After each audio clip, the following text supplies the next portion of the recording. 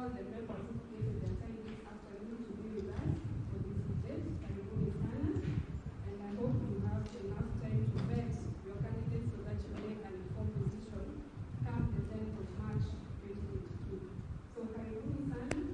I am part of the organizers. I will be all over. My name is Jane Onyambo. I am a council member. So all the council members present, you can just wave because the TV.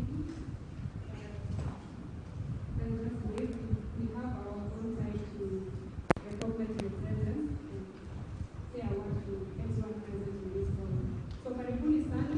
Without spending much time, I wish to hand over the mic to our chairman, Mombasa Law Society, to give us the opening and welcoming remarks. Thank you, Jen. Good afternoon, everyone. It's a pleasure to welcome all of you to this chamber today. And I'm sure many of you have never been in any chamber except Senator Katim. So enjoy the moment when you are here because it's not going to last for very long. Mr. Theory, you're welcome. Mr. Nyambena, you're welcome. Mantha, you're welcome. Ngetich, you're welcome. And Kamende, you're welcome. All the other candidates who are here, you're also welcome. This is a practice in democracy, and democracy by the lawyers, for the lawyers, and with the lawyers. So as we start this debate, I know that it's going to be civil because you've always been people who are civil. It has been organized for ourselves, but it's been organized also to show the world that we can be organized, that we can do things in a different way, without throwing stones, without throwing bugs, without holding each other's collar, and that when we decide, especially starting from coast province or coast area, we can be very civil and organized to a fault. I will not go deep into this issue because I know siku iko na wenyewe. First of all, I thank Mr. Senator Katim Faki for assisting us to get this venue today. It was not easy and on short notice, and also for accepting a short notice to come and give us a short or long speech. It's not also easy. I know he's on the campaign trail. So we were told not to clap in the hall, but I would have said, let's clap for him. I don't know where they knocked, or they knocked down there. You guys can practice. Yes. So without much ado, I will not spend much of your time because we have also spent a bit of time settling in. Let me just go straight and invite Honorable Senator Katim to give us his speech because he's needed somewhere else. Thank you.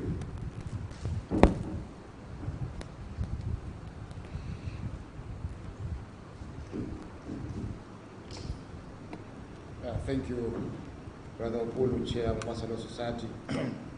Good afternoon. First of all, I wish to welcome you all to Mombasa. I'm the sitting senator of Mombasa County. Those who have come from our country, welcome to Mombasa. Secondly, I also want to welcome you to this County Assembly Chamber of the Mombasa County Assembly. As you are aware, I'm a member also of the Assembly, and I do have the authority to address the Assembly at any time I would prefer. So I'm also a member of this Assembly. Number three, I want to clarify that our senior here, Mr. Lumatete, was also a chair of Mombasa Law Society, and he also went on to represent us in the LSK Council. So maybe Madam Pare may not have known that, and maybe we have not had a list of all the chairs of the Mombasa Law Society for many, many years, because this is the oldest bar association in East Africa. As you are all aware, Mombasa was the seat of the government of Kenya at some point. And here also we had the seat of the East African Court of Appeal, which also had jurisdiction up to southern Yemen at that particular point. So Mombasa has a very rich history, and I'm glad that the organizers of this debate chose Mombasa as the first port of call in this great debate to choose our chair for the year 2022-2024.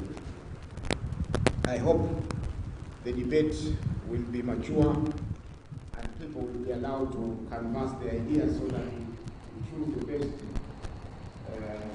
chair of our society. We may not, maybe for this first debate, be able to make up our minds on who should be the president. But it will go a long way in creating an atmosphere that will give us an opportunity to determine who will be our president for the next 2 years. Again, this debate comes at a time when we have started preparations for the general election. And such debates will also come in for the presidents, for the governors, for the maybe senators, and for the members of parliament, where possible. And even the county assemblies, there are some institutions that will hold such debates. I remember in 2017, we had a debate which was organized by Guria. Guria is a human rights organization in Mombasa. We had a debate at the Baraki Hall, which was very successful. And I'm also aware that Mombasa Law Society does such debates whenever they are holding elections. So it's not a novel idea, it's an idea that has come to light, and we need to support it with all our efforts and resources, so that we inculcate in our society the culture of debate, and also make our leaders accountable, so that when they are in office, they also know that they made certain pledges during their campaigns which need to be fulfilled. I hope you will not hold me accountable on the 9th of August when you go back for the general election, because I'll be defending my position as a senator of Mombasa County. So I don't want to take much of your time. I'm happy that all the candidates are here well prepared, and I want you to make most of the time in these debates. So I declare the debate officially open, and I will invite the moderators maybe to come in and proceed from their members. I may not sit here for the duration of the debate because I'm supposed to go to Kinango for the Azimio rally there. So my apologies, but I'll be joining whenever it's possible. Thank you. God bless us all.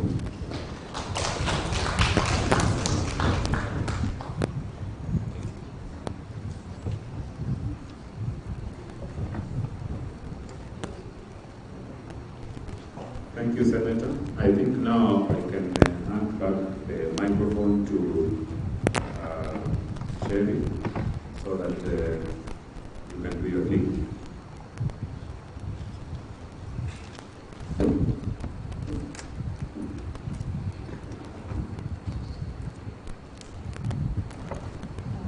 Thank you very much, Chair, and thank you, Senator, as well, and thank you everyone who's here and who has honored this call. This is an opportunity for the candidates, the vice presidential candidates, as well as the presidential candidates, to give us a comprehensive picture of their policies and of their commitment to the issues that are of greatest concern to members. This is the debate that is organized by the Mombasa Law Society, dubbed as the Grand Debate, and it is being held here at the Mombasa County Assembly Hall, and it's being streamed live on Mombasa Law Society social media handles, that is on Facebook and on YouTube. Our handles are Mombasa Law Society. If you are like Senator who's going for an Azimio meeting, you can follow up if you are not able to sit through the whole meeting. On both sides, as I've mentioned on both sides, the handle is Mombasa Law Society.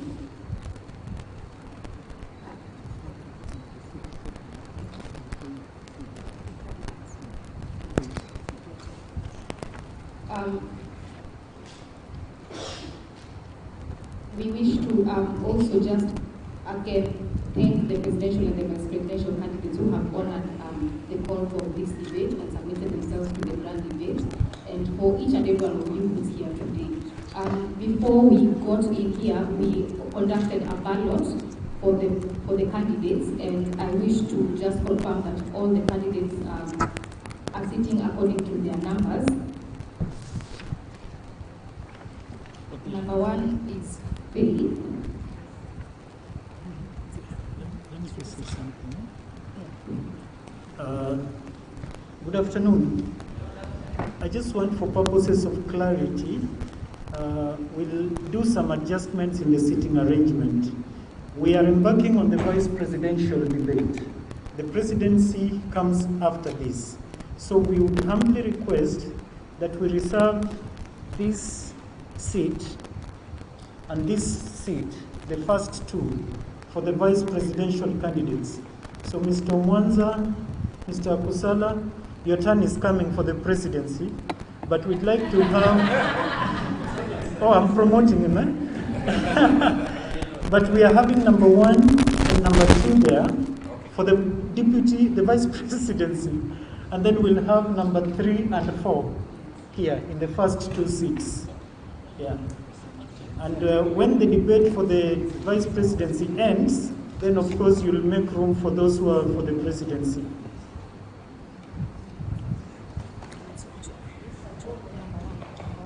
Number 1 and number 2. So Faith, you could move to this side. Faith, you're number 1? Come on this side, please.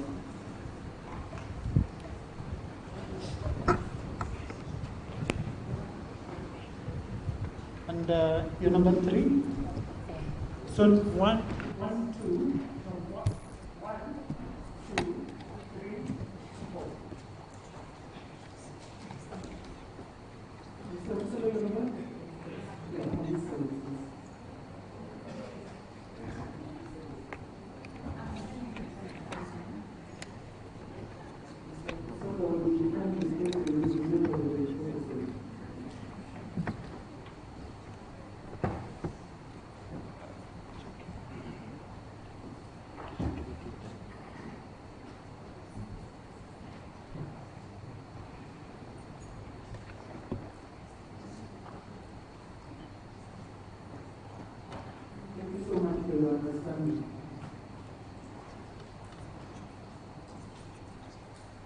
Thank you very much.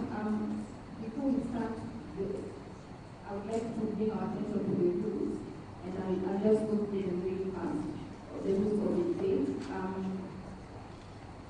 The number 1 is no candidate can comment on motivation of an opponent. A person's motivation is inherently unknowable to anyone but themselves, and comment is limited to what the other person has said or done. Number 2, no candidates can comment directly on an opponent's character or do so by implication. Number 3, note that the rules apply even in cases where candidates truly believe that their opponent has a serious character deficiency, directly raising the question of character degrades the attacker and attack and the entire process. Number 4, no candidate can present an opponent's comment or action out of context, and any presentation on an opponent's statement or action must agree with what a reasonable person would access in all information concerning what we consider accurate. Number 5, in presenting numbers, estimates must be clearly identified as such. Number 6, a candidate must actually believe in any estimate or any statement they give. 7, in presenting actual numbers, the source must be identified. If the accuracy of those numbers is under serious issue, that must be stated, and in general, the same rules as for estimates should be followed. Number 8, in presenting an opponent's opposition, the best possible interpretation of the that position must be given, even if the candidate disagrees with that interpretation. 9, It is not necessary to state what the source of your opponent's estimate was, although in some cases that might be useful and will certainly be fair. Number 10, no candidate can present stipulations as accepted facts. And 11, no candidate can directly contradict an opponent without supporting evidence. It is acceptable to point out gaps or contradictions in an opponent's proposal, but only if such statements generally are informed that at least reason. And number 12, the chief moderator will direct the public forum debate proceedings from the beginning to the end, in consultation with the moderators and opposition. Ladies and gentlemen, we will now go straight into the debate, and I will proceed to invite the moderator for this presidential debate. To my left is, I know they have been introduced before, but it would not be fair, or rather, it's only appropriate that I give you the full picture of who these people are. Dr. Sandra Kinjuri is an academic consultant, advocate, and Kenya, an accredited assistant counsel at the International Criminal Court, and a certified professional mediator. She teaches law at the University of Nairobi, Mombasa campus, and currently serves as the director of the Mombasa campus. She holds a PhD in law from the University of Manchester in the UK, and a master's in law development, with distinction from the University of Warwick in the UK, and a Bachelor of Law from the University of Nairobi, Kenya. Dr. Kinjuri has research interests in governance-related issues, mediation, arbitration, criminal justice, restoration justice, human rights, international civil law, gender, and transitional justice. She is a leading expert in criminal justice in Kenya and has consulted for initially professions in aftercare services and the Department of Children Services, among others. Ladies and gentlemen, Dr. Kinjuri, for you. The other very distinguished moderator is Mr. Joel Obura, who is an advocate of the High Court of Kenya with interest in governance. He is a former chairman of the Mombasa Law Society between the years 2005 and 2007. He is the current chair of the Mombasa Advocate Public Welfare Association. He served as a member of the team that drafted the National Legal Aid Policy in the Republic of Kenya. He is the immediate past convener of the MMS of Mombasa Law Society Employment and Labor Relations Committee. He is a practitioner in private practice. He is a husband of one and a father of two twins, that is a boy and a girl. Ladies and gentlemen, I give you the moderator for today for the presidential time.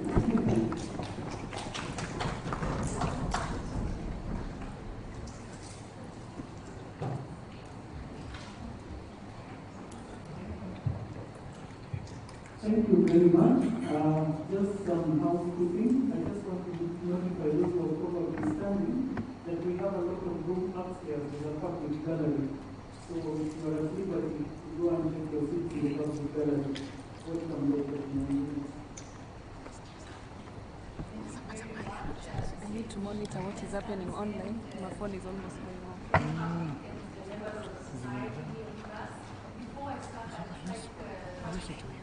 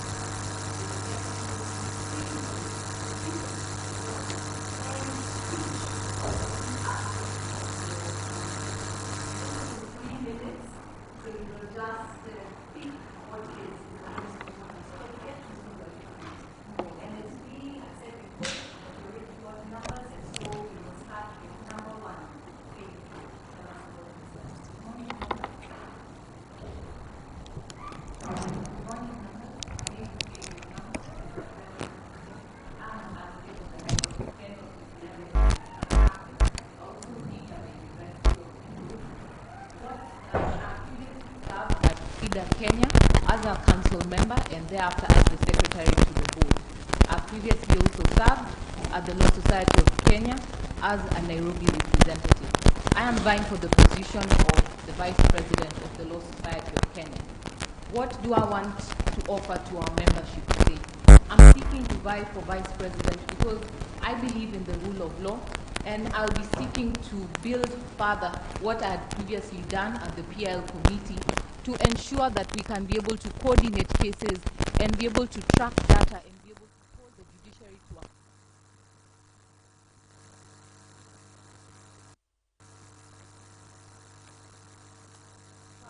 And also the matters that we have filed as the Law Society of Kenya.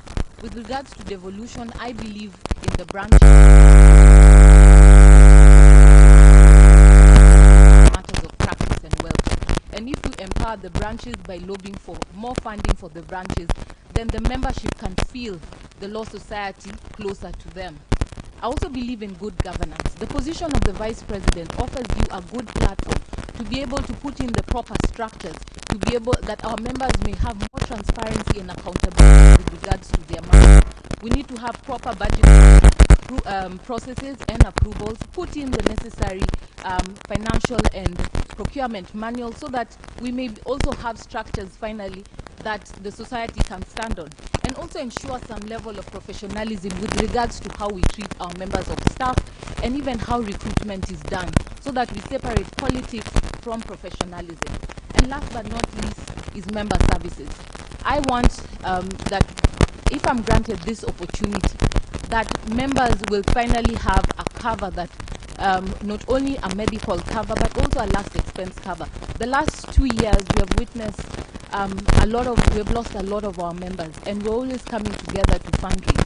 I think it's time to think outside the box and think of something different, a package that our members can rely on, and also think of financial services that our members can finally get opportunities if we lobby using the numbers that we have as the Law Society of Kenya, that we may partner with the LSK SACCO amongst other financial institutions to offer packages that will be beneficial for our membership.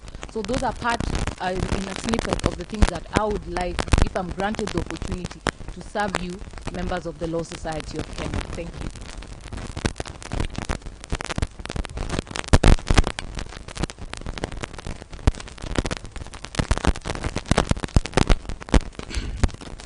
Good afternoon, colleagues. Recognize all our seniors in the room and our young colleagues. My names are David Nyamwea Mungeri, ordinarily practicing in Nakuru, and it's a pleasure to be here. I'm happy that I've joined this race to be the Vice President of the Law Society of Kenya. We have witnessed out of the ordinary recent events in LSK, which we should not have witnessed. We have lacked focus. We have lost our members in the midst. Now, the reason why I chose to run, for your information, I'm doing my 21st year in practice. The reason why I chose to run are three major things. Number one, we have to be accountable to our members. Without accountability, there will never be trust. Without accountability, there will never be trust from our members. We need to design a way of ensuring that governance within LSK has internal audit that we can trust, external audit which also members can vote for. Because we members give a lot of money to our council, which is left unaccounted for. We cannot continue like that. some structures must be designed in a manner that is we can be able to experience transparency. When we have accountability, we have effectiveness.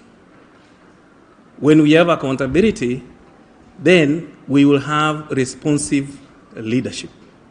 That is what we are looking at. We need to have deliberate effort done by the council, which I will persuade my colleagues if elected, because we have to focus on our members, proper service delivery, and quick information. Because once you deny members information, that's when they start guessing. So I urge you, members, other than accountability, rule of law, and equally respect among our peers, seniors, juniors together, that we can run this society forward. Thank you so much. I hope I did not exceed so much.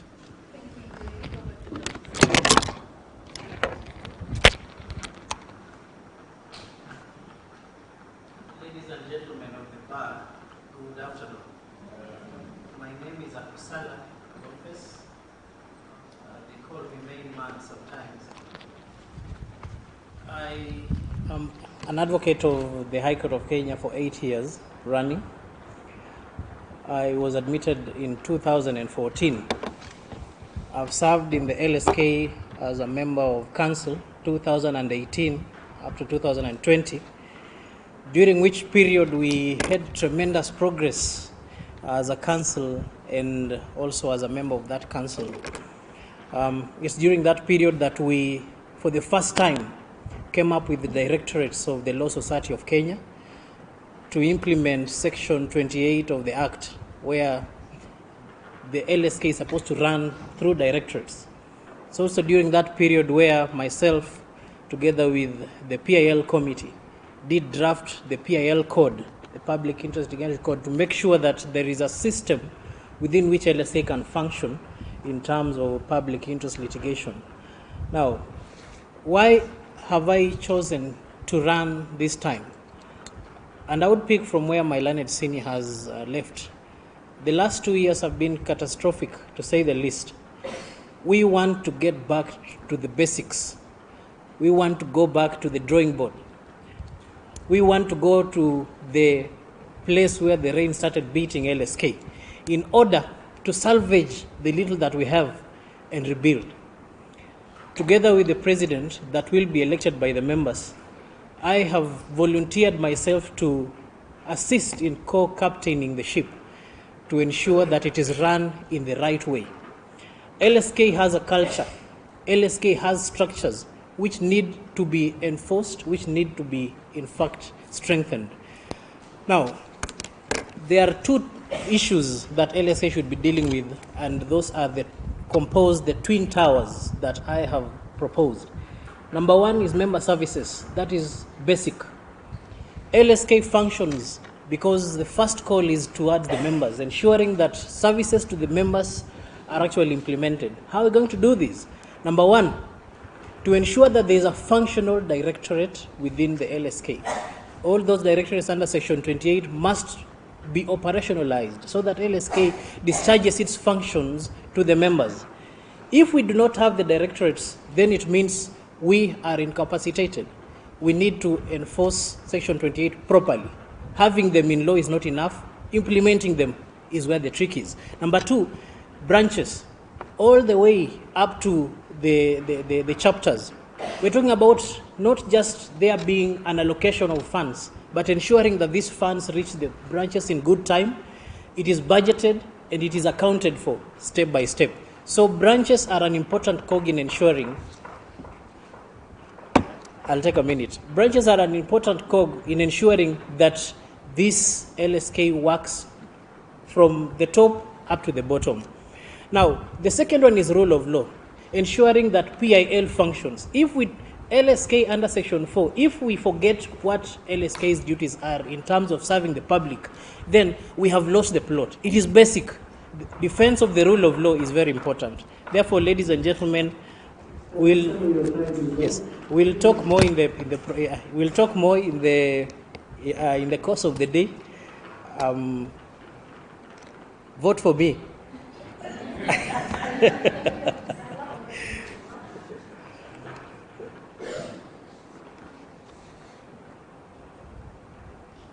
afternoon.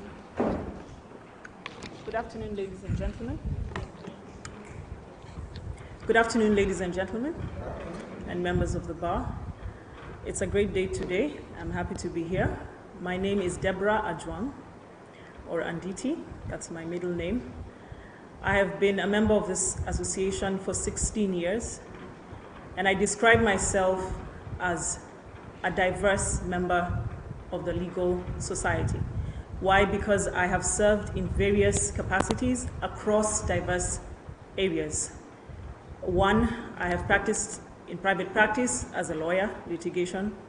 I have practiced in the NGO sector, championing human rights at the Cradle and the Kenya Human Rights Commission. I have also practiced in-house, and that is my current position. I'm currently the head of legal and company secretary at one of the financial institutions. Why do I think that I am the best person for this position? Because my diverse background, as I have mentioned, gives me a broad spectrum of understanding the various issues and key factors that make a society great. I have a background in company secretarial, which means I am a champion of governance. I have been a company secretary, which means I sit in boardrooms, and I am part and parcel of decision making. My diagnosis of the biggest challenge we have in the law society is corporate governance. If we resolve the corporate governance issues at the law society, everything else will fall into place. By everything else, I mean accountability, transparency, responsibility, social responsibility, fairness. All those fall under corporate governance. And if we were to resolve that, we will be resolving all these other issues. Secondly, accountability. I need not go into details of that. We must be accountable, both council, members, as well as the secretariat. It cuts across the board. Professionalism. We must bring back the glory of the lawyers' society. We are an elite society, and that is across the world. We must remember that. I long for the days when I used to walk into court and my senior would introduce me before I speak. We have lost that. In exchange for that, I respected my seniors. I did not speak when I went into court. They would actually introduce me, and I would talk to the court with the permission of my senior. These are the traditions that we have lost, and that has transferred into a profession where we do not respect each other. We must remember that we are an elite society, and we need to regain that glory. When we regain that glory, then when we speak to the public, to whom we are accountable for upholding the rule of law, we will be respected. Finally, service above self. We must remember as council that we do not go to the law society to serve ourselves. The moment we are in council, we should forget who voted us in. We leave our constituents. Who voted you in at Gitanga Road Gate? You go in and you build consensus. Thank you.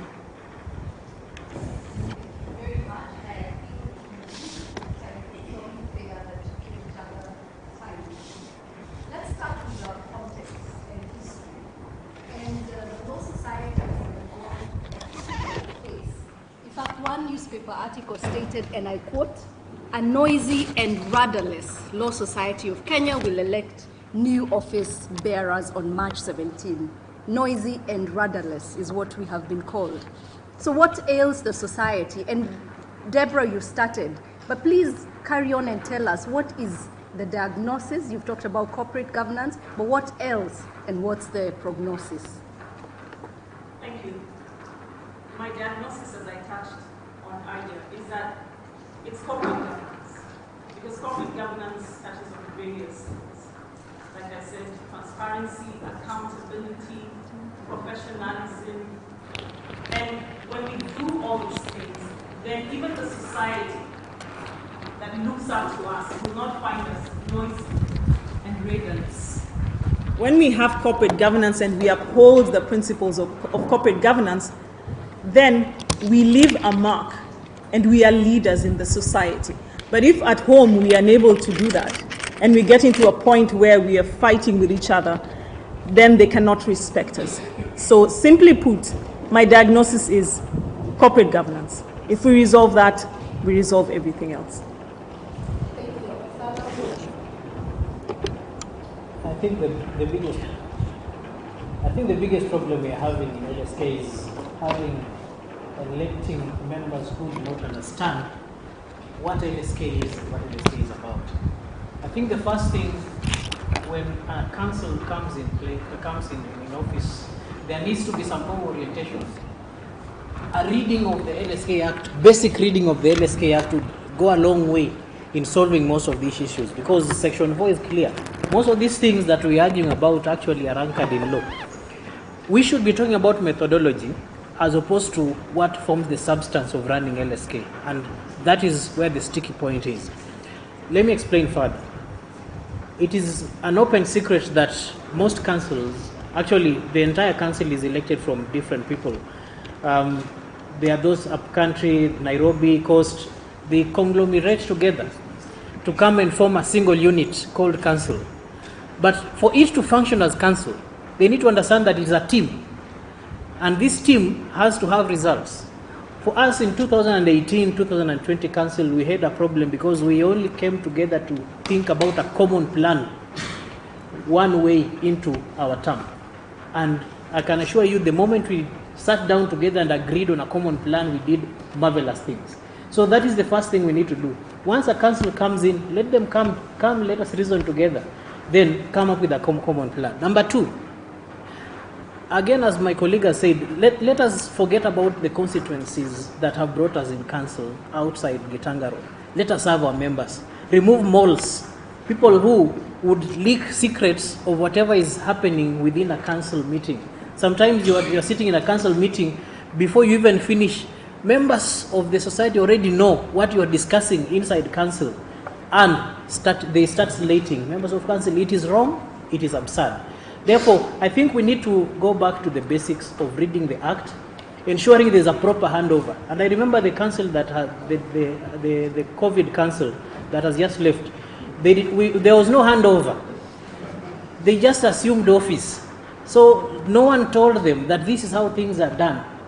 No wonder 4 months down the line it was down split in the middle. So we need to have a proper process of handing over, process of training, so that people who join council, from the first day they sit in that office, they understand that this is our main goal, the members and the rule of law. Thank you. Thank you, David. No, Akusala, over to you, David. I was about to cut you short, David, but over to you. Yeah, thank you. Now, what I think and what is a situation where once council is elected, they learn into a place where they find there are rules governing how they conduct themselves. We have both the council and we have the members we've employed who serve us, the secretariat. We need to intentionally design a code of conduct among our employees. Then we need to have kind of servant leadership that must trickle down from the president, vice president, and council members. Why I say so is the push and pull that we have had is people who don't want to be accountable. The moment you resist accountability, then you have lost the plot. We must be able to look at the results of our work. My proposal is that once this council assumes office, we have good, learned people, like I have had a good CV from one of the moderators, people who are learned in corporate governance, a training for council members, a training for our secretariat to understand how an organization is run. But if we just dive in, go in as individuals who have just conglomerated together, even a team cannot work without training together. Then we have respect, we have a trickle-down effect from the president, then we respect the secretariat. Without that, we will continue with the rankles. Then finally, I wish to state that when you allow yourself to be accountable, transparency will just flow. Effectiveness will flow because you receive information, you are able to know what your members require. Lawyers require very simple things. Give them their practicing certificates early, give them their services early, communicate, then everything will fall in place. It's not complicated. The only reason we do this is we hate one another, we detest one another. I don't know how it came about. I agree with Deborah that we lost the plot when we did not invite our seniors into it. We have to deliberately invite our seniors into this running of the society. If we are not going to do that, we still are going to have these problems. So I urge that the council that I will, if elected, is to have a deliberate effort, convince the people we are elected with, that we can have our seniors incorporated in the running of the society deliberately. Thank you. Thank you, David. And we've had an outsider perspective, Faith, an insider perspective. First of all, let me first acknowledge to our members. It is truly sad, the events of how... Please draw closer to the microphone. Okay. I want you to be really heard. Thank you. First of all, I want to acknowledge to our members that it is truly sad the way the events turned out during this tenure, these last 2 years. It's quite unfortunate what happened. What I would tell you is I agree with Akusala about the issue of interests. Also respect was a challenge. Maybe an insider view was one of the challenges that council have. And it's true, you must remove the coat of your supporters and the interests that you're carrying before you join into council. You must remember that you're not representing the interest of people who supported you, but you're representing the interest of the entire Law Society of Kenya. It won't matter whether somebody voted for me or supported a different vice president or a different president, but when you get into that office, remember that the entire LSK is looking up to you. And I would like to refer to when Barack Obama took power, when the country was split, he reminded people that today he's here standing to serve the entire American nation. And maybe that's something that council members, when they join the council, they must remember. Interests, wear off that coat. And something else that Akul Salah has said that I agree with was this element of failure, and I would put it also tied to what Deborah said, failure to adhere to corporate governance principles. The law is clear, it's in our act how we make decisions, and yet when decisions are made and even before we are finished with the meeting, supporters are already posting on social media information that should remain confidential. And I remember the training that we had with my senior Professor Kere Maura. That was one of the key challenges that he was trying to tackle in the council about the importance of confidentiality. Once council makes its decisions, the entire council is bound by those decisions. And you must respect that when you join council. And for me, another issue is implementation of structures. The Law Society needs to implement certain structures to ensure there is the element of accountability and transparency. And that is part of the pillars that I'm standing on for good governance, such that members will be able to track and analyze how their money is being spent and have that confidence that the council is not misusing their funds. So for me, those are part of the issues that was bedeviling the council. Thank you. Thank you very much, candidates. Deborah, I think we'll be able to come back to you. We'll ensure everybody has sufficient time.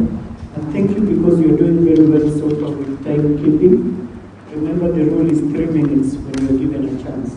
So we'll go to the next question. And this time we'll run it from number 1, 2, 3, and 4. From experience, And this question is a bit personal. But from experience, the test of a council is how it responds to a crisis. From experience, the test of a council is how it responds to crisis. Could you kindly give our audience today concrete examples within those 3 minutes of how you have demonstrated leadership in crisis? Let's start with you, please. Thank you. As I had mentioned in my introduction, I had previously served as a secretary to the FIDA Kenya Council. I was a young advocate of 3 years standing. FIDA Kenya was faced with a challenge that donor space was shrinking, and we didn't have enough money to pay for salaries. And so there was a hard choice to be made. Are you going to keep all your employees?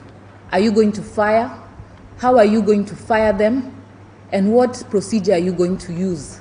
And remember, this is a women organization. It also has to have a human face. So we were at a crisis and at a crossroad. So for me, what we did in that council was that we sat down first with the staff. We put to the table what challenge we're having. We'll either close this organization that has been serving members of the public, serving men, women and children particularly, or should we save it? And because of the love and passion of the employees, we agreed together that let's reevaluate the whole process, because also we didn't have a proper job descriptions and job groups. We reevaluated everything. We had to re-interview some of the members afresh. We had to lose some staff. The ones who we lost, we tried to give buffers. But at the end of the day, it was done jointly. Yes, there were members who are disgruntled. Yes, there were employees who are disgruntled. But because we came together and explained to them the predicament, at the end of the day, the society came out bigger and stronger. And today, FIDA is growing bigger and better than it ever was. The Law Society of Kenya, we were at a crossroad, we were at a crisis. These last 2 years have not been easy, as particularly for some of us standing here. We have faced cyberbullying, we have faced abuses and defamation to our character and our person. How did we deal with it? As a person, we decided to hold forth and continue serving members as best as we could. We had passed over 2,000 applications, members who are applying for PCs, applying for notary publics, applying for commissioner for oaths. If we decided to put down our tools, I don't think that would have happened. Yes, it is a crisis. Yes, we've had challenges these last 2 years. But also, as during these last 2 years is when public interest litigation profile in the Law Society has risen considerably. And I would also give credence to the President, because that also was a committee that he also gave his blood and sweat to. So during this crisis, that's how I have, as a person, these 2 instances I've contributed. Thank you. Thank you, Faith. Over to you, David. I don't know what's wrong with it. Fine. Okay. Now, I must admit that how the council responded to their own made crisis was not the way to solve a crisis. The reason why I say so is that the council did not want to reach out to all members of the society, of our society, senior members who have been in such crisis, to see how they can get out of it. One thing they did was escalate the crisis. Escalate the crisis to their own supporters. Now, I wish to state that on my own, just give me a minute. I was coming there. I'm sorry, but please answer the question. The question is, and I said it is a personal. That's where I'm going. Yes. Let me go there. I want you to use your Yes, time. thank you. Now, let me admit one thing, that I have served as a chair of the Rift Valley Law Society, a diverse council, for 2 terms, where we have divergent views, people coming with their own issues, dealing with accountability, dealing with a small budget, when you don't receive funds from the national office, but you soldier on. The reason why you can do that is to be open with members. Tell the members the truth. Reason with the members. Respect your members. Give them information that can assist in the running of the society. Now, when you look at what we are experiencing currently, how we can come out of it is being honest with our members. Being honest with our members in the sense that we know what is ailing us. What is ailing us is lack of unity as a membership. We need, once you, for example, elected to office, we need to design a way of, the way Deborah said, we forget who elected us, we design a plan, a working plan for the society. In fact, when you look at the diverse society we have a crisis in a branch, there are no funds. Funds are not coming. How do branches manage such crisis? We must be deliberate. We must have structures that automatically delivers on some of these promises. Because we already know Mombasa branch exists, the Rift Valley branch exists. We should not tie this to our own feelings, that I can only release these funds because of this. Then we also encourage our branches to be accountable, so that they are able to file their returns, their audits early, not to delay in all this. This one will lessen the anxiety among our members. Again, let me tell you the motivation that caused me to run. It is because I felt that we need some voice of reason in that council. I want my experience, long-term experience as an advocate, hope will give voice of reason and encourage other members. I'll be the moderator in between there. Thank you. Thank you very much. We are moving to Akusala, but I want to repeat the question. The test of a council is how it responds to crisis. Give the audience concrete examples of how you have demonstrated leadership in crisis. Yes, I'll give my accounts to different levels. Number one, when I was in council, 2018, 2020, and when I was without council after 2020. Now, there is a time where we had a division in council as regards in the run-up to the JSC elections.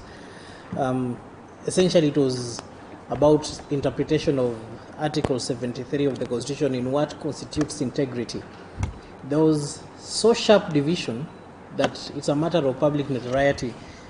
People were hired to come and boo us at Supreme Court and etc. Council was divided in the middle. What I volunteered to do was to do research and present a paper to council. My colleagues will attest. A research that is going to guide council on how to interpret that section properly in terms of clearing candidates or otherwise. Number two, after we had discussed, I proposed that we retreat as members of council and talk to one another. Leave politics behind, leave constituencies behind, talk. So we sat back and had a conversation. It's at this point that we came up with a common plan as council. So my 2 points while I was in council, I did research on behalf of council and presented a full-fledged paper. I will publish it sometime. And the other one was encouraging conversation amongst ourselves, off the record. Now, when I was out of council and there was a crisis, which is again a matter of public notoriety, we tried having dialogue, and I tried calling as many council members as possible, but at that period it was very difficult. What did I do? I filed a petition E267, which essentially assisted in interpreting the Act properly, Section 15, the organs of the society, and how we can move forward. Actually, these elections we're having now, in the branch chairs caucus that is now leading LSK in the interim, is as a result of that hard work that we put together with my colleague Cohen together with my colleague Eric Theuri.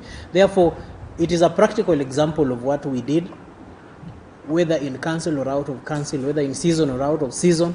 We are available to assist LSK come up with a decision, a way where we can continually operate and serve members, especially in terms of the Twin Towers. Thank you. Thank you very much. Over to you, April. Thank you.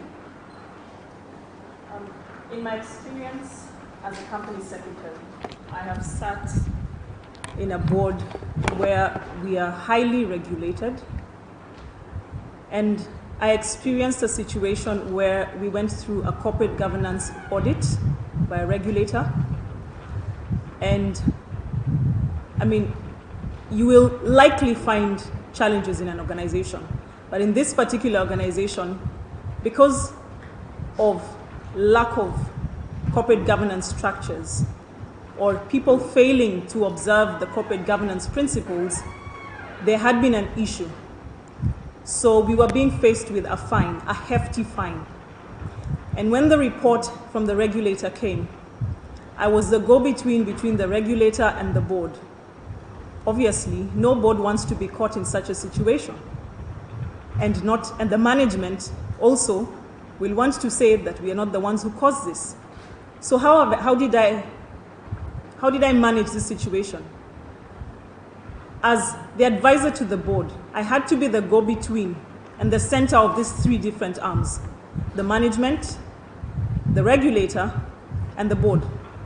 And despite the fact that all three of them had different positions regarding that report, I had to be neutral because there were issues that were identified, and I had to advise the board that the best way forward was not to defend ourselves where there was evidence, but to ensure that we implemented.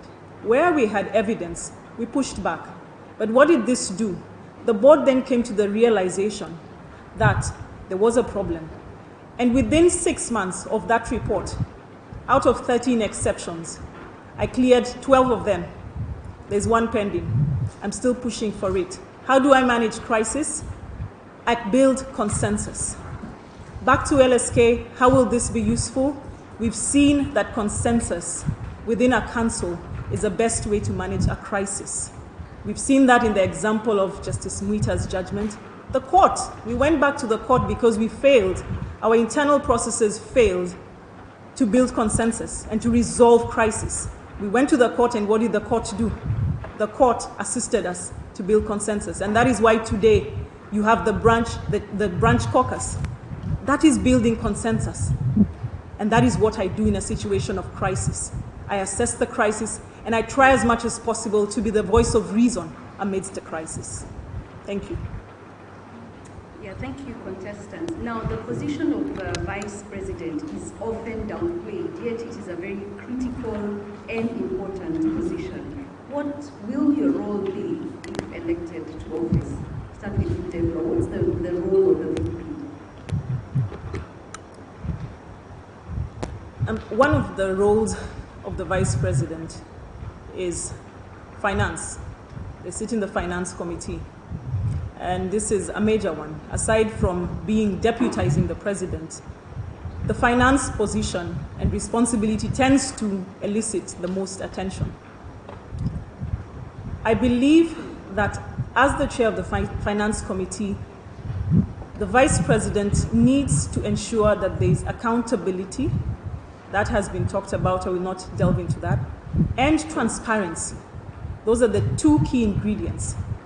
And in addition to that, I believe that person must have some knowledge and be able, for instance, to analyze accounts. Yes, I know we are lawyers, but it helps to be diverse. Having worked in the financial sector, I'm able to analyze accounts.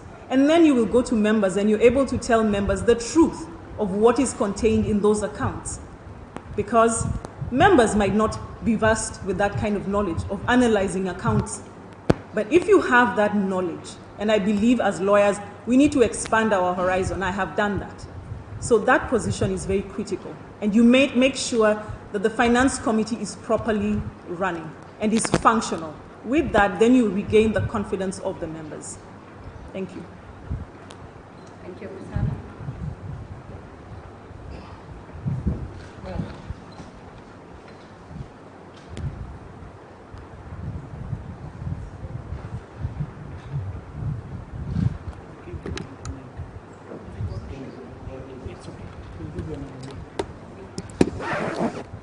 It's now working. The role of the vice president is not properly defined in statute.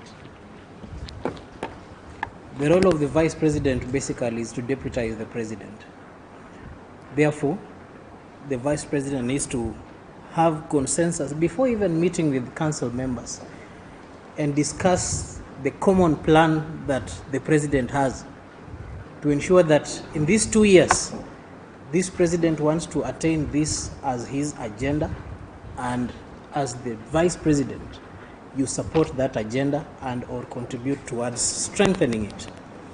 Now, over and above deputizing the president, the vice president has customarily been the convener of the Staff Budget and Finance Committee, which deals with issues of staff members, together with budgets of LSK, together with analyzing just from the outset how LSK is being run financially as a financially viable institution. During Harriet Chigai's term, that was changed somehow, where the vice president was not the convener of that committee. So it is not as in cast in stone that the vice president shall be the convener of that committee. But if appointed to do that work, then the vice president shall ensure that issues of human resource in terms of staffing, issues of finances in terms of budgeting and expenditure, and ensuring that LSK runs within its lane. That is another function of the vice president. And finally, Vice President Emeritus Kamende has come up with a third limb of welfare, which, if well, handled, it can be another major function of the vice president to ensure that the welfare of the members is a province that this office adequately takes care of. Therefore, although not cast in stone, although not cast in statute, it is something that by custom we can agree that this is the function and this is what needs to be done. That is what I can say for now. David. Thank you, Akusala. Over to you, David. I keep calling you David. Apologies. I must also admit that the Act has not laid down the roles of the Vice President, but it's an office that requires some patience. Who can advise in terms of bridging the gap between the President and also council members, also the staff, as my colleague has alluded to. The Vice President, having also an agenda, has a responsibility to persuade the council members to adopt what he or she feels is of profit to our membership. Equally, the Vice President must be able to financially advise, financially be able to control what is wasteful. I mean, this is where accountability comes in. I noticed that in our council, the council that, as I realized that the Vice President signs checks. I realized that she's one of the signatories of the council, the finances that are used by the membership. So it's a serious position where you have to temper between how it's a give and take situation. Lucky enough, Madam Deborah, for me, I've done CPA, concluded CPA. If it requires some finance knowledge, it is there for the taking. So I think much as we saw Mr. Kusala, our Vice President Emeritus, seated next to me, I found that she really walked this country, the breadth of this country, on matters welfare. Our departed brothers and sisters, you could see issues of social responsibility. I think that is something that as a board, when you sit in the board, you can decide deliberately, because that position is also something you can design to encourage the vice president like it is in the normal politics. I think that would be all. Thank you, David. Faith? So, first of all, I agree with my colleagues. It's not clearly defined under law, apart from deputizing the president. But the vice president's position, traditionally, I would say, offers the opportunity to what I would call as the trinity of a better LSK. One is sitting as the chair of the Staff and Finance Committee. You have the opportunity to set in structures to ensure financial accountability and transparency. Two, as even mentioned before, the former Vice President, Caroline Kamende, she has established the element of welfare, which I would put under member services. That seat offers you the opportunity to set in also further structures so that we can also lead to economic empowerment and social empowerment of our members. And three, and most also quite important, is a well-functioning secretariat. A motivated staff, staff who are well paid, they're paid on time, their roles are clear, and they also have targets so that we ensure that our members are served and are served well. Sitting as the Staff and Finance chairperson, she can represent also the complaints or grievances of the members. Apart from the CEO, her sitting in that seat, she's also the same person who is responsible when there's an element of disciplinary matters that have been tabled. It comes before the Staff and Finance Committee. So I would say the position of Vice President, yes, is important, is quite powerful, because it brings the ethos for the trinity of a better LSK. Thank you very much, delegates. We now need to move to matters practice. A good number of members of the society are engaged in private practice, and we have a few questions for you. We are going to have it answered in the order of 1, 2, 3, 4. So our first question to you on the issue of practice is: COVID brought about its new dispensation. We now have the e-filing. We now have the virtual hearings. Could you first and foremost tell us if you are aware of any challenges with the e-filing, and what solutions do you propose? That is A. And B, on the same issue of virtual courts,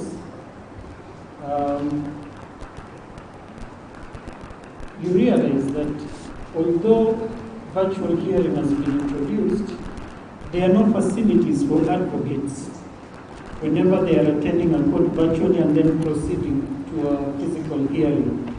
So that if you travel to some outpost station, maybe even Nairobi, you have to sit in a restaurant to log in for the call-over to be done before you actually walk into the physical court. We are aware that it will be a teamwork decision, but what is your proposal on the way forward? So we'll start with you. So yes, I am aware that there are challenges with the e-filing system. You have to sometimes send your clerk to prompt that your matters are filed. Even simple letters, it can take quite a while before anyone receives or takes action. And I know there have been discussions with the judiciary, but still we are still a long way off. For me, this COVID period has taught us something. E-filing is here to stay. From the deliberations we've had with the judiciary, e-filing is here to stay. The challenges that they have is finances, is how to, because they are trying to put up their own e-system instead of hiring from outside, which will, from an international company, which will cost them more. So what can we do as the Law Society? For me is to still lobby and push that we have more administrators to man, because some of these challenges that we have more courts that have been opened, so you expect you're filing your documents, but there's no one to receive them. There's no administrative clerks there.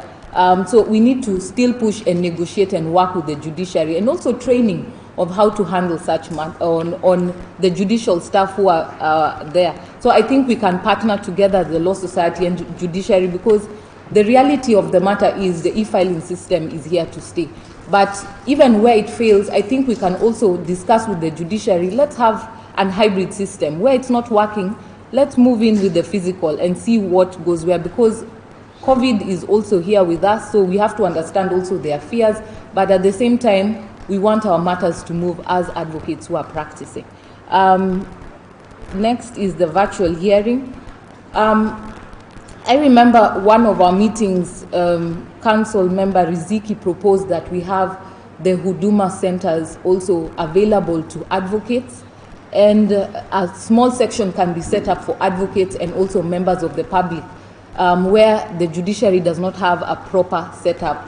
I think we can work our way forward, because I saw that being implemented last week, trying to partner to have some Huduma centers set aside for members of the public, but we can also have it for advocates, such that you can log in online for a session. And also some of our lounges that are there, I think this is the opportunity also where fundraising comes in. Rule of law is imperative for members of the public, not only for advocates. So if we can have some of our lodges equipped, and we can work with donors, various donors, to be able to support, because it falls clearly in line with the mandate of the rule of law. I've had opportunity to work with donors like Ford Foundation that have supported us as Feeder Kenya in such instances, and I think that's something we can explore. Thank you. David, over to you. Yes, I agree that we have had challenges with regard to e-filings and virtual hearings. And majority of us were not trained in those spheres of technology. It was a struggle, I must admit. But I think we need to move fast. I noticed that in the last year there were CBD trainings for in line with the e-filings and others. We need to encourage training of our members on issues of e-filing. Then I happen to be lucky to be in the committee for CUC in Nakuru, and we are lucky also to have a judge who is conscious of those. What we did intentionally in Nakuru when the court was being built was to be part of the process.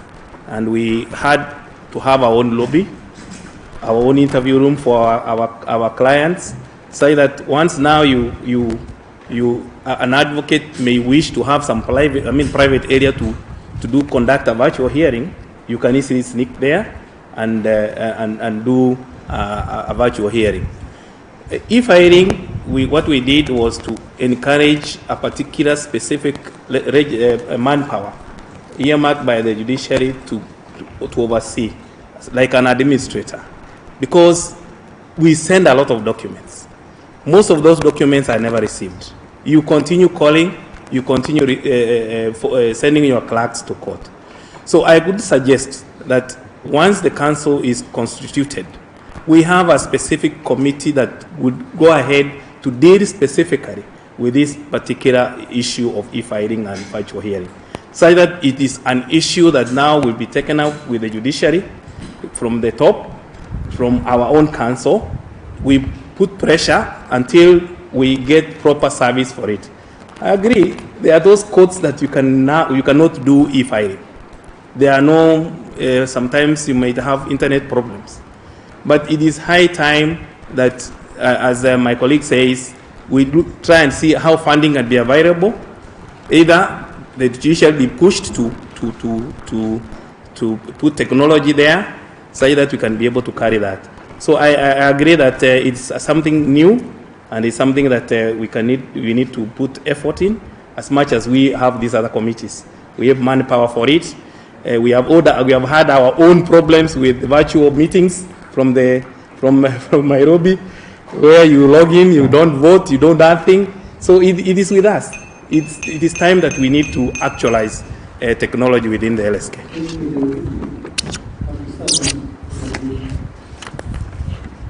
Yes. I filed a certificate of urgency and 4 days later it was nowhere to be found. The matter was marked for mention. When we appeared in court virtually, the court did not have the file, leave alone the application. So that is just an archetype of the problems that e-filing presents. And I agree e-filing is going to be with us for a long time. What is the way forward? How are we going to solve this problem of e-filing, virtual courts, and etc.? This is a province of the branches.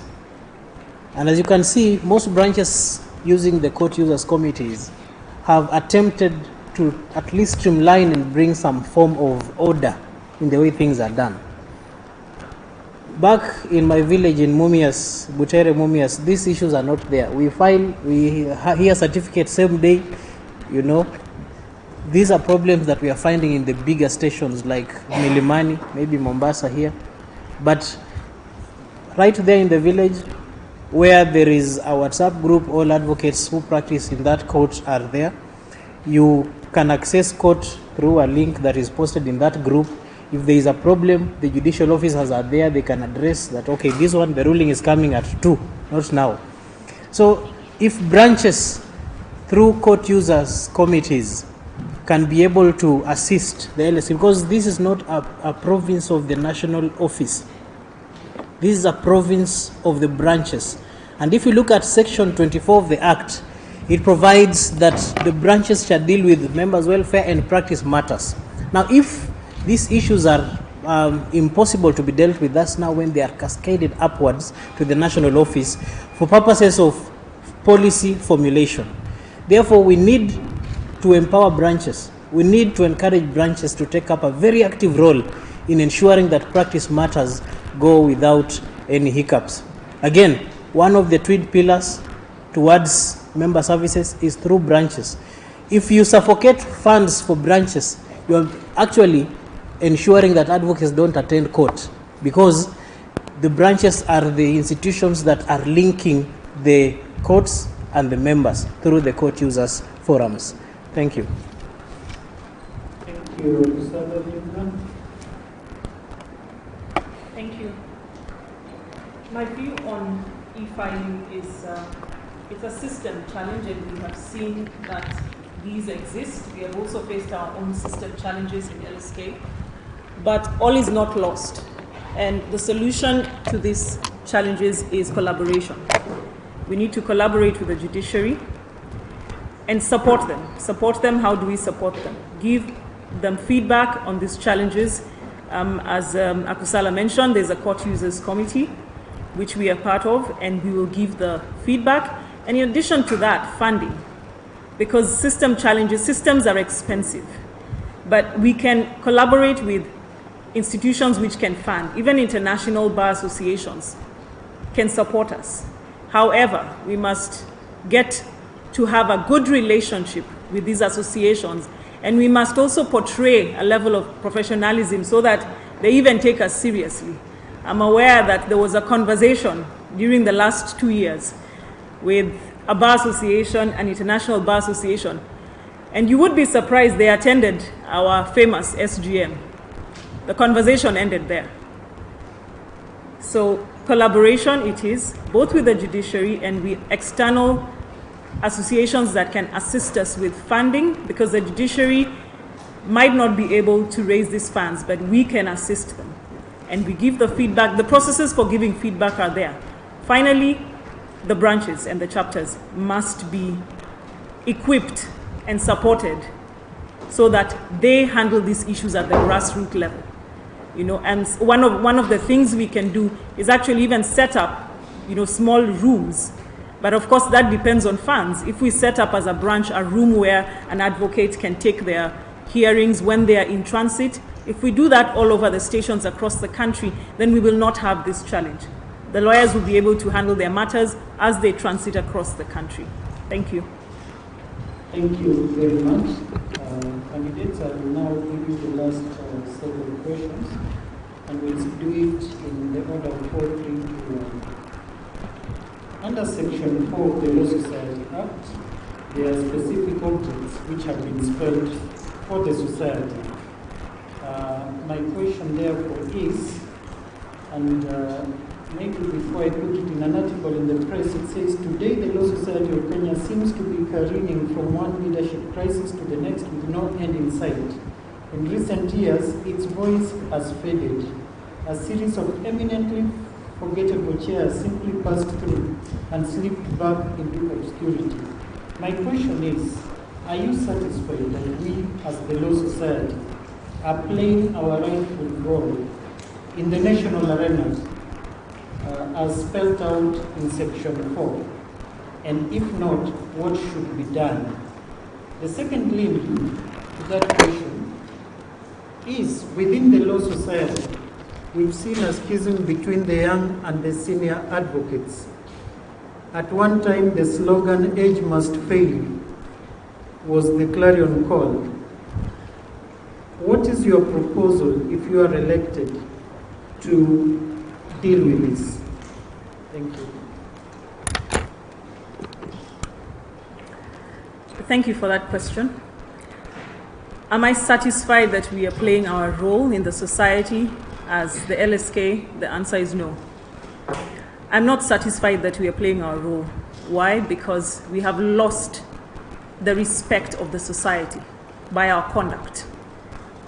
In the previous days, the LSK president would speak and he would be respected. I will not name their names, we all know them. We need to bring that back.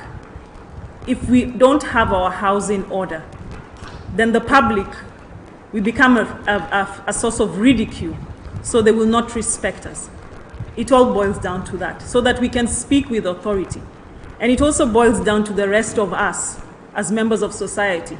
Last year, I'm sure most of us might have actually taken up other professions because we are all embarrassed. And it was collective, because anywhere you went and said you're a lawyer, you would be a source of ridicule. So we need to do that, and we need to regain that position in the society. That brings me to the issue of leadership. I think the root cause of this is because we fail to elect leaders. And I urge our membership, as we are electing our leadership, look at the track record of the leaders.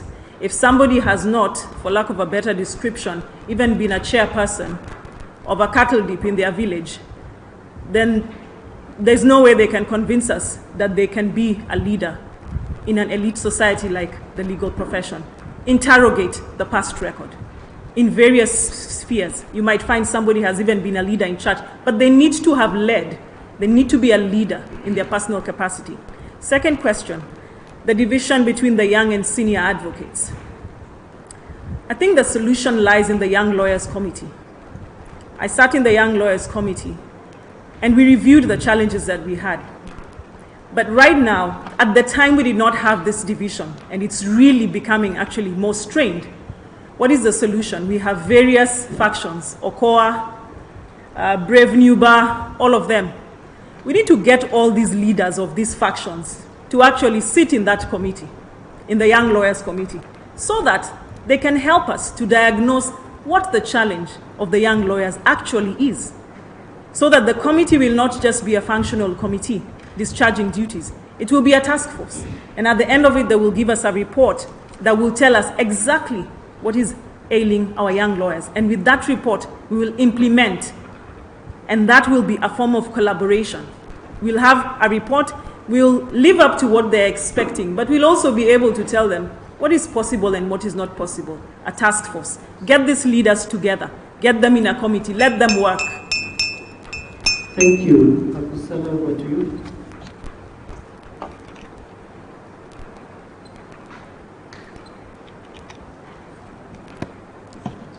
You mic seems to be here. You can pass it. Yeah.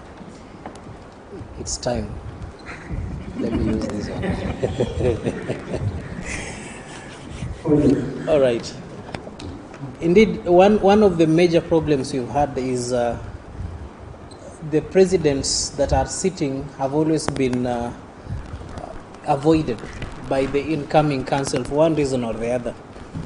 I think an outgoing president is a very, very important cog in ensuring that there is some form of continuity and there is some secret in how to, avoid those pitfalls. By avoiding an outgoing president, the incoming president makes a fundamental mistake, and that can be an error in judgment in itself. I served with Mr. Allen Gishuki, and contrary to public opinion, Allen Gishuki is one of the most passionate presidents LSK will ever have, especially in terms of practice. Now, what new thing? Because I know President Harvey was coming in with the issue of public investigation and rule of law. When a new president is coming with an idea, the outgoing president can leak to him a secret that, look, the idea you're having is good, but don't forget about this. Because if you are dealing with the issue of PIL and legal aid, and together with the rule of law, and you forget member services, which the former president was passionate about and perhaps did not take too much interest in the other one, that creates a problem. Therefore, I think a proper system of handing over between presidents need to be done, between councils as well. Number two, you're talking about the age problem between the young and the senior advocates. One of the major reasons why I would ask members of the society to vote for me is I'm in between. I'm in between. I just the other day I was a young lawyer, like 2 years ago. Right now I'm looking ahead. Very soon I'll be a senior lawyer. I do not want to antagonize the home that I've been occupying yesterday. I do not want to ruin where I am going. Therefore, it is very important for members to trust someone of my kind, because this is where the healing will come from. The president has over 15 years in practice. I have 8. We can have an LSK that is all inclusive of young and senior advocates, and this perhaps is going to be the turning point of the senior and lawyer divide, a senior and young lawyer divide. Now, let us talk about the role of LSK under Section 4. We are talking about 2 very important pillars, the rule of law and member services. LSK has been doing one or the other in the last 4 years. Either member services are accentuated or the rule of law is accentuated. Please don't hit that cup, it will break. Yes. As I finish, LSK's role in PIL has diminished in the last 2 years, especially because we did not properly implement the PIL code that we passed as members. It's time to make sure that it passes. And also member services, it's important branches be funded and be facilitated. We'll talk more about this. Thank you. Let's move over to David.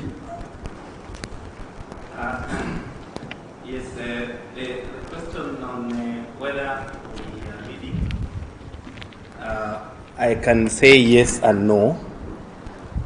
The reason I say yes is because the council that is outgoing has done exceptionally well in the issue of the litigating on matters public interest. From the BBI thing to the rule of law in the Miguna case and all that. They have done exceptionally well. What I would suggest on this particular, for this particular case is also incorporate and encourage out of Nairobi stations to carry on with this litigation. There are other public litigations out there. Pay them. I was in another wall and I saw a young lawyer fighting out about somebody taking their briefs because you send it to the seniors. Let's have a mix and match that we also grow up our young colleagues. Now, with regard to the young bench and the older bench, I think if we look at section 4, there is the issue of training of lawyers. I don't know whether it is now training the trainer to train the lawyer. Because when you remember when we were in law school, the code of the ethics that we were being trained. I remember my lecturer would say, lawyers don't live in Eastlands. Lawyers must work to live here. The reason was, that's how you can gain respect from the persons you are representing. I know we are many, but we have to learn to be trained. We have to accept to be led. And also, as seniors must give way to young lawyers. We must develop them. I was shocked the other day that a colleague of ours has an office, but the person who he goes to court with is a clerk, never carries the student who is supposed to be. When will they learn how to share with you a podium in court? When will they learn how you are going to have lunch? When will they share how you are treating clients? In fact, that has been a letdown, because training young lawyers requires an all-inclusive training, meaning that they must be present with you. I think it is time those supervisors who come to our offices to look at these young lawyers' training insist on what they have done. Sit together with the counsel who has taken the pupil and the pupil, such that once they get out of there, they are polished. So I think, thank you. Thank you, David. Faith, yes. I would like to say, with regards to rule of law, one thing that is stalling in this council, without a doubt, was rule of law and public interest litigation. Without a doubt, led by the President and the committee which I chaired, public interest litigation, I would say without a doubt you saw the work that we did. We ensured that advocates were able to travel the essential services card and further negotiated with the government and lobbied until lawyers were gazetted as essential service providers. So PIL, and there will be so many cases I don't need to say much about, it's in public notoriety. This was a darling also of the President, and we must give credence where credence is due. PIL was stalling. And even something that has been raised with regards to the branches, I'd like to say, I acknowledge first of all my committee that comprised mostly of young lawyers and middle bar lawyers. And the policy that we had was to combine especially complex matters as senior with a young lawyer.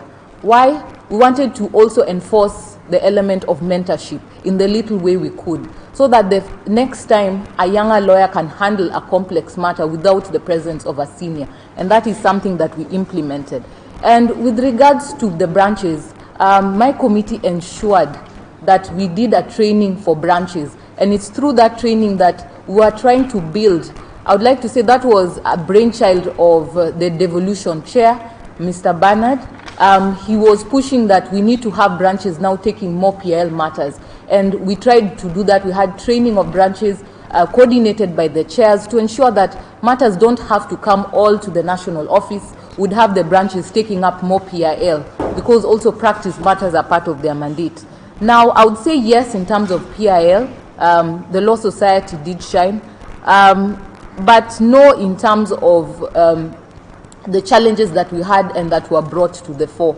And for me, it's an element of governance challenges that we had, and maybe that's what spoiled the element of the voice of the Law Society of Kenya, because give credence to the President, he was always first to stand and raise issues when the government was going out of hand.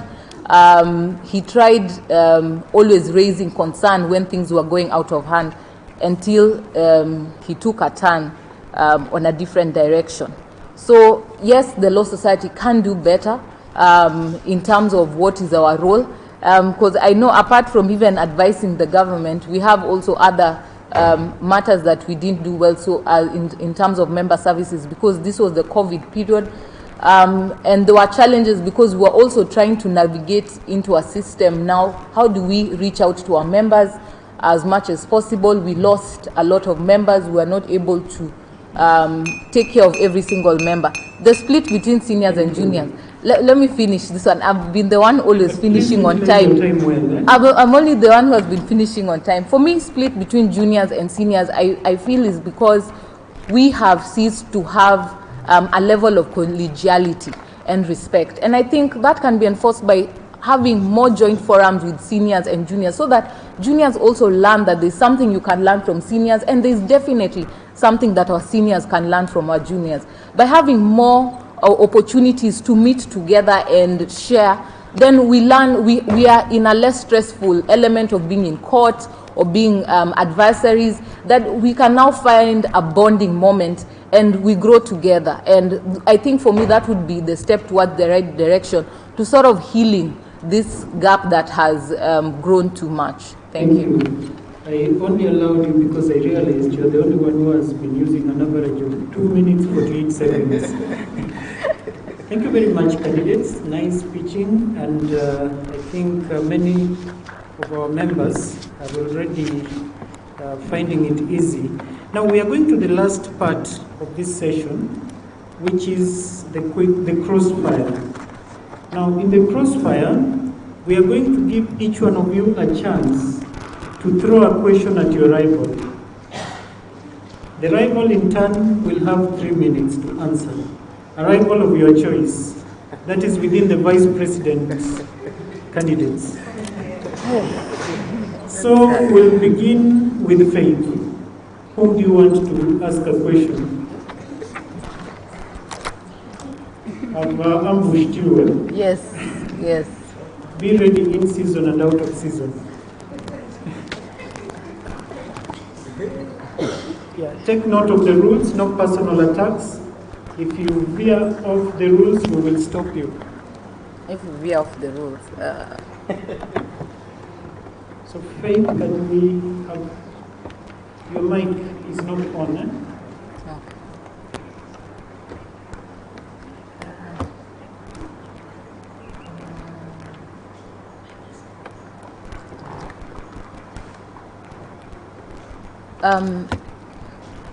Maybe I would ask this question to Akusala. He's my friend. So, with regards to the Law Society, you said you made an intervention. I hope I'm not veering off. You will guide.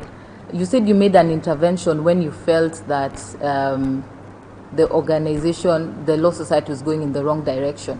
Was it the same intervention when you were part and parcel of an illegal meeting, or which intervention? Maybe you'd clarify. One of the meetings that was held to be in contempt of court, according to the ruling of Justice Mrima. Thank you, Akusala.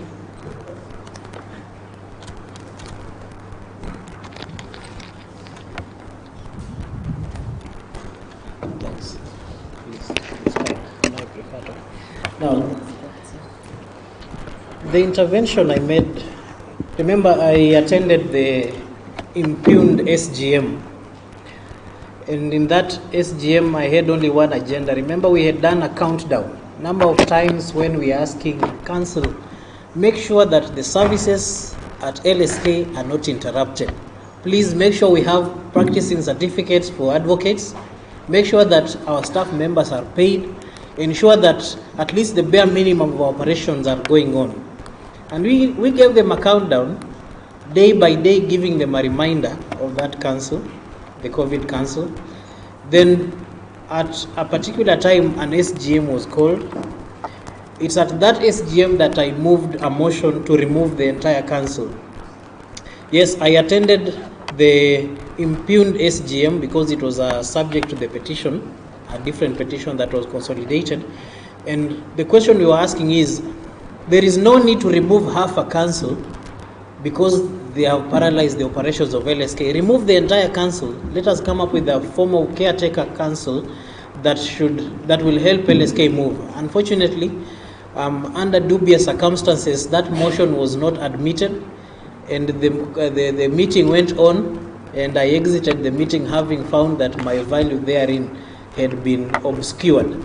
But the best that would have happened in that meeting was to remove the entire council and the members to, of course, appoint people who would take over a transitional period. Number two, we also noted upon attending that there were issues as to the convening of that meeting. Number one, the issue of quorum. Number two, the issue of notice. So having found that those issues again were coming out, we withdrew very fast. So that was the first step. Now when that step did not work, we ran direct to the only place where we know how to do things, where there is some degree of justice, that is in court. And that is how the COVID Council found itself out. I don't know if I've answered your question. Yes, you've answered. Thank you, Faith. Thank you. David? I want to ask the nearest to me, that is Faith. Faith, you just finished serving this term. And I wanted you to assist in the example, shed a little bit of light with regard to whether it was necessary to have an audit and why was the fire? Why was there that lack of cooperation from council members? What was hailing you members? Maybe it is a chance for you to tell us. So thank you. Thank you for that. Dear members, I want to address our beloved members of this society. The audit was never an issue. Why? Because all council members agreed to the audit. And in fact, we even expanded the parameters of that audit, arising from an internal audit that was done, chaired by the audit, under the audit committee by George Omwanza, who was the chairperson. And based on that, the council expanded the audit. So at the point of appointment of an audit, it was very clear that there were serious corporate governance challenges. An element of conflict of interest was disclosed to the council members. And the council members, by virtue of that, made a decision to expand, to open up for other audit firms to apply, apart from the one firm, Pakarando, because one of the council members had declared a conflict of interest. And it is therefore known under corporate governance principles, if you have a conflict of interest, you cannot take part in the decision-making or the discussion of that audit firm. And thereafter, based on the recommendation of the audit committee to the council of the shortlisted audit firms, KPMG was appointed to carry out the audit. And that was the position until they were informed not to conduct the audit otherwise. So for me, there was never an issue of audit. Audit is paramount. The members had sanctioned for there to be an audit and also a forensic audit, which we had expanded on the same. So for all of us, and something that I want to clarify, I was not part of the council in 2018 to 2020, which is the exact council that is under scrutiny, under the forensic audit. So I have nothing to lose or nothing to gain with regards to if that audit was conducted. And for the record, all council members were for the audit. Thank you. I hope I've answered the question. Thank you very much. Let's move over to Officer. The mic. Yes. I would have asked my colleague the question about golden gate scandal. But that will leave my colleague without an opportunity at least to address the members. Apart from corporate governance, Deborah, what is this thing about LSK that you are really passionate about, apart from corporate governance? In the event that we do what is needful, that upon election, there is a team that trains the new council on corporate governance and they grasp everything. What is this new thing that you have for LSK? Yes. Thank you, Akusala. Thank you, Akusala. What do I have other than corporate governance? I am a leader. I have been tried and tested. In what spheres, you might ask? In my current position, I am a leader. I am senior management. Where else? I have been a president of a Rotary Club. After I served as a Rotary Club president, I was elevated to what is called an assistant governor, which takes care of 4 different clubs. Aside from my leadership record, I can go on about that. What am I passionate about? I think the LSK serves a very important role in protecting the rule of law. And I'm very passionate about that. And why have I brought myself here? Because I think I have the requisite qualities that will allow me to get into that position and speak with authority. Because 1, I am knowledgeable on various spheres of the law. In my various areas of practice, which are very diverse, I have a bird's eye view. So my understanding is not limited to one area of the law. I am diverse. So I understand. I have a strong grasp of legal issues. Second, I am able to confidently engage on various issues. This requires a level of maturity and sobriety. That is what I bring to the X. Thank you. Thank you, Senator. Now your turn.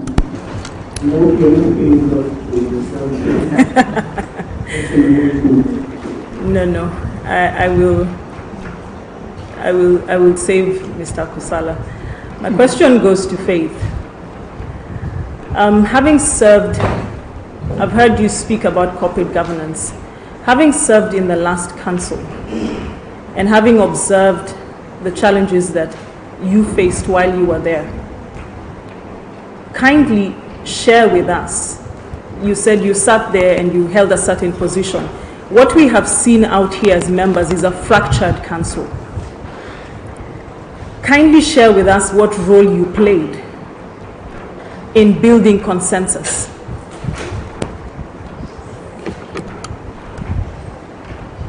Thank you. Apart from responding to my worthy opponent, Deborah, what I would say, dear members, is that the role I played in all of this was, 1, I attended all the interventions by seniors. We had the first intervention by Senior Counsel or Haga, which all the 9 council members attended with the aim of trying to resolve this issue. And mind you, I was still on maternity leave, but my love for the society is greater than my personal interests.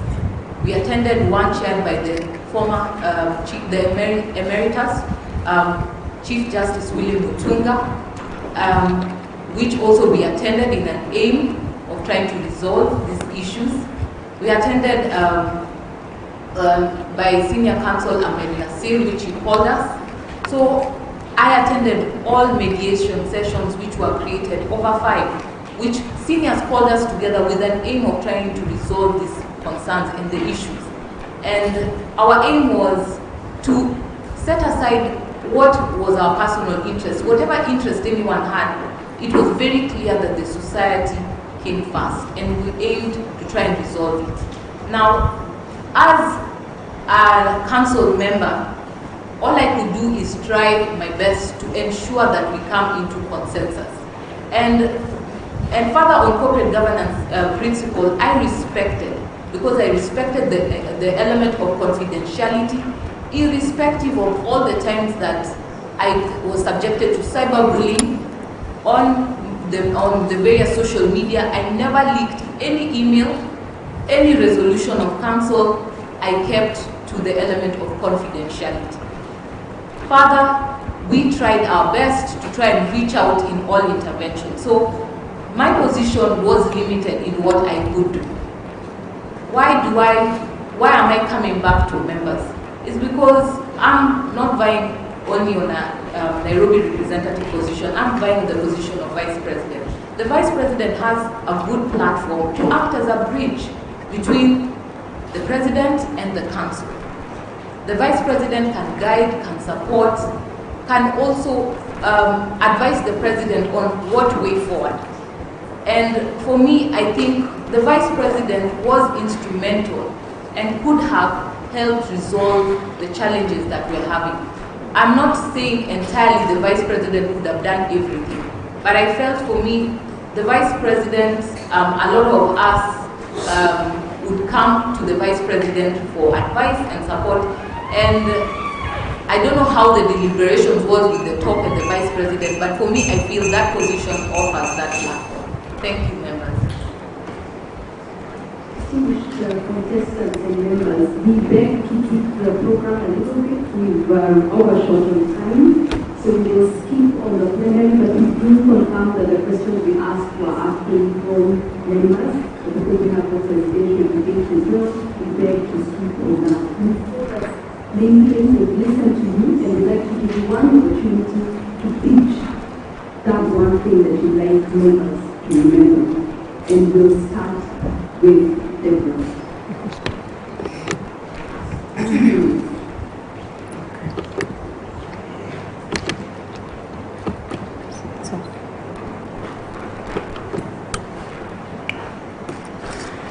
Thank you. You know, the Bible says the last shall be first. So I'm very happy about that. Members of the Law Society, I would just like to tell you that I am dependable and I am consistent. I have a leadership record in the various spheres of practice that I have been. I am diverse. And I come with a level of clear understanding of various legal matters and maturity and sobriety. And this is what we need. The last 2 years have been tumultuous, but I look at it positively because it's a lesson for us. It's a wake-up call, members of the bar. The time is ripe for us to regain the glory of the Law Society of Kenya. Choose leaders who have a track record. Choose leaders who have proven in their various spheres that they can build consensus. Let it not be that my leader comes from a particular community. My leader is a litigation lawyer. My leader is this. My leader is my friend. No. Interrogate their leadership record. And once you do that, we will get the right crop of leaders. Finally, I remind you, corporate governance. Corporate governance principles: transparency, accountability, fairness, risk management, independence, and social responsibility. This is what all of us, 4 contestants, have talked to you about today. Please remember that and choose the person who is best placed to lead this conversation and lead in the vice president position. I request you to remember that I am the best place. Thank you. Thank you, Deborah. I get the name right.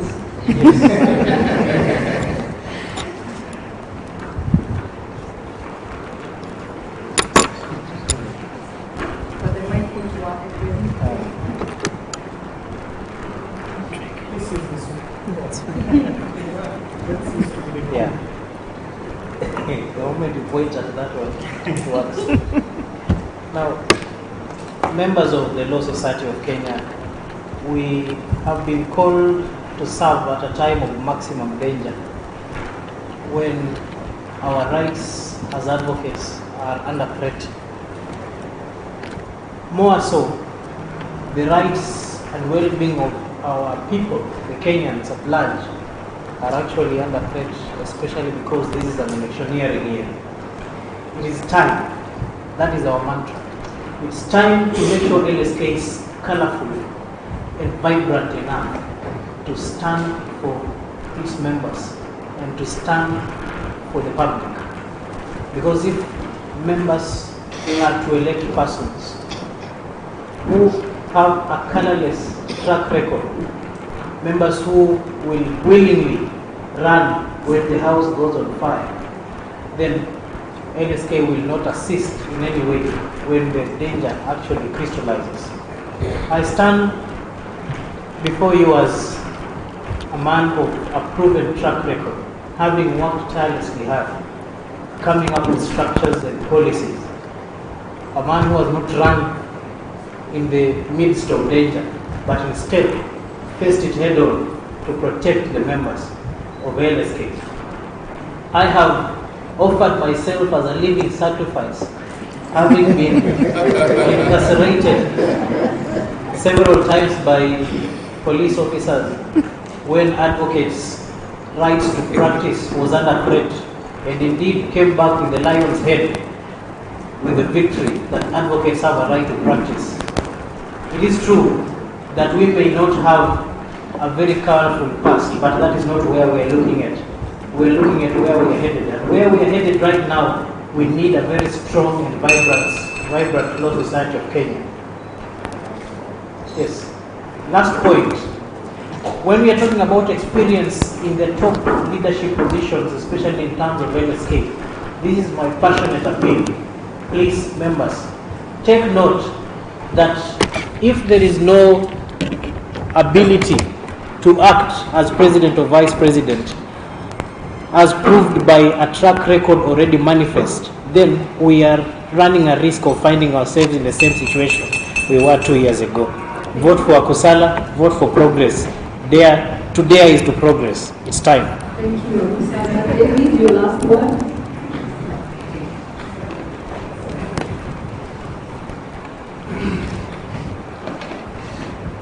Members of the law society, present and listening as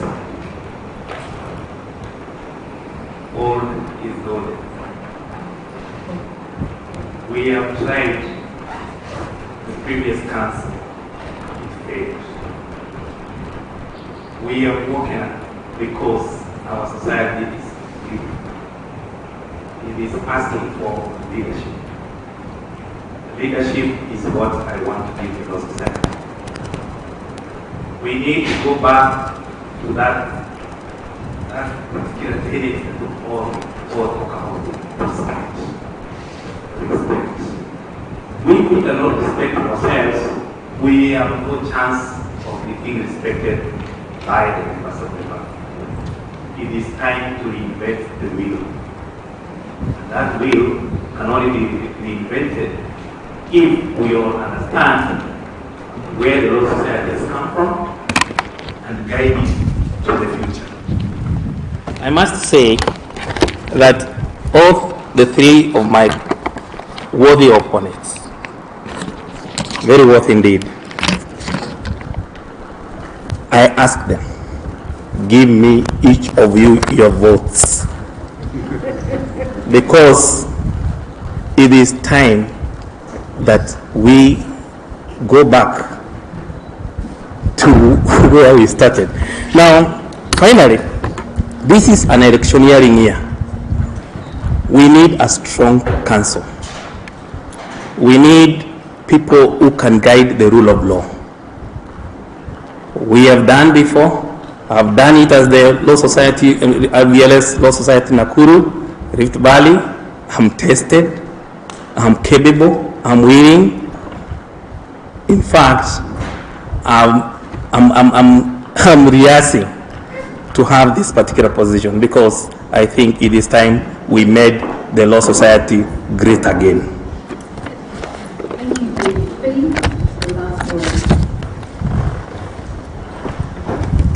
Dear members, I have faith in a better society.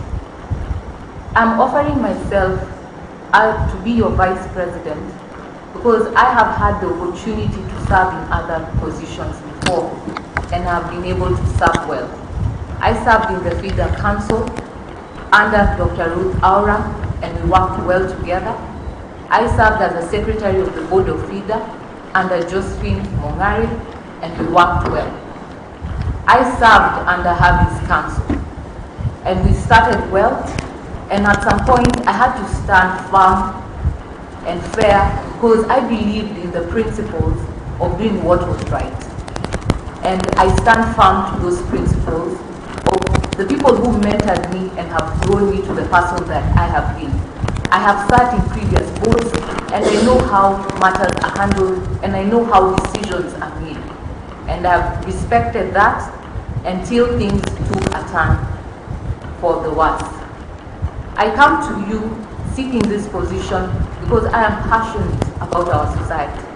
I want, if I'm granted that opportunity, to serve you and ensure that there is accountability and transparency of your service of our monies at the Law Society of Kenya, to ensure that member services are restored and we raise the bar higher, and to support our branches so we ensure that they are well functioning and our members feel that the Law Society is closer to home. I have faith in a better society, and I'm asking you to have faith for a better society. Thank you. Thank you, Faith, and thank you, protesters, for conducting yourself as per the rules and even for coming for the debate.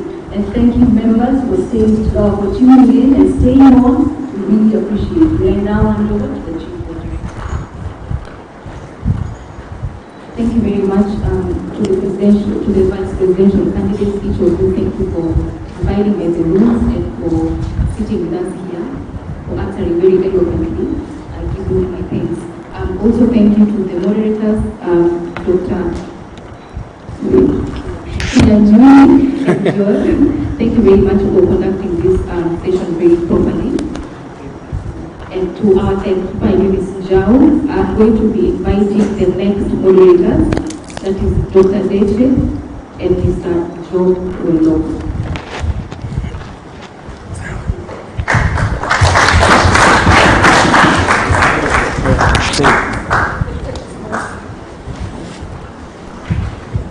Candidates, as we transition, I would like to invite the presidential candidates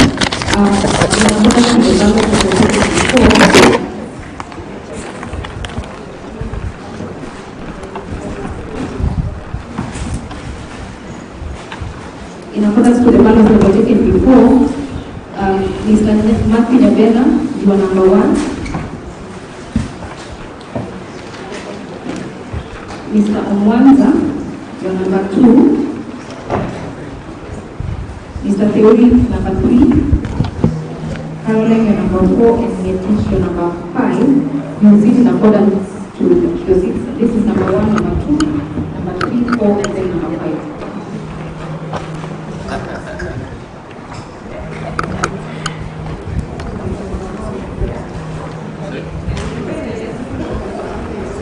Number 1 is here.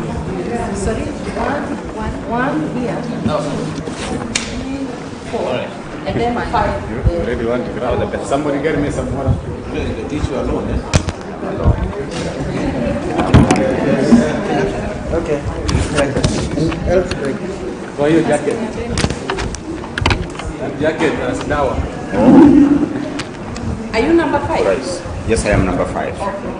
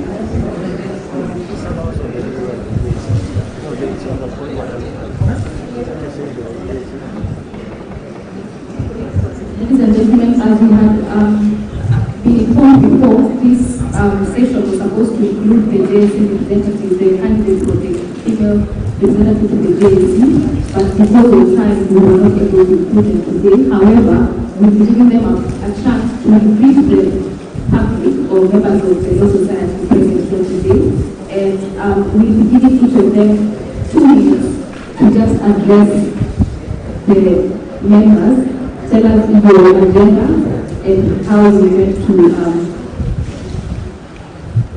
your agenda and basically your business that you intend to bring to the table. Please. JSC members kindly, you can stand up. The candidates vying, kindly stand up so that we can keep to the time.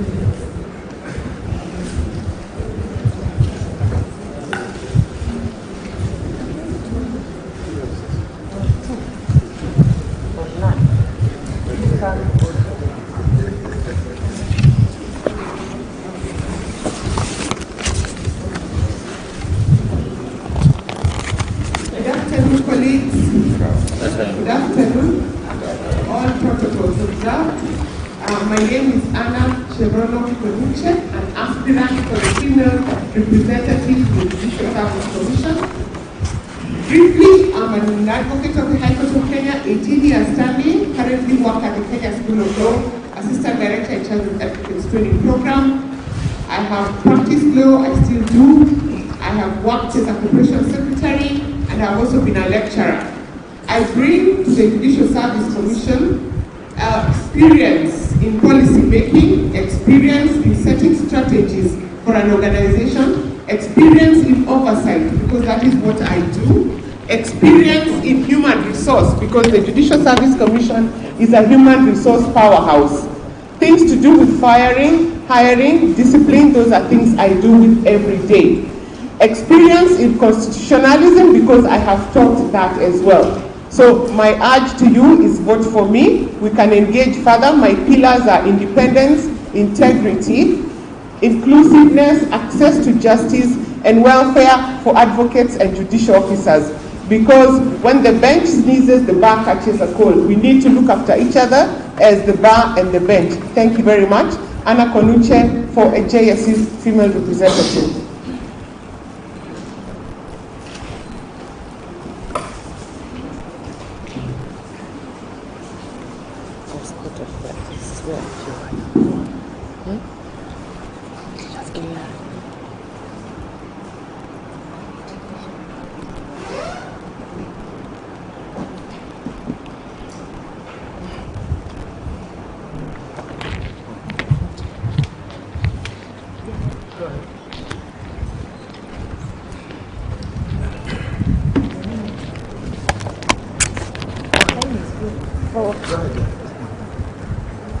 The conveners of this grand debate, senior colleagues in the House, my peers, young lawyers, members of the press, good afternoon. My name is Christine Kipsang. I'm vying for the LSK, female representative to the JSC.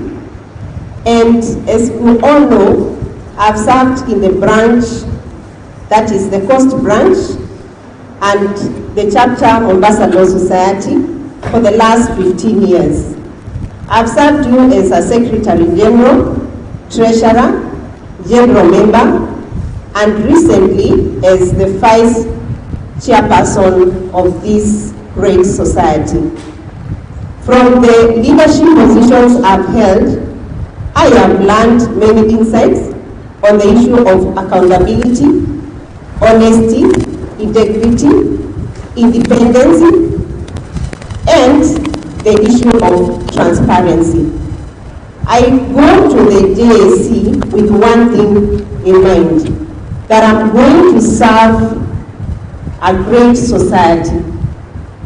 I have over 19,000 members behind me. You will give me your comments, your concerns, your views, your feedback on the issue of administration of justice. I have been trained as a mediator to be a good listener. I have listened to your issues at the branch level. I have served in the court users committee, in the bar bench committee, in the mediation committee, and even in the family committee.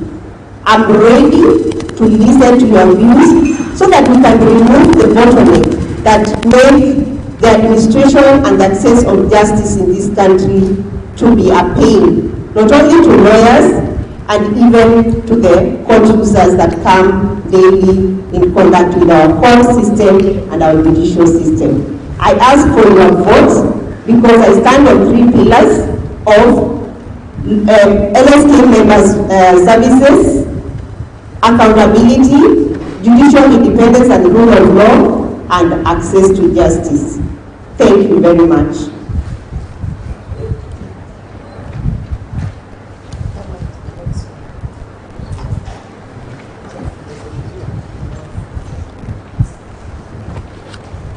To the chair of the LSK Mombasa branch, colleagues, good afternoon. I'm trying to settle into this humidity, Mombasa humidity. My name is Jacqueline Ngutia. I am an advocate. I work with the Kenya National Commission on Human Rights, based at the regional office in Kisumu. My work involves litigation, issuing policy advisory, and undertaking public awareness. I put in my papers to represent you to the Judicial Service Commission because I engage with the judiciary in 3 folds. 1, as a litigating counsel. 2, as a person who offers mediation services under the court annexed mediation, though when I put in my papers, I told the deputy registrar to stop assigning me matters. And 3, I sit in a number of court users committee. So I'm able then to identify the challenges that the JSC can deal with on matters administration of justice. My agenda is pegged on my personal experience and that of other members across the country. I understand when I'm not able to proceed because the judge has on very short notice decided to go on official duties. I understand when I'm not able to, when lawyers are not able to proceed because of infrastructural issues around EST systems. I understand when you can no longer predict your case, because as lawyers we know whether you have a good case or a bad case, but because of corruption and internal and external influence over judges and magistrates, I do understand where you come from. My agenda is threefold. 1, let us not engage JSC when you're looking for jobs only, because that is the only time lawyers engage JSC, when you're applying or when you're writing recommendation letters to your colleagues. And the other aspect is when we have complaints against judges and magistrates. I had an opportunity to review the strategic plan. We were not involved in its development. So I want us to have a very strong complaints management system, and I'm happy that the Supreme Court on Friday affirmed that the JSC requires a very strong complaints management system. And number 3, we need equitable distribution of courts and court services. All Kenyans are deserving of court services across the country. And when we strengthen the JSC by having strong systems and policies, that is the only way we can ensure that administration of justice in Kenya is achieved, and we should not just look at JSC as an employer or a disciplinarian. Thank you very much.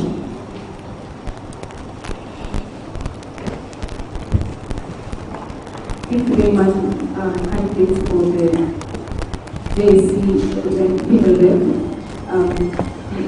Now I will go straight to introducing our panel of moderators. I'm joined here by very distinguished members of this society, the Equitable Society. And first go with Mercy Beche, who is a panelist today. She's an advocate for 29 years. She is a PhD holder from Nairobi, University of Nairobi, and an LLM holder from the University of London. She took her LLB at the University of Nairobi. She's the immediate former vice chair and acting chair of JSC, that is the Judicial Justice Commission. She's the consultant on rule of law, sexual and gender-based violence, and property law and gender. She's a lecturer at the University of Nairobi, the law faculty. She teaches research methodology, gender justice, and property law. She has consulted for the Commonwealth, the UNODC, the ELS, on rule of law, SGBV, and restorative justice. She is also married. She has also been married for 6 years and is a mother of 3 sons, 23, 20, and 14 years old. The next panelist is Mr. Joe Silova, who has been in practice for the last 29 years as well. From inside information, we were classmates. He's the managing partner at Koto Associates. He has served as a court representative for 2 terms, that is between the year 2005 and 2007. He was moderator for the presidential debate in the year 2019. He is the immediate past chairman past chairman Mombasa Advocate Welfare Association. We also have before you our timekeeper. He is called Kevin Mutini. He is a law student at the University of Nairobi, and that is just testament on how inclusive the Mombasa Law Society is. My name is Sherry Oyer, and I'll be your chief moderator. Thank you.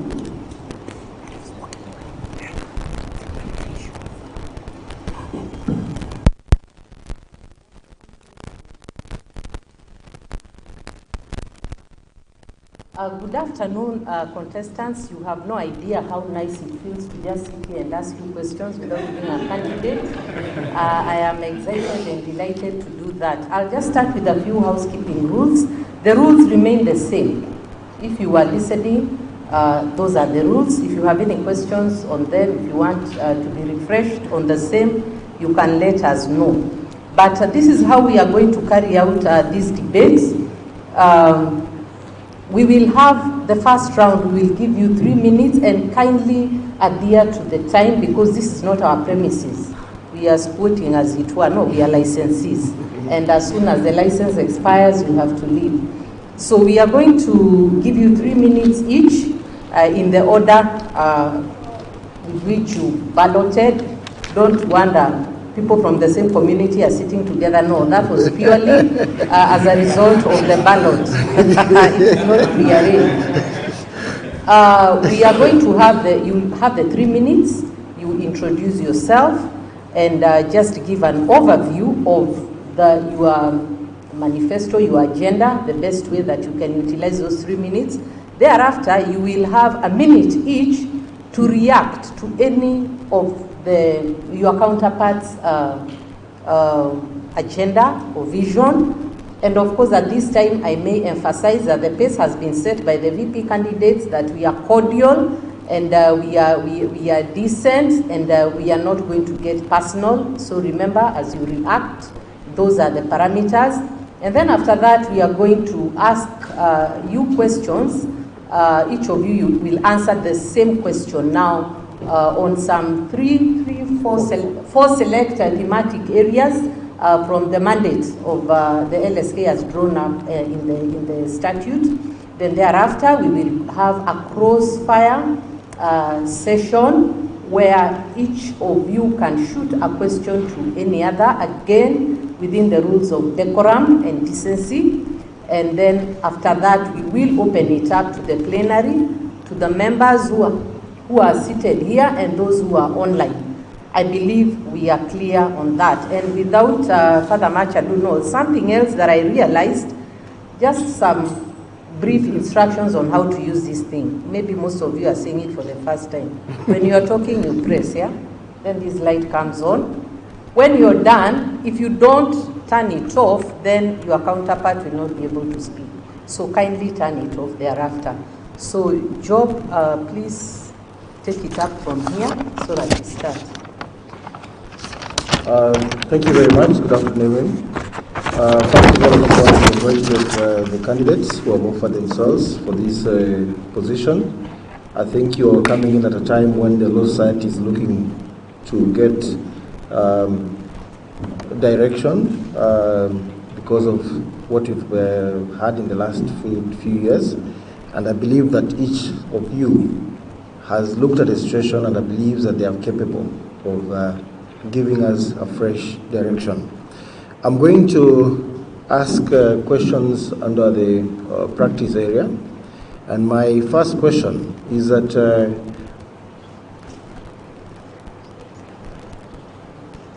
sorry, I jumped the gun. And I think we're losing a very serious opportunity. So I think we'll go back and have each one of you introduce yourselves. You have the 3 minutes as we have indicated to pitch for yourself, and then we'll go to the reactions. So we start with Nyabena. Thank you very much, moderators. My name is Martin Nyabena. I'm an advocate of 21 years standing. Privileged to have been the chairman of Ambassador Society for 4 years. Privileged to have been the chairman LSK Coast Branch for 4 years. Privileged to have been elected by the other 7 branch chairs to be the chairman of the caucus. I'm also from the background having served as an elder of the Seventh-day Adventist Church since 2012. And I ran from a promise of unity, inclusivity, and involving everyone in the process. I come on the agenda of unity, having run the Mombasa Law Society, which is very united. I ran the branch chairs caucus, which remained united, was recognized by Honorable Judge Mrima. And on the 10th of January, on the eve when the branch chairs caucus, which I chaired, was to take over office, in a mark of sacrifice, I realized that my tenure was going to end on the 18th of February. I handed over to a gracious lady called Linda Kiome. The Law Society right now needs somebody who can sacrifice, who can not look at his agenda alone. I am that person who has come in to bring and unify the society. And how do I unify the society? I recognize one thing. Members are very united. The problem is leadership. When new leadership comes in, there is a kind of infighting that goes on, and when you fight leaders, then there is a problem. I give credit to Honorable Mwai Kibaki in this country. You know, when he took over, there were people who were ready to draw charge sheets against President Moi, but he said no, and he let it be. So likewise, I know there are people now cheering up and saying we have to go and fight the old council and others. I can't do that. I'm a Christian. I look at unifying, I look at unity, I look at sacrifice, I look as an opportunity to serve. Let me add that when I decided to run, I was actually in Mount Kenya. I had not decided. I was standing there and asked myself if I'd given up on the Law Society, but asked myself, Mr. Nyabena, are you going to spend 2 more years thinking and worrying what are the problems that have done the society? And a voice came to me and said, Nyabena, you must go and offer yourself. So I offered myself, being touched in Mount Kenya. And I challenge all these ladies and gentlemen running. I propose that if we are elected with my council, I don't want to take them to Grand Regency. I don't want to take them to Naivasha. I want to take them to Mount Kenya. If they manage to sleep in those tents for 6, 4, 5 days or 7, and they come out of there, I can tell you that the ladies and gentlemen, we went with Mount Kenya. We came out as great friends. We overcame challenges. You have to learn patience. You have to do this. And as testified earlier by my brother, Benjamin Njoroge, when we reached Mount Kenya, I was the first one to reach there. But I knew we had a team leader called Benjamin. I stopped, I looked back, I waited for everybody else and said, Benjamin, you led us, let's go to Mount Kenya. I'll give many people opportunities like I did. God bless you. Thank you. Thank you very much, Nyabena. We move to Ombati Omanza. Good afternoon, ladies and gentlemen, friends, colleagues. It's a pleasure to be here, to be hosted by the Mombasa Law Society. The Law Society is run for and by members, and it is meant to deliver services to members and to be a voice of excellence, not only for the membership, but for the general public. I have not only be an active participant in the affairs of the society, you cannot call me a bystander. Now, I have thought about the issues that affect the society, and I can summarize them in 4. The first issue is on unity of purpose. We've been able to know or to see that without unity, we are not able to move forward. So that's the first challenge that I've been able to identify. The second issue that I've been able to identify as a challenge to the profession is on the issue of a large and restive young bar, and that is a large constituency now in our society. Between 1 and 7 years, we are about 70% of the profession. So that this specific constituency presents unique challenges that need to be addressed by leadership. The third issue that I wish to, that I've identified as one of the issues that pose a threat to our society is on the issue of outside actors that are either eating into our practice space or are narrowing it down.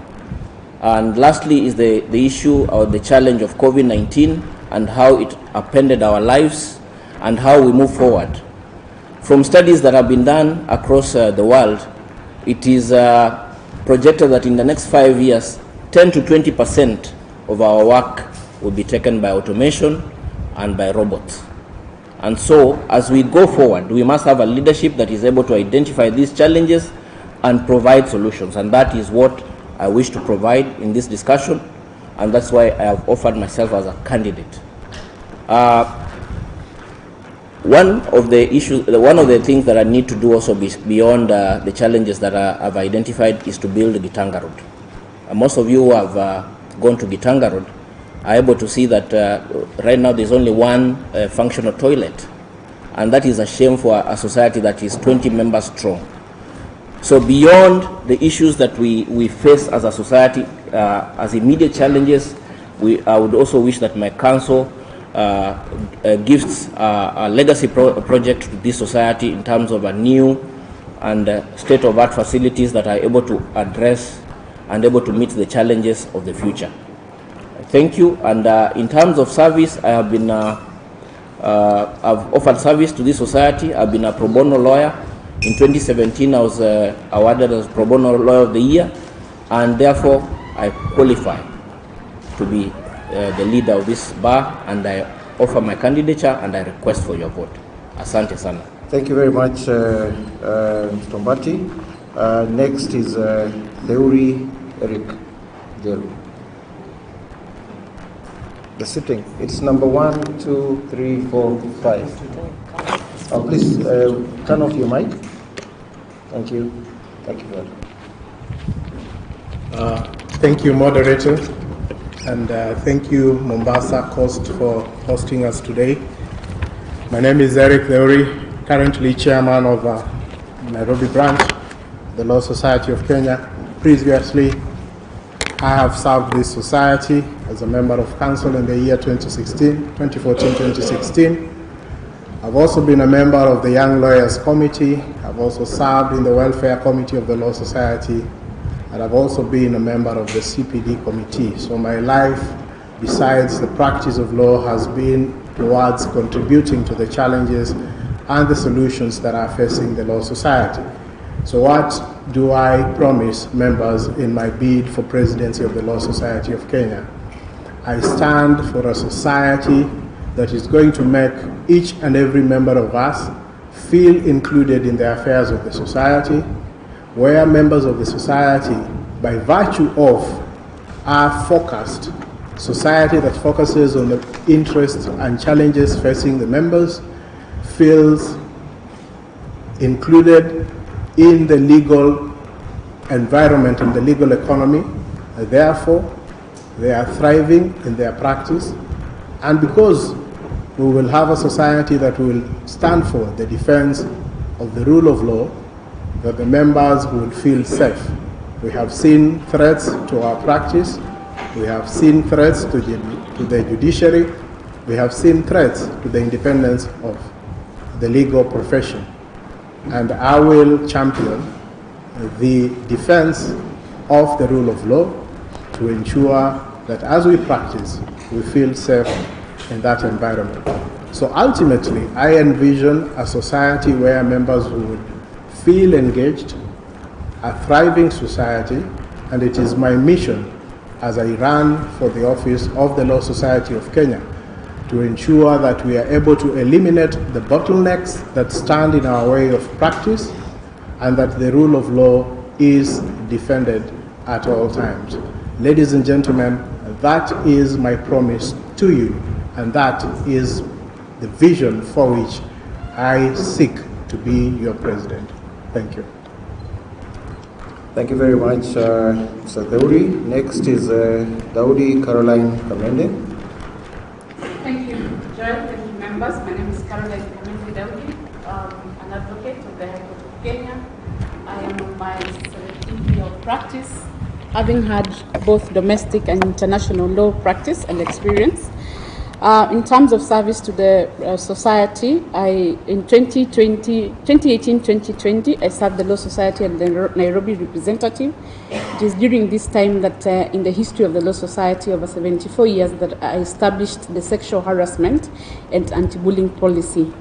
In 2020-2022, I served the Law Society as the Vice President. It is during my time and my investment that we established hotlines such that members of the Law Society can call in times of distress. It is during my time and my position as the Vice President that I established an endowment fund owing to the many distress calls sent to me by members. And I will go down in the history of this Law Society of having established structures that protect and defend the practice of law. What do I intend to do? First is to protect the practice of law in Kenya by ensuring that there is a conducive environment for all members of the bar and by protecting the spheres of practice of law. During the last council, we did a lot of memoranda to protect the spheres of the practice of law. Advancement of the rule of law, it has been said here time without number that even amidst the skirmishes, the Law Society of Kenya rose and was hard on the rule of law. I'm happy that I learned from the best in terms of advancement of the rule of law. We held the government and the agencies accountable. Law Society is a statutory council member to the National Council on Administration of Justice. During the COVID-19, we pushed for opening of the courts. I'm glad the talk in the room by the contestants, all of them and everyone who is here, is about accountability and transparency. I have gone down in the history of this country of the Law Society as being the person who raised the curtains of the Law Society on the issue of accountability. What was spoken here in the morning by the VP candidates was all about monies, protection of monies, and accountability. I boast having highlighted that issue in my duration as the Vice President. Above everything, I am the champion of welfare. It has been confirmed here in this that I introduced another limb of the role of the Vice President, welfare. During the COVID-19 pandemic, I introduced care packages. I took care of all the lawyers in this country. There's no single lawyer who suffered. I reached out to every member. So, ladies and gentlemen, I would want to continue. Mine is continuity, unlike my colleagues, to continue and raise the bar higher on those tenets that I practice. I have been tried and tested. Thank you. Thank you very much. Last but certainly not least is Nyantich Kipkoech Bernard. Thank you very much, ladies and gentlemen. My name is Nyantich Kipkoech Bernard. This is my 14th year of practice. I have served as a member of the Equitable Law Society for 5 years, 1 as council member, 2 years as vice chair, 2 years as the chair. I have also served as a council member of the national office, upcountry category, for 4 years. I've been a convener for Ethics, Practice and Standards Committee. I have also convened the Devolution Committee. I am, over and above that, an elder of AIC Kenya.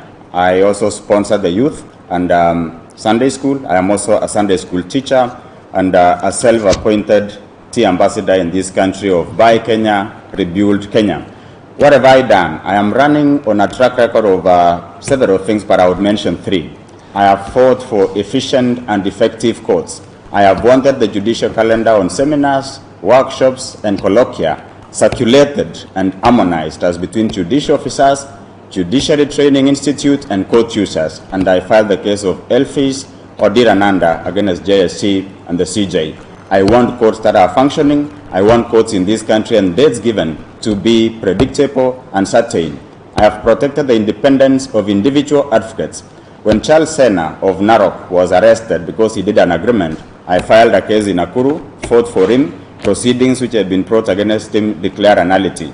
Together with Eric Theuri, Law Society of Kenya and Family, we filed a case in respect of Professor Nandwa, who had been abducted because he was representing a client who was suspected to be engaged in terrorism. We succeeded. Whoever had abducted him released him, independence of the bar. Number 3, as devolution chair, I ensured that branches in this country got their funds before there was a denial of one signature. But before they got their funds, I ensured there was accountability. What would I do if I'm elected as a president on the 10th of March 2022? Over and above that, I want to review the CPD fees from 1,500 to 1,000 together with council. I want to waive the certificate of good standing of 2,000 or 1,000 to 0 because we are members in good standing. Number 3, if you elect me as a president, I want to take the Law Society of Kenya to chapters in Sotik, to Kwale, across the country, because the strength of the Law Society of Kenya is felt better in the lowest of its units. Kipkoech is about rebuilding the Law Society of Kenya. It is about building a legacy that I have worked on, that I have developed. Thank you very much. Thank you very much, Mr. Motich. Now I'll give each one of you 1 minute just to react to the submissions of your competitors. Please stick to the 1 minute. I think we'll start with the reverse. Last, now you're first. Please, Motich. Thank you very much, moderators. I agree that we need to have transparency and accountability as a society, but transparency and accountability should not break us. As the devolution chair, I had the privilege of working with the Rift Valley branch and the Western Kenya. Rift Valley was not well constituted. It was largely one center. We froze funds for a while, but gave them time to conduct elections. We got involved, and eventually they did elections. We released funds to them. West Kenya delayed in doing elections. As the devolution committee, we engaged them with some bit of force, but never came out to stop them completely from getting funds. What I am saying is this: you build institutions, you work for improvement of institutions as you support them. You do not ground them. Thank you. Thank you. Under reaction, don't build up on your earlier submission. So next we have that is Daudi Caroline.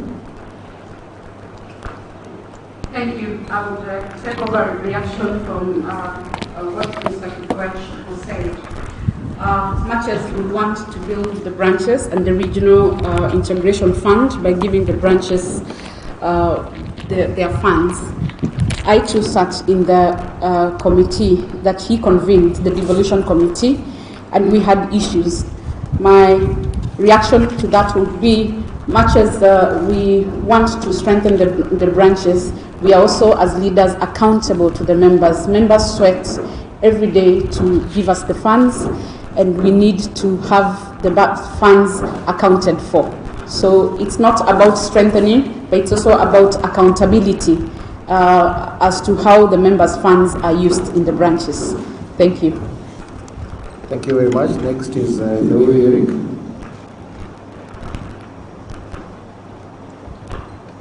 Thank you. I think we all have presented very impressive proposals in terms of what we intend to do for the Law Society. But I think the elephant in the room should be, what is your record in terms of implementation? And so I invite members to go to my website, www.erictheory.com, which has a list of accomplishments that we have achieved during my tenure, leading the Council of the Nairobi branch under extremely difficult circumstances, about 6 months without funds, and we had to fundraise. And so I ask you members to interrogate us, not on the basis of what we promised to achieve, but on the basis of what we have achieved. And I can assure you that if you examine my track record, my achievements, you will find that I'm the best suited candidate for the position of your president. Okay, thank you very much, Mr. Deuri. Next is Mbati Omwanza.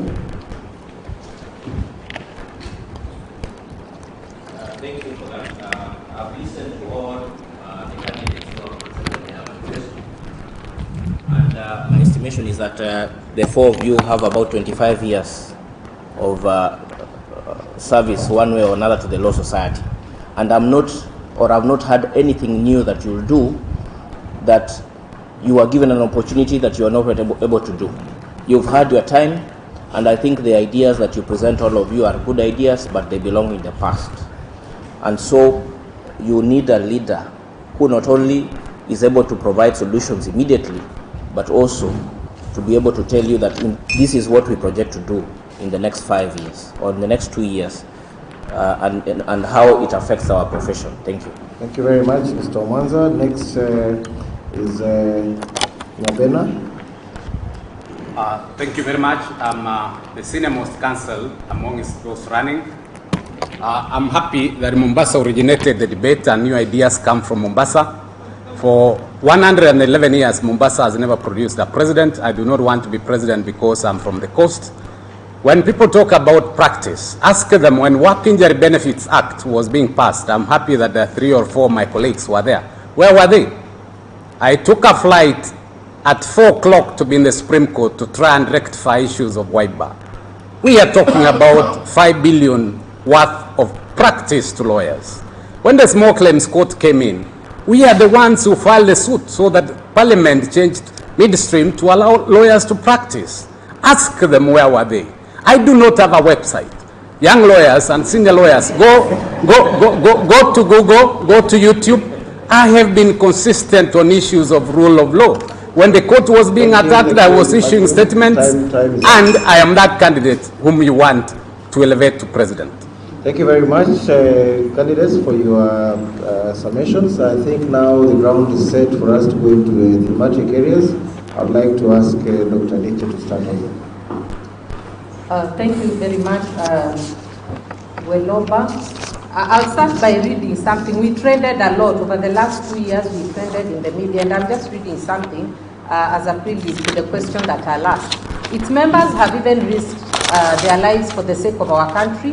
LSK has also helped to instill sense in our politics by castigating wayward politicians and even taking court action to protect public interest. Unfortunately, the fisticuffs and toppling of tables and chairs at the LSK offices on Tuesday made some of our worst politicians look like saints. And the question that I'm going to ask is around the issue of governance. When I look at the LSK Act, it vests power in the council, not the president. So no matter what your agenda is as a president, if you do not properly rope in the council, then you may not be able to deliver. Now, I want you to tell us, beyond rhetoric, how you will ensure collegiality within the council if you are elected. And we are going to start with Mr. Nyabena. My story is very clear. When I was elected, I ran against my brother Pulu.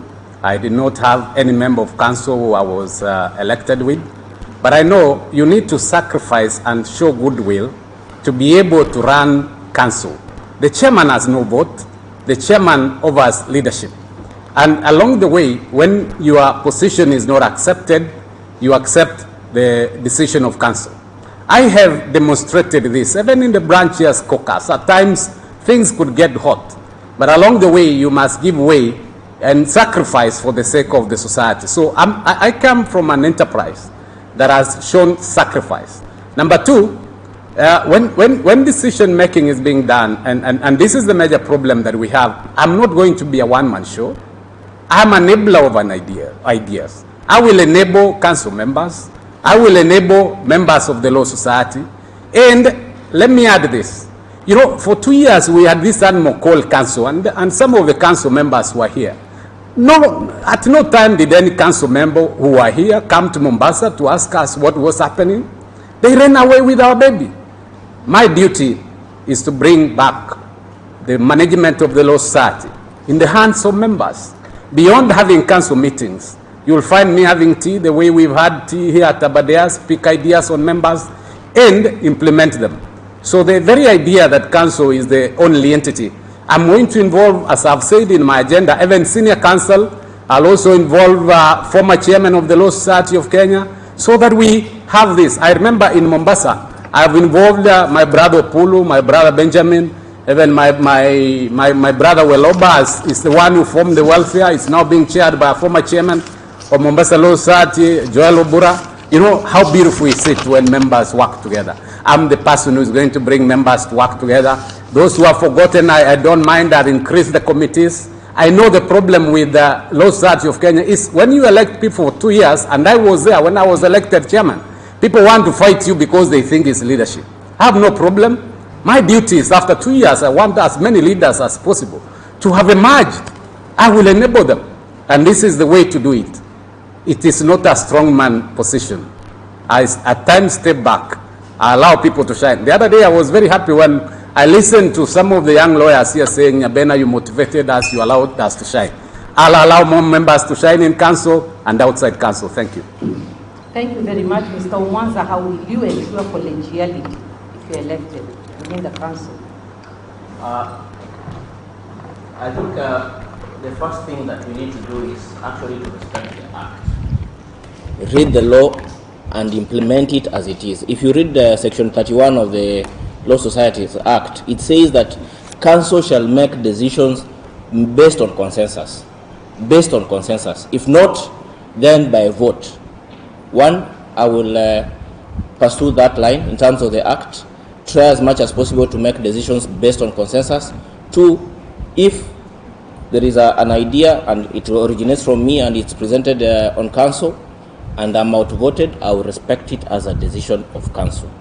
The second is to have emotional intelligence. I think all of us need emotional intelligence in the way we deal with our members, the way we deal with council, and the way we interact with each other.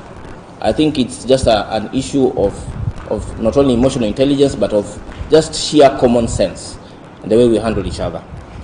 The third one is to try and have a training of council immediately we are elected, and I know this used to happen before. Immediately the council is elected, try to have a training of corporate governance, and also try to gel and understand each other as individuals.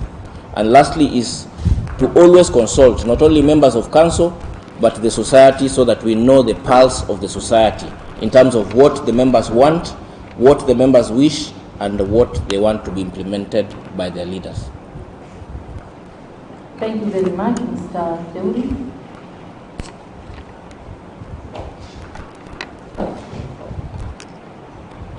I view the position of President as the vision bearer of the society.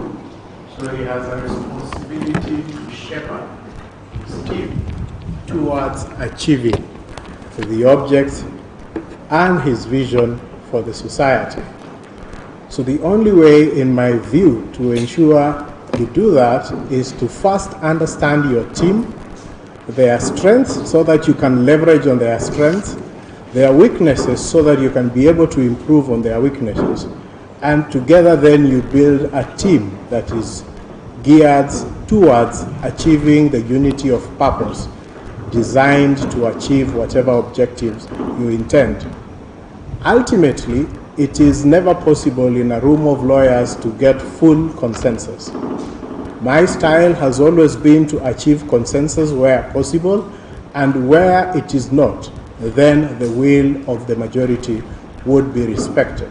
So that is my pledge to you, that I will be the president who will build collegiality, who will respect the views of other council members, who is a non-consensus builder.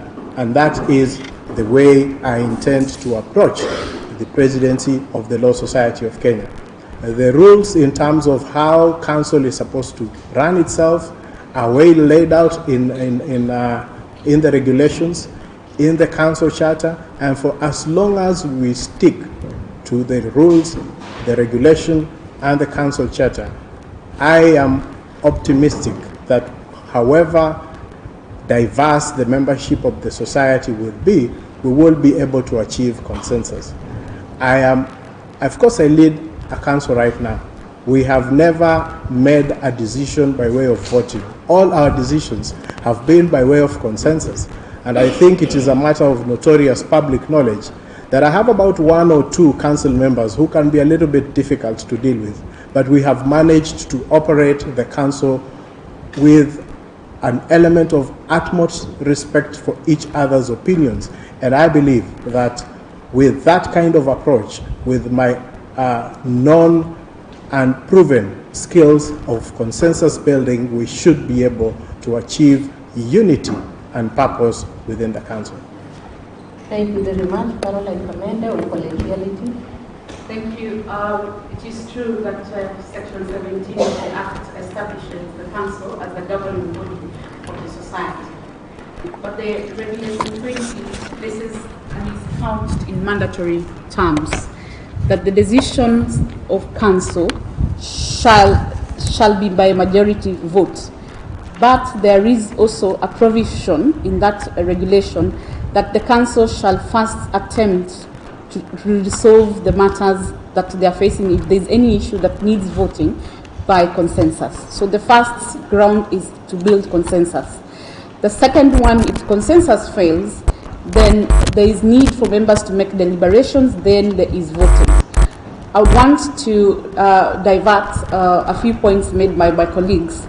As the president of the council, of the society, also the buck stops at you in terms of the legality or illegalities of the decisions. So it is your duty as the president to guide your council members on the legalities or even as they vote or the validity of the decisions that you take.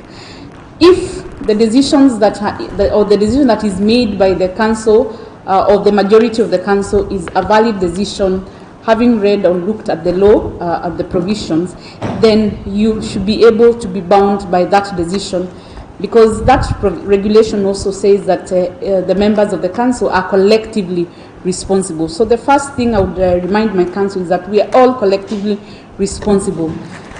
Secondly, and I think what also came out of here and during the VP debate, is to air our council decisions or deliberations out in the public.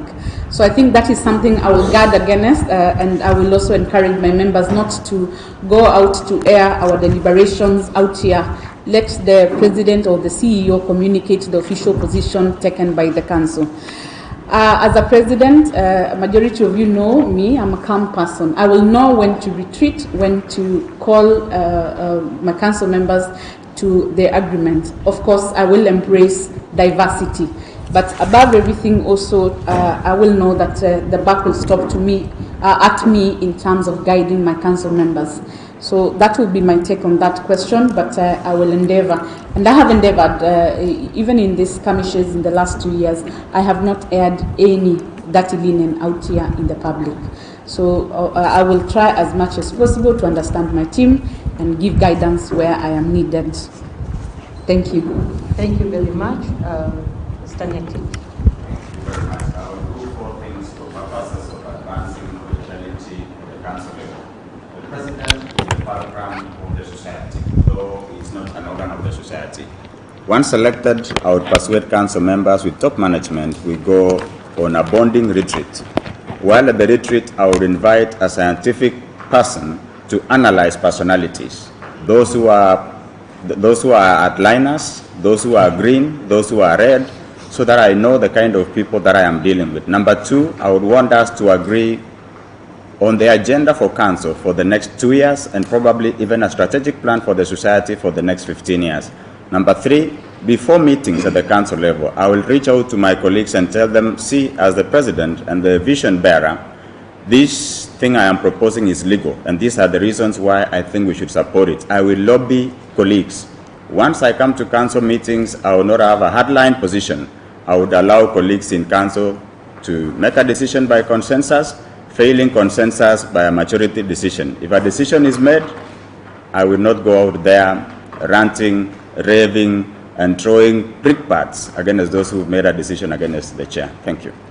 Thank you very much, and we will just remain there with you as we go back anti-clockwise. And still on governance, it is no secret that there have been glaring gaps in governance, especially with regard to the demarcation of roles between Secretariat and Council. Now, if you are elected, Mr. Ngetich, what will you do within the first 30 days? I will not give you 100 because you don't have that much time with 2 years. What will you do within the first 30 days? What interventions will you make so as to deal with those gaps, glaring gaps, practical ways? Thank you very much, Dr. Mercy Deche. Within the first 30 days of my election as a president of the Law Society of Kenya, I want to do the bonding that I've mentioned for the council. I want to do a meeting with the top management of the Secretariat so that we know what are some of the challenges that we faced in the last 2 years, that we faced in the last 4 years, that we faced since 2016 when we've been fighting. Once that is done, we agree on a strategic plan for implementation by the Secretariat.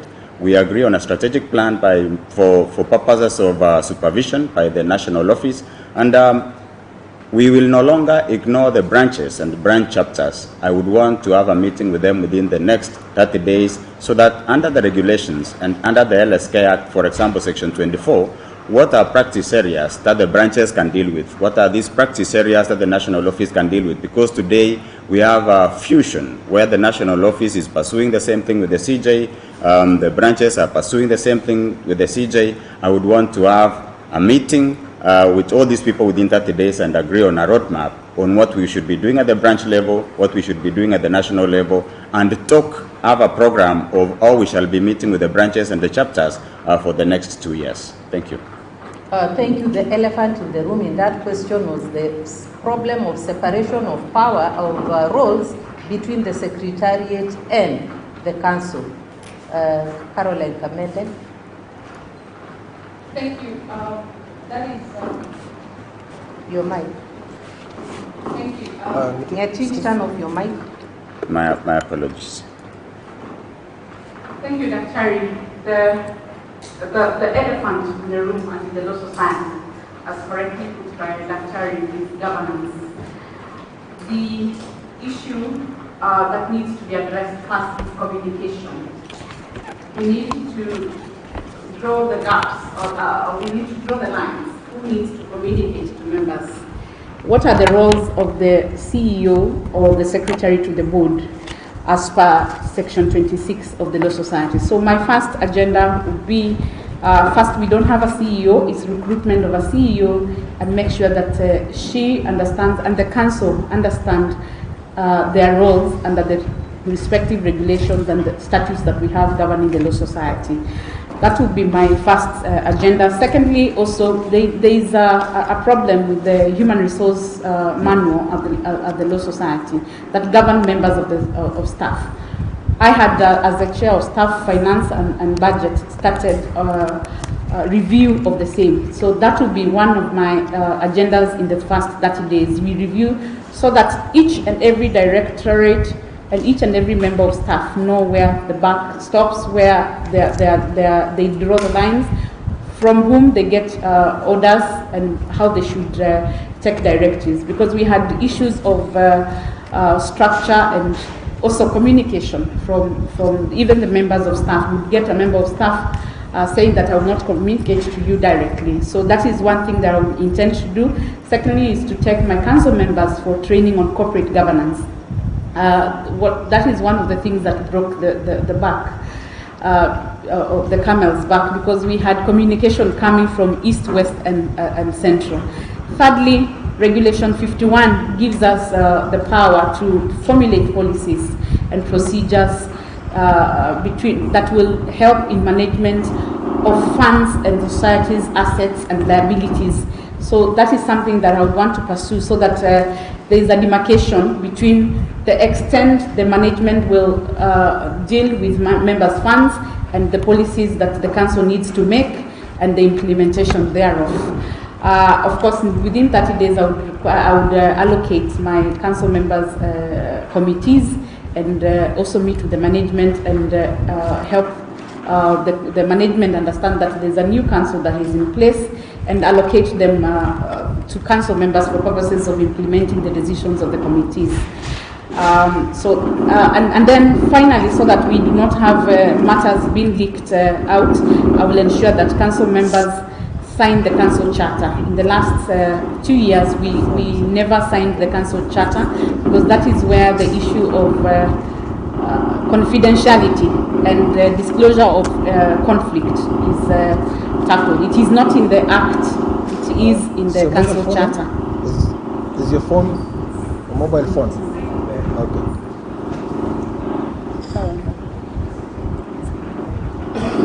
Yes, proceed. I was saying that I will ensure that all council members understand the import of signing the council charter. In the last 2 years, we did not sign the council charter, and that is why we had members leaking out confidential information out here. And of course, I had said that I will also draw the roadmap of what we need to achieve as councils, advise them on how to achieve their mandates. So my 30 days will be to ensure that there's training and there's also there's also the good working relationship between the management and the council. Thank you. Thank you. Thank you very much. Those who know what to do when such a noise is emanating from the gadgets, please help us. Someone suspects maybe if you have a phone too close to the mic, just maybe push it back. Eric Teuli. Thank you, Commissioner, for that question. United States Commission. 2 or 3 things that I intend to do within the first 30 days. The first thing is to conduct a governance audit. It's a statutory requirement for governance audit to be conducted, just so that we can understand if there are any gaps within the governance structure of the Law Society, and if the gaps are there, then we are given the measures to implement and reduce those gaps. Secondly is to impress upon the council members on the different roles that they play, that we are a policy-making body, and under Section 24 of the Act, the Secretariat is actually the body that implements the decisions of council. So I will, as much as possible, reduce the incidence of direct communication between council members and employees, because that can have an intimidating effect on the employees, so that all communication to the Secretariat should come through the Secretary from any council member, as opposed to direct communication with the council members. I would also indicate to the Secretariat that they have the necessary autonomy to run the functions of the society insofar as the day-to-day running of the society is concerned, and that we only retain a bird's eye view in terms of the implementation of the necessary decisions that the council have made.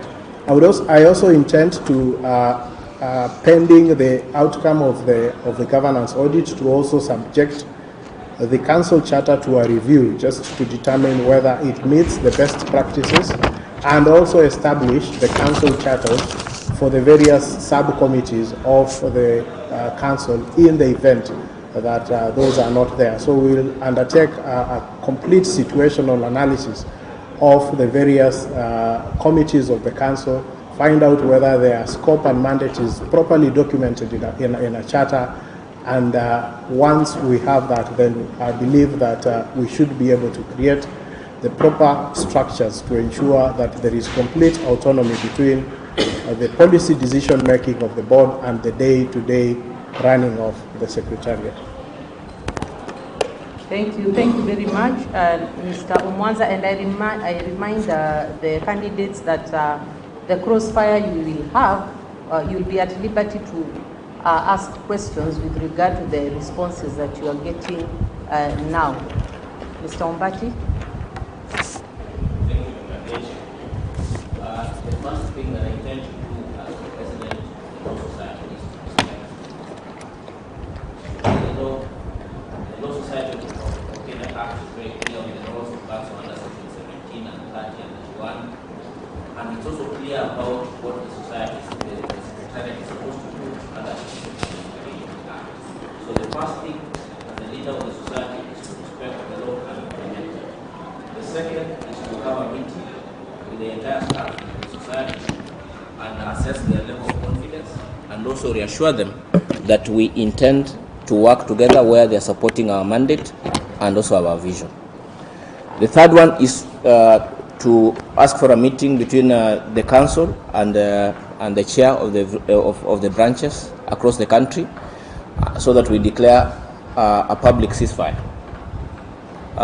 So that now, because now we are going into peacetime operations, there is no time. I mean, we've had our wars, but now we need peacetime.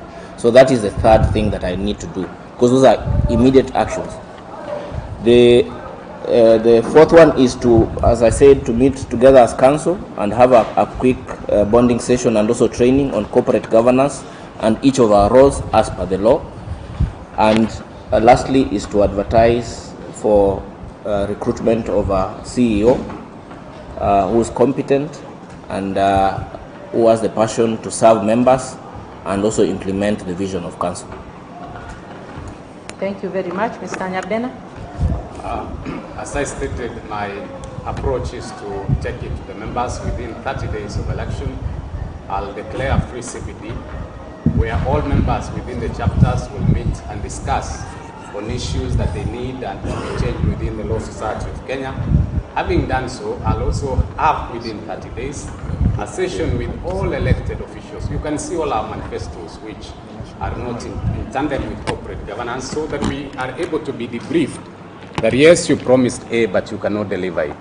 Number three, I look for the Institute of Chartered Secretaries who are able to train our members. I think they are very willing to train our members, to train the council, to train everybody else involved, including myself. I do not come as a master on some of these issues. I'll assess staff needs so that we have sufficient staff. I've indicated out there that for the entire period of my 4 years tenure, I've been forwarded information that Nyabena go look for my PC, go look for my letter of clearance.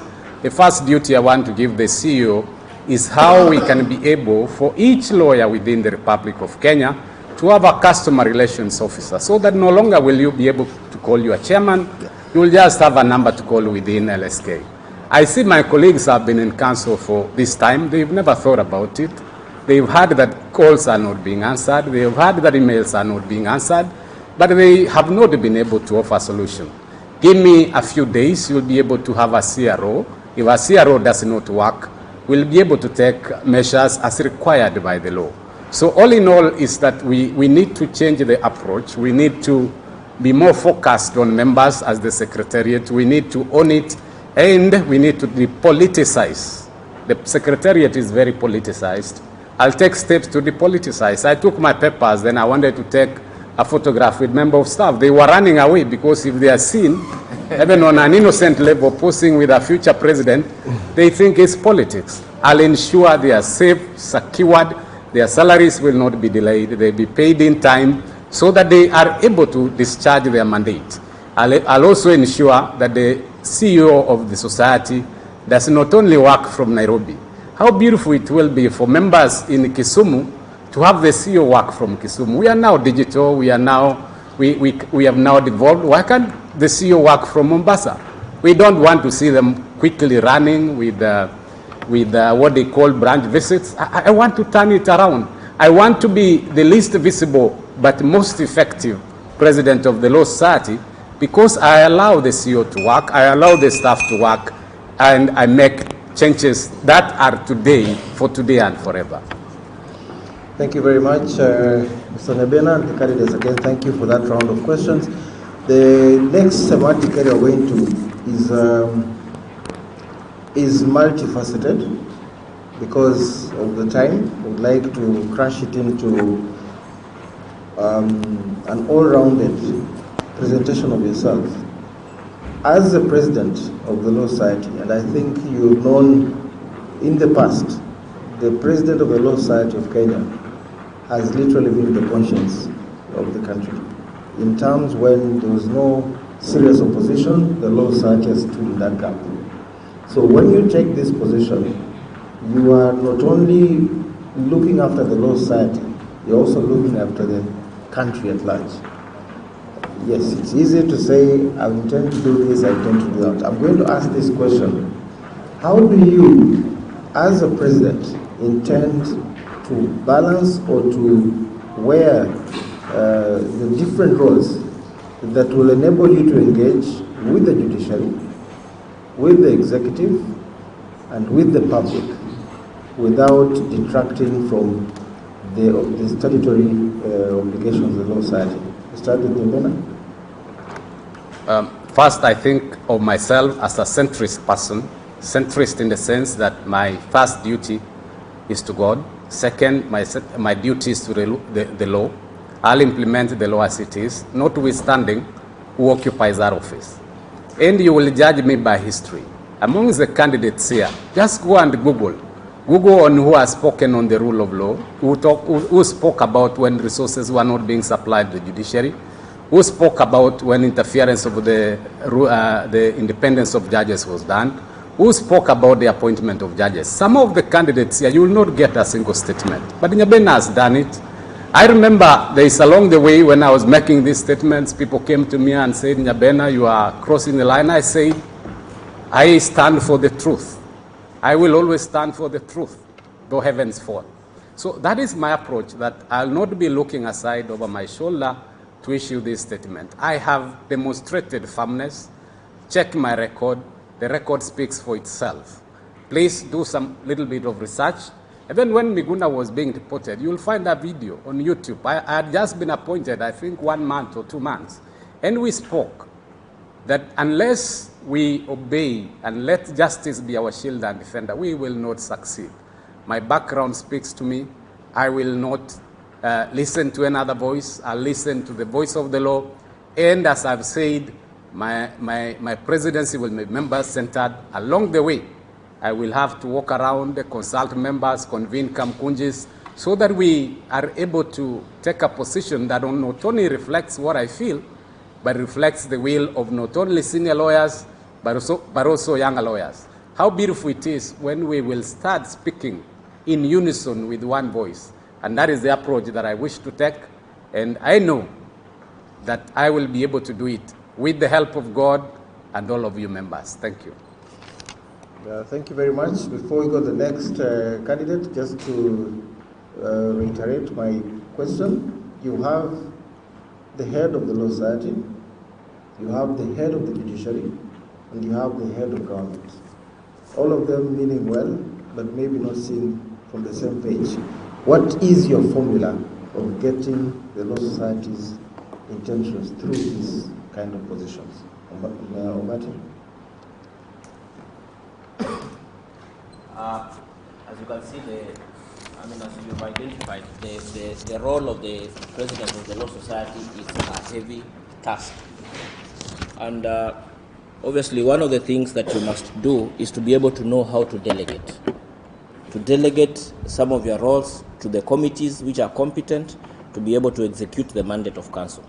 Number one, that gives you time also to be able to have sort of a view, a holistic view of what is happening around the society, because you need that time. You can't micromanage everything. The second one is to speak in terms of our tradition that we've had for the last 74 years, to speak when we are needed to speak, to shout when we are needed to shout, to go to court when you are needed to go to court, but also engage when you are needed to engage in terms of legislation under Article, 118 of the Constitution, and also under our objects through the society. Lastly, obviously, is to be an objective voice in terms of issues of great public interest, and issues of great national importance. So I'll be that voice. I'll be a strong voice for the society, but I'll also be respectful to the members and also to the other branches of government. Thank you. Thank you very much. Dewi?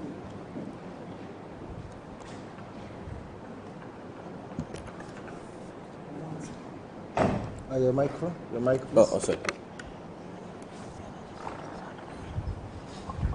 Thank you for that question. During my tenure as the chair of the Nairobi branch, I have demonstrated soberness, objectivity, and firmness whenever we have been dealing with the various government agencies. We did make a statement upon the allegations that came out on Justice Chitembwe. We made a statement on the appointment of judges, but we also worked with the judiciary to ensure that the e-filing system is up and running. And I remember at one time, because of a letter which we wrote to the Chief Justice, we had a meeting of the entire judiciary with the Nairobi branch. Entire, I mean the CJ, the deputy CJ, the head of IT, the head of finance, the principal judge, the Court of Appeal judge, the registrar of magistrates, the registrar of the High Court. So we got the entire court, including the judges of the specialized courts, to sit in a meeting, and it is out of that meeting that we established a small committee that has been working behind the scenes to ensure the success of e-filing that we have today. On matters to do with lands, we have had a lot of challenges. I have been able to engage with the ministry, and to date, Nairobi branch is the only branch of the Law Society that receives bi-weekly updates from the Ministry of Lands in terms of the transactions that they have completed. But out of that discussion, what have we also been able to achieve? We've also been able to come up with, finalize the regulations on Sectional Properties Act. We've been able to, together with the branch chairs of Mount Kenya, representative of Muranga, representative of Kajiado, and the Southeastern branch, we got all of them to Naivasha into a meeting to discuss the issue of conversion and the digitization of land transactions within the metropolitan region, and we came up with a conversion manual.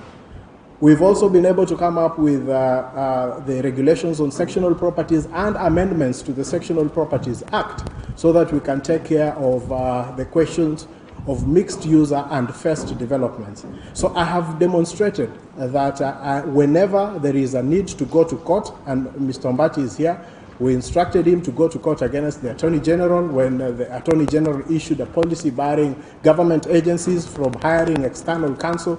We went to court and we obtained an order to stay that. Mr. Kipkoech has spoken about the fact that we went to court and we obtained an order to stop, to get an order for habeas corpus when our colleague, Mr. Nando, Professor, was abducted. So I have demonstrated that I have the right mix of skills to engage and to attack, and I use each depending on the circumstances of the case. Thank you. Thank you very much. Caroline?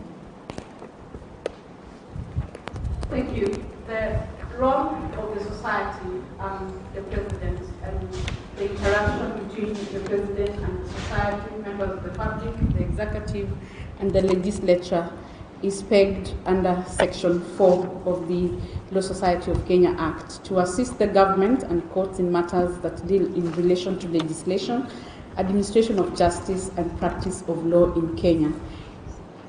This will be my answer to the question. I will ensure that there are checks and balances. If there is any law or policy that has been done or made by the legislature or the executive or any memorandum or directive, I will challenge the same in court.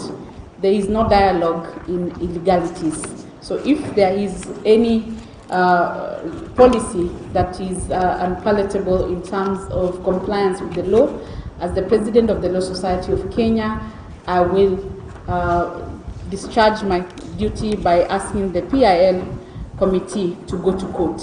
I will not dialogue on matters of the law. On matters where I would engage is matters of practice. Like during the COVID-19 pandemic, the CJ I issued a policy or a memorandum that courts were closed. I sat in the National Council on Administration of Justice together with my colleague here, Mr. Kikwet, and the President. We pleaded with the NCAJ members present to have the courts open. So I will defend also the Constitution through litigation. I will hold the judiciary accountable when I need to, but I will defend the judiciary because that is where we get our bread and butter. In terms of what we did in the last council, we monitored legislation to the end. We were also part and parcel of the people who sent a memoranda on the small claims court provision, and they wanted to lock out advocates. I am on record having been a participant in the memorandum to Parliament on BBI and dissolution of Parliament. I will champion for allocation of funds to the judiciary because I remember on the 1st of July 2020 when the CJ was launching the e-filing, his cry was the allocation of funds to enable the process rollout across the country. So I will engage the Treasury, the legislature and the executive in matters that I need to engage them as the President. But in matters where there is contravention of the Constitution and the legislation, I will definitely get declaratory orders from the courts. That would be my engagement with the executive and legislature and the judiciary. Thank you. Thank you very much, Mr. Ngati. Thank you, Mr. Loba. I have contested twice to be a member of Parliament and lost, though I got a lot of votes. I understand the political terrain very well, and I want to say, without any fear of contradiction, that I am non-aligned politically. I would have three approaches as President on this issue. Number one, I would engage, particularly the judiciary. I would want to give them an opportunity for an engagement so that courts can function. Failing engagement, I go to the next level of dialogue, do a memorandum to Parliament where they are coming up with a legislation which is egregious, a legislation that is illegal. Failure to succeed, to do dialogue and engagement, then I declare war. We sue through litigation. If litigation is not functioning, we call out our members, our battalion of our members, if it is necessary to go to the streets. And I think this is a weapon to be exercised sparingly. Thank you very much. Okay, thank you. Now we're going to have one final round of questions. These are questions that have come in from the members, and they have been addressed specifically to individual candidates. It's an opportunity. Some of the questions are very direct, but I think as moderators we felt maybe this is an opportunity for you to address them so that if there's any falsehood to it, you dispel it. And if there's anything that you want to, some mitigation, you can always do that. So I'll start with Ngetich. One of our members has asked, so what is new? What's new? What do you bring on the table? Some members feel maybe they want a change. Is there something you can say very briefly that you believe you're bringing that is new, having been in council? How many minutes, sir? Sorry? How many minutes? 2 minutes. Thank you very much. I am seeking for the first time to be the president of the Law Society of Kenya. I have served successfully as a branch chair. I have served as an up-country. Even when there was turmoil in council, I was that voice of reason. When the vice president and the president took off from council affairs and retired to another office, I stood there, ensured members got their practicing certificates, admissions were processed, PCs, applications were processed, application for commissioner for oaths, application for notaries public were dealt with by council. I gave guidance to the other council members, gave guidance to the secretariat, encouraged them when no salaries were being paid. I am this foster general who knows the Law Society of Kenya is a big army. We have the weapons, we have gallant soldiers. What we are only missing is that general who would command the major generals, the brigadiers, the colonels, and the lieutenants. I am that person who is now telling the members of the Law Society, give me an opportunity to command this very rich force. Thank you. Okay, I'll cross over this way, Eric. A member asks about the Milimani parking saga. and say, have you heard about it? Is it something that you want to clear the air about? Saying that there's something about, at the moment, LSK members are thoroughly agitated with the fact that millions of shillings cannot be accounted for at LSK. How do you intend to handle the issue? Thank you. I was actually hoping that someone was going to ask that question, because I have seen circulated widely and a report that is said to be an audit report that addresses various challenges, or rather failure to account for funds. I have 2 or 3 things to say about it. One, those allegations are outrageous, they are false, and they are fabricated, and they are only intended to tarnish my reputation. I, of course, understand that I'm running for office, and when you run for office, you expect that you'll be questioned, and I have no fear about being questioned. But again, when it borders on an element of tarnishing your reputation, just because you're vying for office, the only thing I have, the only thing that guarantees me bread is my reputation. So I would want to say that those allegations are false. Yes, it is true that in the year 2013, I made an application. I actually asked the Law Society to take the land which the judiciary had been allocated for purposes of converting it into a parking, because we had only one parking, and it would get full by 8:30. And so a lot of cases used to be dismissed as you are trying to look for a place to park your vehicle. And if you know the court, you only park for about 1 hour, 2 hours, especially those days in 2013 when all mentions and all applications had to be done before court. So your matter could be dismissed as you are waiting for a vehicle. So allow me at least some longer time to explain, because this touches on my reputation, and I think I have tried to, as much as possible, stay within the timelines. But this may require a little bit longer time for me to explain. Yeah. And so once that happened and the parking was acquired, the question was, how do they manage it? They asked CAPS to do it. CAPS said they couldn't do it. So I made a proposal that I could be allowed to manage it, and I retain a certain percentage of the money. They print the accountability documents, which would be the receipts, and then the money is declared as against the receipts, which are serialized, which we did that. In 2013, there was no, the books were audited, there was no query. 2014, the same.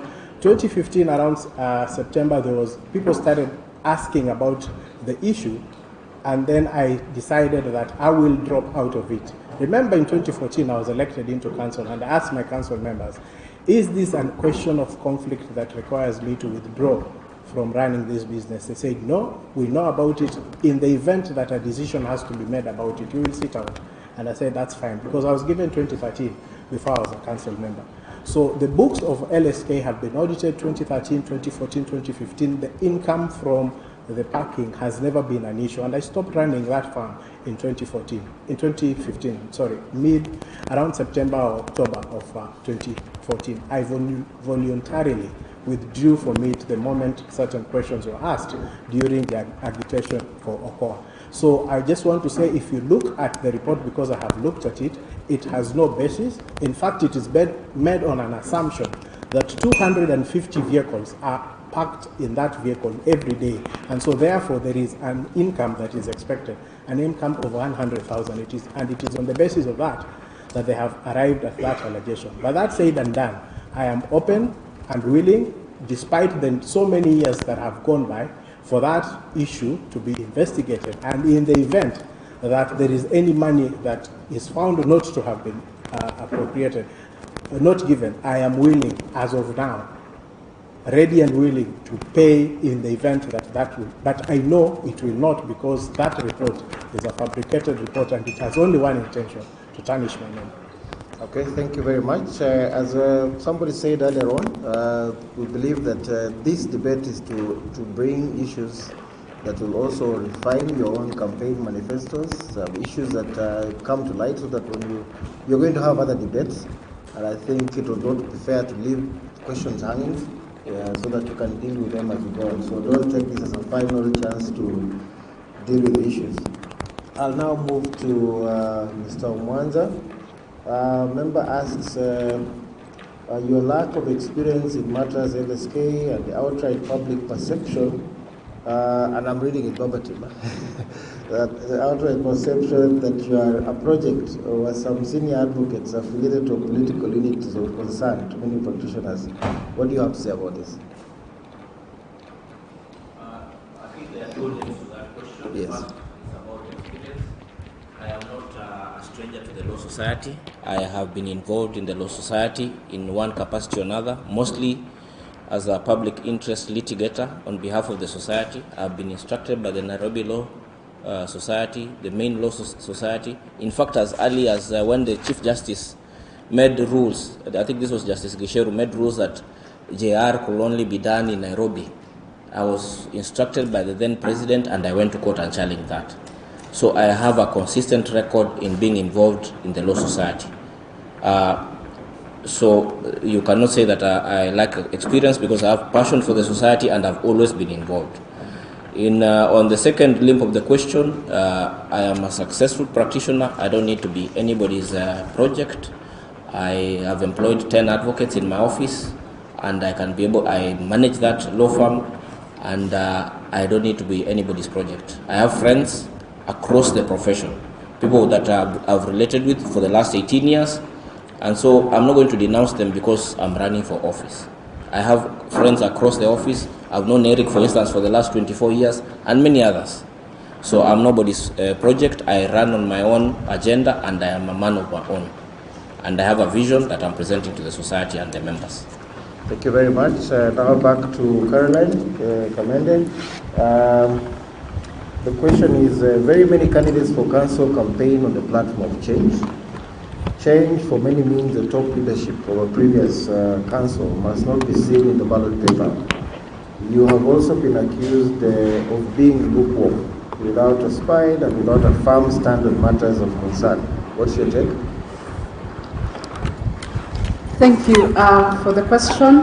First and foremost, I have not been lukewarm. I have taken bold steps, and as I had stated earlier in this platform, we are all talking about matters accountability, because I came out here and told members, this is what is happening to your monies. This is what is happening to your accounts. I have not been lukewarm. I have taken up matters together with the society and the council and the president. I was part and parcel of the team that did the BBI presentation. I was part and parcel of the team that brought the plea or inquisition and petition for dissolution of parliament. I have been in the forefront in championing for the rule of law. I am on record in public interest matters that touch the society. Those are on record. I am on record in matters that have national importance, like the Kianjakoma matter. So that allegation that I have been lukewarm is not true. I have stood for the rule of law. Amidst the squabbles that were there, I stood firm on my position on accountability and transparency in the law society. So it is not true that I have been lukewarm. I have performed my duty as the Vice President. I have called out any illegality or any fraud that I have felt that needs to get the members' attention. Thank you. Thank you very much. Let's switch off your mic, please. Thank you. Finally, to Nyabena. There's a question here. Your campaign is on a platform of sober and mature leadership.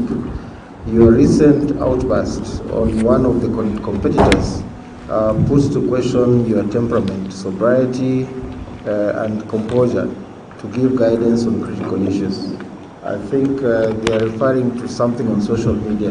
Are you aware of it? And how do you react to it? I'm very aware of it. As a BC candidate, that was on Saturday. I'd gone to church, handed over the phone to one of my members in my team. There was a post there which may reflect partly what I feel, but I think the choice of words was improper. You can see very well there was no further response from myself. I withdrew back. You know, I'm the candidate who wants Caroline to be part of my council once I win in. I'll give her a role, even Eric, even my brother here, I'll give him briefs the way he's been given briefs. Even Kip Getich has been given briefs. So I regret that, the choice of words. But besides, the issue that gave rise to that was information within my team that Caroline, who is talking accountability, had paid a sum of Kenya shillings 2.4 million to staff which were recruited outside the system. Number two, I was privy to information that my sister, as a consequence of her refusal to sign all the cases in court, Standard Chartered Bank has taken away 1.5 million of LSK funds, a total sum of about 4 million of LSK money, which has been spent in a manner of looking for a signature, refusing to pay staff. It may have been harsh. It is not my language. As I was not going to raise it in that manner. But I'm really sorry that it arose. It will never rise again. I've managed it. I've actually taken that gadget. I'll handle it myself so that when you read it, you'll be reading from me. At that time when that information was being posted, I was in charge. And actually that was, I'm told the person who did that was a reaction of one member of Mombasa Law Society. It was not even directed to my sister. The impression was that he was inboxing. But I take responsibility as the candidate. And if it hurt anybody, I apologize. But there are some concerns on my sister, which she needs to answer on the issue of that. I think that then leads me to the next session, which is basically our final session before we go to plenary, if we still have time. You actually started the crossfire earlier than it. We were going to go there because your final comments sounded like crossfire. So we go to crossfire, where we're going to allow you to ask a question of any of the other candidates. Just one question. So I think you'll have to look for the one which is burning the most, because we are running out of time. We're supposed to be out of here by 4 o'clock or slightly thereafter. We still need to give an opportunity to the members who are here who may want to ask anything in plenary. So, Natich, you look like you have something funny. And the question, the response also, let's try to keep them very brief so that we want, if you can do it in a minute, fine, maximum 2 minutes. So, Natich, do you have any question, burning question? Thank you, Mr. Weloba. I would pose my question to my very good sister, Madam Caroline Kamende. President-to-be, you've been accused of orchestrating and choreographing appointment of a colleague from your office into the Caretaker Council and to be a signatory to LSK accounts where several monies were paid out of the accounts. Secondly, you single-handedly appointed a friend of yours to be a CEO of the Law Society of Kenya. Is that a glimpse of your leadership if you became the president of the Law Society? Kindly switch off your mic. Thank you, Coach, for the question. First and foremost, I did not appoint anyone. I do not have anyone in my office as an advocate who became a caretaker council member. You may have to go to the LSK search engine and confirm the people who work for me. Secondly, the decision to appoint the caretaker council was not my decision. It is a decision that you challenged together with the others in petition number 17 of 2021, a decision of an SGM conducted on the 26th of June 2021. The decisions remained valid until 20th December 2021, when Justice Murima found that the AGM was valid, except that it had not complied with the decision of Lady Justice Nyamweya of 7th of May 2021. Number 3, on employment, I am not the one who recruited the CEO that you allude to. The recruitment was done by the council, the caretaker plus the council. So I did not, as Caroline Kamende Daudi, recruit anyone, and the recruitee you're referring to is Mutisia, so I did not recruit Mr. Mutisia. The letter of appointment is signed by the President on behalf of the then Council. Those decisions remain valid from 26th of June 2021 to 20th December 2021. I did not recruit anyone after 20th December 2021. So I will then say that those allegations are false. The Caretaker Council was handpicked both online and virtually in an SGM held on 26th June 2021. Carol Kamende, I did not call anyone and tell them come and become a Caretaker Council. They volunteered, and the members present there, and I think Mr. Akusala was present. He can confirm that Caroline Kamende did not even speak in the meeting. Mr. Moderator, I think when a personal question was asked to Eric, you added them some few minutes. For a little bit more time. Yes. Okay. I'll give you 1 minute. Is that okay? Yes. 1 minute. And Mr. Kipkoech was a member to the proceedings that ensued thereafter after that decision. Mr. Akusala, who is behind here, was present in the SGM of 26th of June 2021. So it will be malicious and false of anyone to accuse me of picking anyone. I do not even know the members who attended, but I confirm that I was present. I was present in the meeting. Very quiet. I was present, and thereafter we held the first meeting on 9th of July 2021. And we passed resolution just like the previous council passed resolutions thereafter, until Justice Mrima said that all the decisions that were made were illegal as at 20th December 2021. Thank you. Thank you very much. And I'm commended because now you're vying to be the president of the Law Society. I know this as a question that has come to you and something you felt strongly about. Members want to see how you separate that hard moment from the next one. So are you in a position to ask somebody else another question? Yes. Allow me to toss back a question to Mr. Ngetich. Mr. Kipkoech, you appointed yourself. Now that you said I appointed a caretaker, allow me to hit back.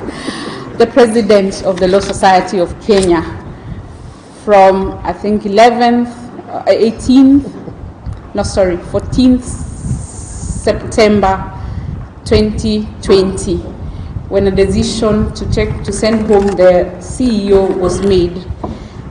I think I was present, and you immediately converted yourself into a chairperson, yet I was actually also present there as the vice president. The person who had walked out was the president. And Justice Mrima, I think in his judgment of 20th of December 2021, admonished that faction that you held as much as you also admonished the other one. Just try and first, the question is this. You know about corporate governance, you know about respect for authority. If you captured a moment of crisis and made yourself a president, how will we trust you with power if you are elected? Thank you. Thank you. Narish? Your mic. Thank you very much, ladies and gentlemen. On this day, the 14th of September 2021, after council members had read their verdict on removal or retention of the CEO, the president became uncomfortable and he left the meeting. I was in Nakuru in the meeting virtually. We requested the vice president to go and persuade the president to come to the meeting and face the resolution of council. The vice president, for some strange reason, took about 1 hour. It was alleged by the members who were there at the secretariat that she was in the washrooms for about 1 hour. members became tired and they said, who is the next senior most after the president and the vice president? And it was Kip Koech. I am not that leader who runs away from my burning house. I said, as a senior most, I would chair temporarily. We conclude the meeting. That is exactly what I did. In a crisis, if we were going to have a crisis as the Law Society of Kenya, I have told you I am that foster general who will not run away from a burning house. I would call fire extinguishers, I would shout to the neighbors, and we make sure that the inferno is brought down and the house will not burn completely. Madam Vice President took off with the president. Since then, the only time we saw her was when she was coming with the caretaker council to run a parallel council. And Justice Mrima did not admonish me. He only said the decisions by the caretaker council were illegal. The decisions that we made, because they were ordinary council meetings where they absented themselves, were not touched. They were intact. Several of us have gotten their PCs, notaries public, commissioner for votes. We've done appointments with quorum. Thank you, Chair. Thank you very much. Just switch off your mic, please. Mwanza, you have a question for somebody? Yes, I have a question from my friend.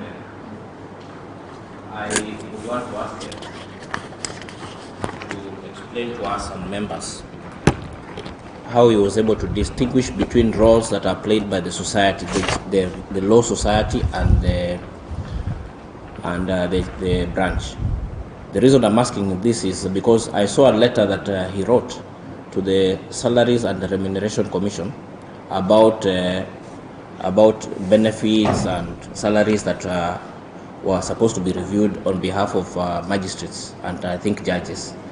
And I got a bit concerned because then how was he able to distinguish between playing his role as a chair of a branch as stated in the Act and also overstep his mandate as and go to issues of that are supposed to be handled by the main society. So that concerned me a bit. Thank you. Thank you. I mean, it's a really straightforward answer. The terms and conditions of judicial officers directly impact our practice and welfare. And we have done this more than enough times. When there was COVID, we bought sanitizers and masks for judicial officers to enable them conduct their work in a safe environment. So there is a direct correlation between the job satisfaction and the kind of work that judicial officers undertake for the society. Secondly, as a branch, and you will find this in the Malindi decision, we have a corollary mandate to ensure that the mandate given to under Section 4 of the Law Society is enforced. And it is on that basis that branches ordinarily intervene on matters relating to practice and welfare, even going to court. Ideally then you would say that the case which we filed in court, and of course you know the Law Society even filed a counter application to join the matter which you filed in. But the court have consistently said that we have a residual obligation as a branch because we are organs of the society under Section 15 to ensure that the mandate of the Law Society is enforced. And why was I intervening on the question of harmonization of non-practice allowance? Because this is also an issue that is affecting in-house counsel. If you go to in-house counsel, you would find that the recently recruited land registrars are not being paid non-practice allowance. So this is an issue which, when I become president, I will also address with regards to ensuring that there is proper harmonization of non-practice allowance for in-house counsel. Okay. You have a question yourself? Yes, I think the trend has been that you return the question. So I will return the question to Mr. Ombati. Of course, one of the things you said, that, which is obvious, that we have to recruit a CEO. But I just want to understand from you what would be the practical steps that you would take with regards to the recruitment of the CEO. Yes, so much.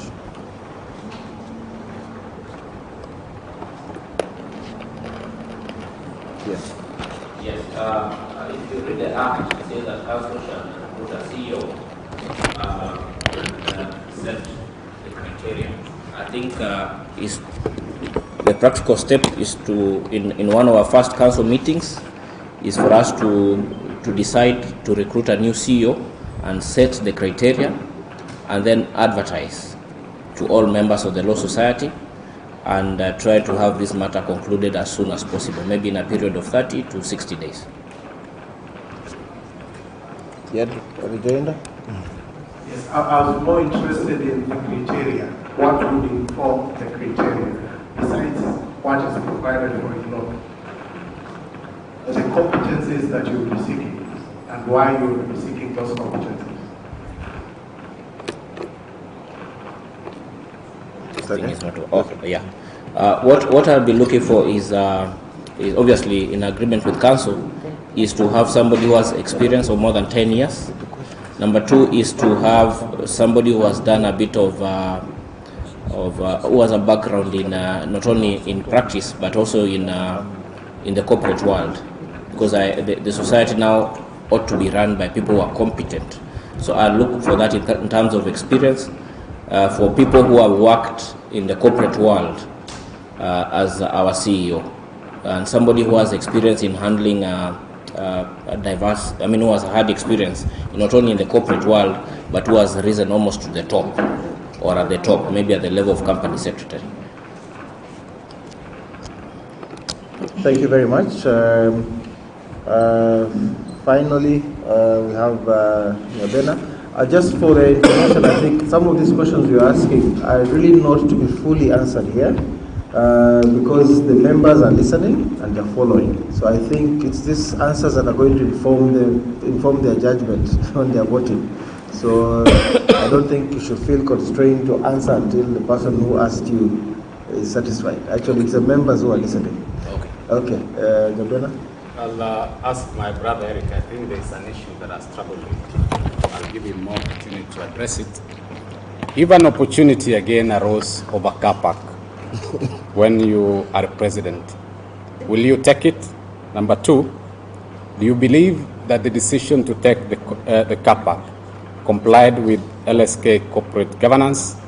Number three, do you think now this issue troubles you that maybe when you assume president or somebody becomes president, do you want it investigated so that you are cleared fully? Thank you.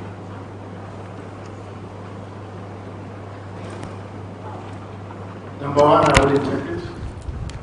Number two, I don't believe it interferes with the issue of corporate governance because, as I said, I wasn't a council member when I started running it. So that is clear. And there was a discussion and there was no conflict that was seen at that particular time when I got into council in 2014. So there was at no time was there a discussion within the council. And one of the things that you do in corporate governance is that you declare conflict of interest when the decision comes up. There was never a decision or there was never a discussion about the car park during the entire time when I was in office, and neither did I participate in any decision. So insofar as corporate governance is concerned, once I made that disclosure, and it was a matter that was known to all the council members, that decision never come up. What was your third question? I asked whether you believe. Yes, okay, sorry. Be part of investigation. We need to get all these things behind us so that the allegations do not affect. That is fine. The information has no credibility whatsoever. It does not warrant an investigation in my view. I would not need one because I am clear, my conscience is clear that everything was done to book. There are books of accounts that have been done in the year 2013, 2014, 2015, which have verified that every shilling that was collected was remitted. So there would be no need to do that. But in the event that people feel that we now need to open up our books of account and go back all those years, then there has to be a justification as to why we have to reopen our books and go back all those years. And remember that these books have been presented in an AGM, they have been interrogated, and they have been adopted by members. So what will we be saying about our society if we want to go back and open on statements that have not even been verified, a statement that has not been signed, that there are no annexures supporting the findings? Because anyone who has done an audit, a proper audit, understands the processes that are undertaken in coming up at such a resolution. So in my view, it is unnecessary. Okay, thank you. Sorry, yes, just wait until you turns off. Yeah. Okay, you can go ahead. Chair, with your permission, I just want to follow up from what my friend asked. That if there was no issue, and this is because of that cover, why did it take that? Because you took office in Council in 2014 March. Why did it take you up to September of 2014 for you to get out, and what informed that decision that you waited for almost 6 months and then you got out of that contract? Now that we are doing a point of order, may I confirm to the plenary and to my colleagues that I sat in the Audit and Risk Committee of 2018-2020, and it is true that this report was tabled before the Audit and Risk Committee, and that it was subsequently tabled before Council, but it was never deliberated on. I want to confirm as an officer of court now, that it is true that this report was brought to the floor of the Audit and Risk Committee, where I was a member. Okay, Eric, you want to add anything on that? Yes, that's right. Let me say this. This report, besides being leaked to the members, has never been formally brought to my attention. That's the first thing. And then secondly, that's a question which you have to ask yourself. When you do an audit, what are the steps? You do an audit, you prepare the report, then you give it to the chief accountant and ask him what are the explanations to these variances that we have seen. Was that done? I am not aware. Secondly, if then someone is saying that that report was presented to a subcommittee and then it was supposed to be channeled, and it has never been brought to my attention, how am I even supposed to say that that is? Because an audit, and we all know this, an audit has stages. There is a draft report which is prepared, and then explanations are sought on the draft report before it finally becomes a final report.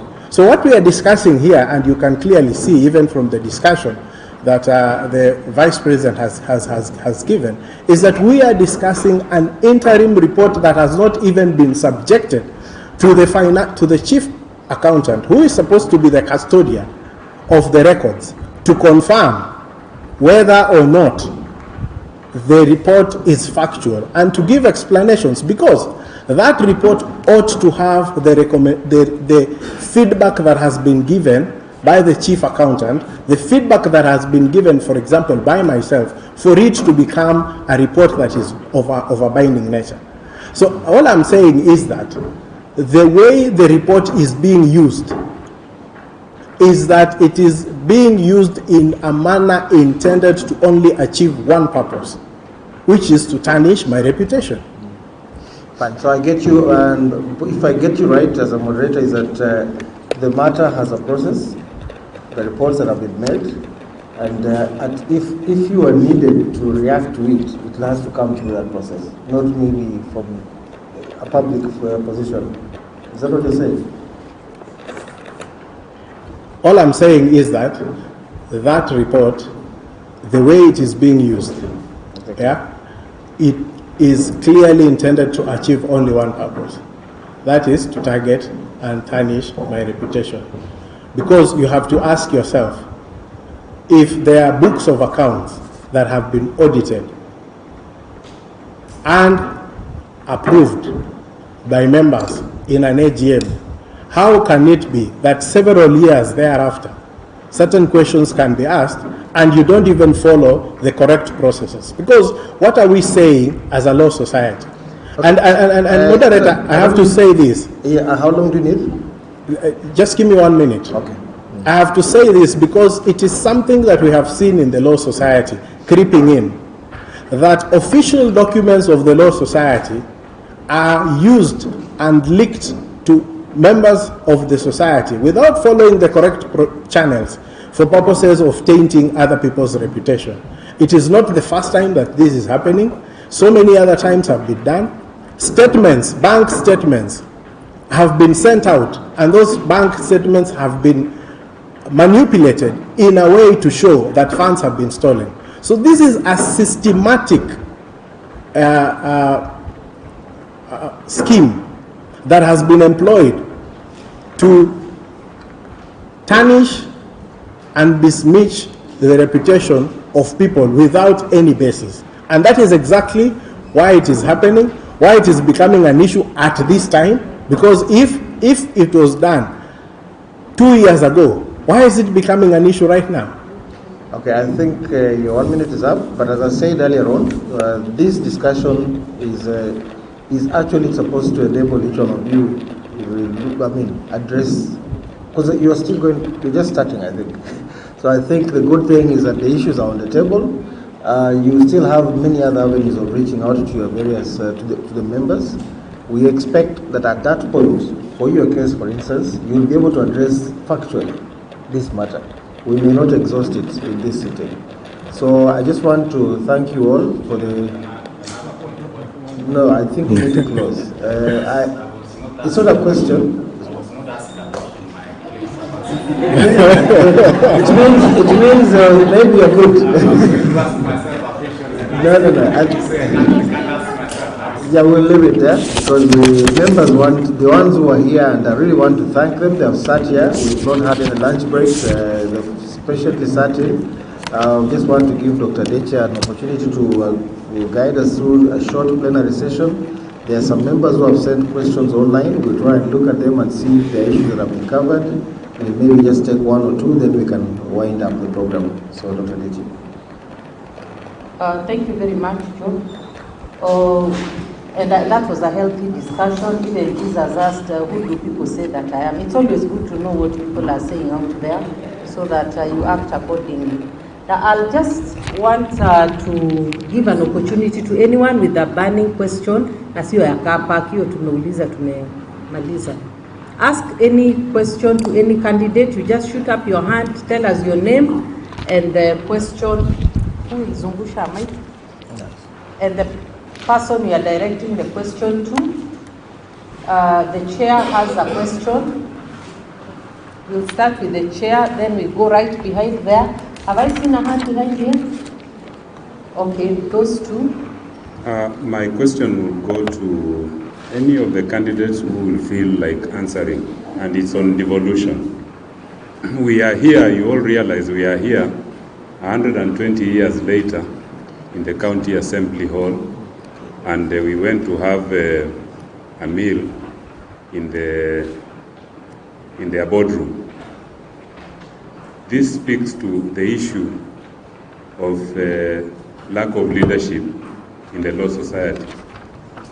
Who amongst you candidates will support the branches to acquire land akin to Gitanga Road, maybe 1 acre or more, to set up such facilities where we can host our members when we need to do such functions, because we need to be independent and not squat in other people's premises. Thank you. Thank you very much.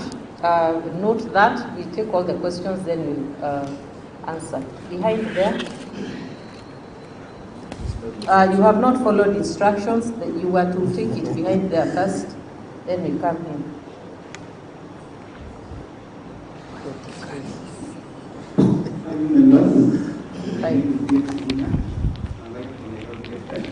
This question is directed to all presidential candidates. This Nairobi thing, should Nairobi campaign all over Kenya or just in Nairobi, and what needs to be done? to do this, because I believe a Nairobi rep should not campaign up country. Now you're answering the question. Just ask the question. Take the mic behind there. Now that's a teacher in me.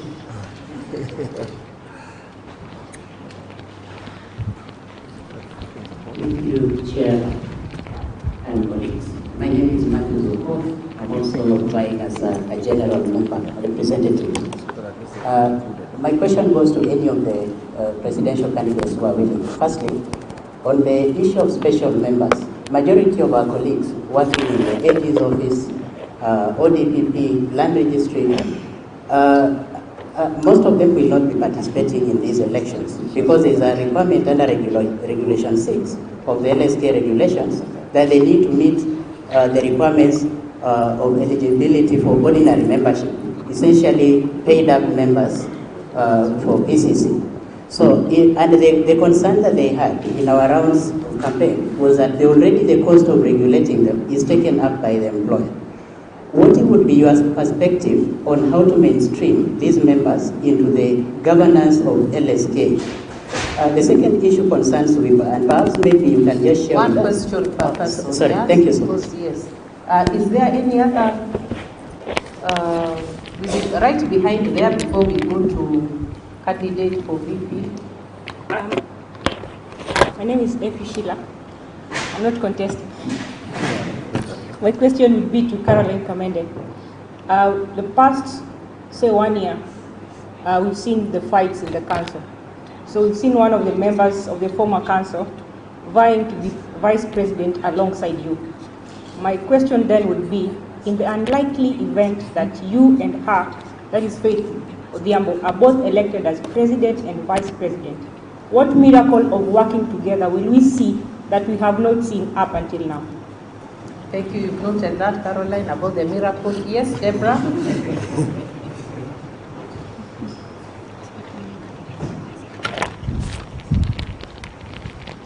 Thank you. Chair, if you allow me, I'll ask two questions. No, ask one. Okay. Last one. Okay. What is your take as somebody aspiring to be the president on the review of the LSK Act? Thank you very much. Now we will, I don't think there's any other question. So we will, are you waving or the hand is up? Okay. Oh, no. Just ask the question, then we'll go to the online questions. My question to the presidential aspirants is on persons with disability. I know Mr. Munjanga there is campaigning on the grounds of persons with disability. I've not heard anybody speak about them, speak about the blind, how they access courts, and those issues.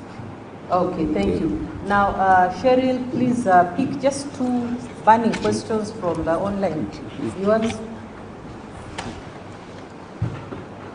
Yes, I received some questions from the online platforms. We will not go through all of them because of time. However, these were questions that were not sent anonymously, so I'll mention their name.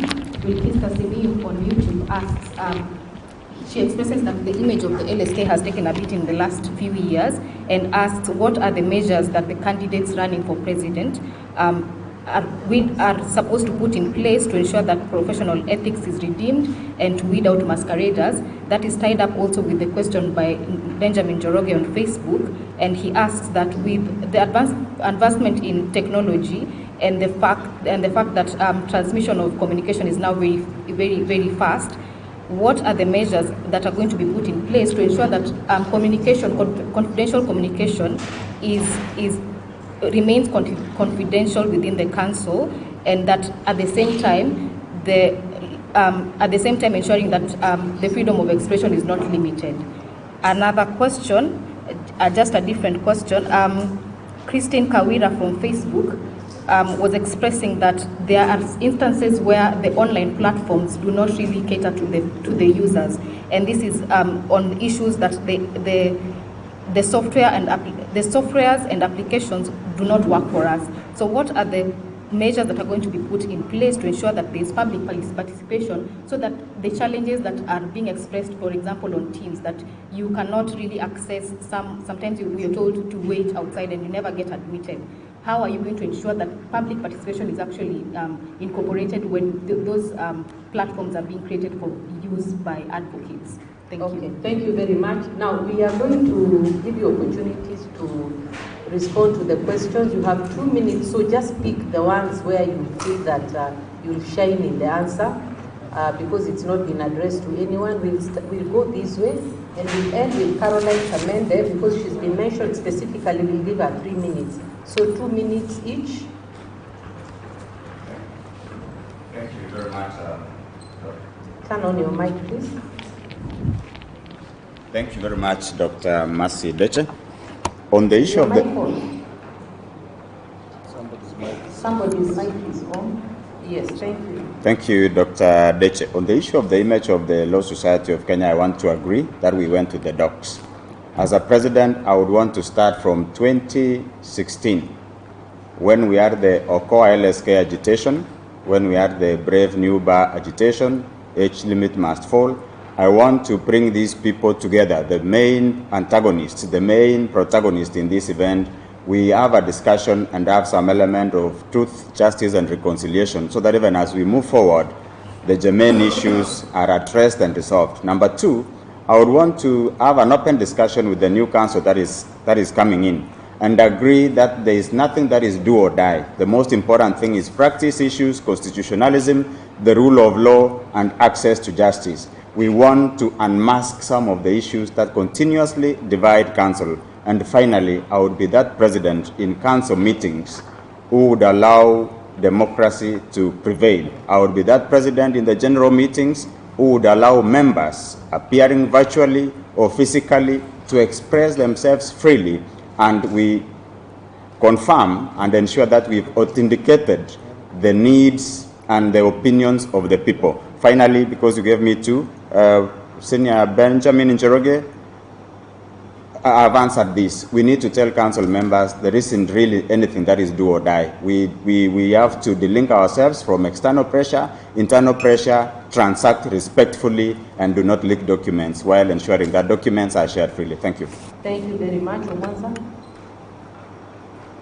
I'll try to address a few questions. The first one is on devolution. Yes, I would support devolution. Maybe one of the cases that we ought to study is how the North Rift branch was able to acquire an office. Maybe you can do that as a case study, but I will support devolution and empower branches to acquire their properties and build. I think in terms of image of the profession, one of the issues that have been festering in the profession and which have been addressed by one AGM and one SGM is the issue of audit. That issue ought to be concluded so that members can move forward. There's a question which was asked about special members and what we can do for them to be able to participate. I think that is a question of law reform. And then we also have to be careful the way we structure this, because there is, if you don't have non-paying members, for instance, from the Attorney General, if all of them come, and there are really a lot of them, they would change the matrix in terms of voting and in terms of participation. So it's an issue that ought to be taken to members, they consider, and then we have law reform. Will Kista Smio spoke about the beating of the profession by masqueraders. I agree that that's a big issue. Through our tour throughout the country, we've noticed it. In fact, in Nakuru, we even found a masquerader who was employed 2 young lawyers because he was not able to transact. He got lawyers, and probably Bernard can confirm. This is a seriously festering issue that needs to be addressed, and I think the tools have been granted under the Act through the Compliance Department and Surveillance, and I intend to pursue this. Thank you. Thank you very much. Nyabena? Thank you very much. On devolution, I handed over on Friday. I left Kenya shillings 10 million, which was intended to buy office space for Mombasa Law Society. If it was not for the signatures that delayed, by now Mombasa Law Society or Coast Branch could be having that office. So I'll champion that. Campaigning all of Kenya, Nairobi branch, just stay in Nairobi, campaign there. I'll amend the law within, we'll have a session within 30 days. Special members, this is my view. We need even judges and magistrates to be part of us. What I'll do, I'll ask them to pay annual subscriptions. If you are not practicing, then you don't pay for practice. So any member who has paid subscription should be able to enjoy the affairs of the society. If they don't want to practice, I think that will not be done. We review the act. Persons with disability, I'll create policies. You know, we send emails and we send documents and do not remember them. I think it's a cost that we must incur now, and it's part of my manifesto, which I'm launching, that we must think about persons with disability. I'd be happy even if their subscription fees were much less. Measures to put in place masqueraders. Why can't I create a masqueraders fund? So that I was in Thika, and the chairman Thika was saying, I've used chairman my own money to go and chase masqueraders. What if we had that fund? There is a lot of money which is there. Review of acceptable language in terms of communication. We should be able to review that. What is acceptable, what is not. Online platforms. Go to YouTube. I'm the one telling judges that if online does not work, innovate. We cannot act as if we are in Europe when we are in Africa. Sense of unity. This is what I'll do.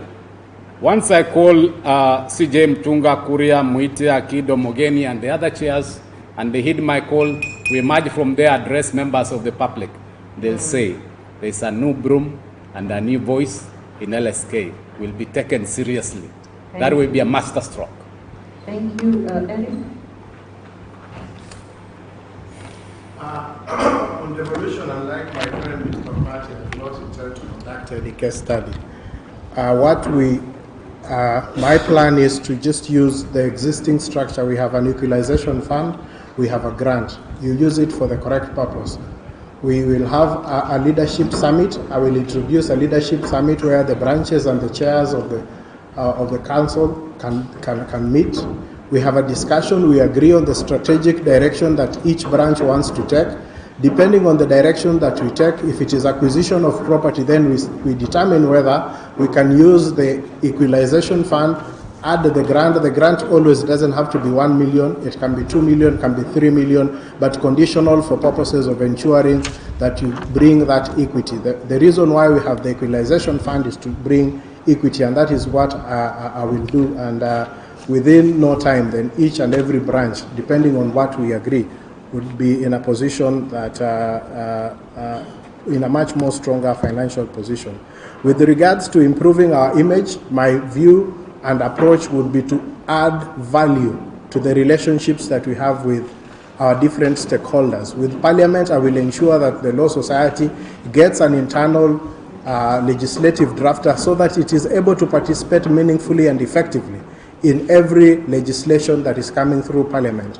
The moment we raise the quantity of the presentation that the Law Society is making in the lawmaking process, we increase our value and we improve the way the members view us. So those are the things that I will do. With regards to really advancement of technology and control of confidential info in the council, we just have to inculcate good behavior in the council and agree that we will be bound by the council charter. Thank you. Thank you very much. Finally, Caroline Kamende, you can answer any of the questions and focus also on the one directed to you. That I'll give you 3 minutes. Thank you. Thank you. Let me start by answering my friend James Nginya on the having Nairobi representative and the other representatives elected by all the members. Section 17.3 of the Law Society of Kenya Act requires that all members of council, the 13 of them, be elected by all the members of the society. So if any change is to be done, then we have to start the process of petitioning for amendment of that statute. So as it is now, it is still in law and it's still the law. So for now, there is nothing a candidate will promise on having that delinked from the council elections. It can only be done through amendment of that provision. I will answer Wilkista Simiyu on the issue of masqueraders. Section 28 of the Law Society of Kenya gives the council and the members of the society room to create directorates.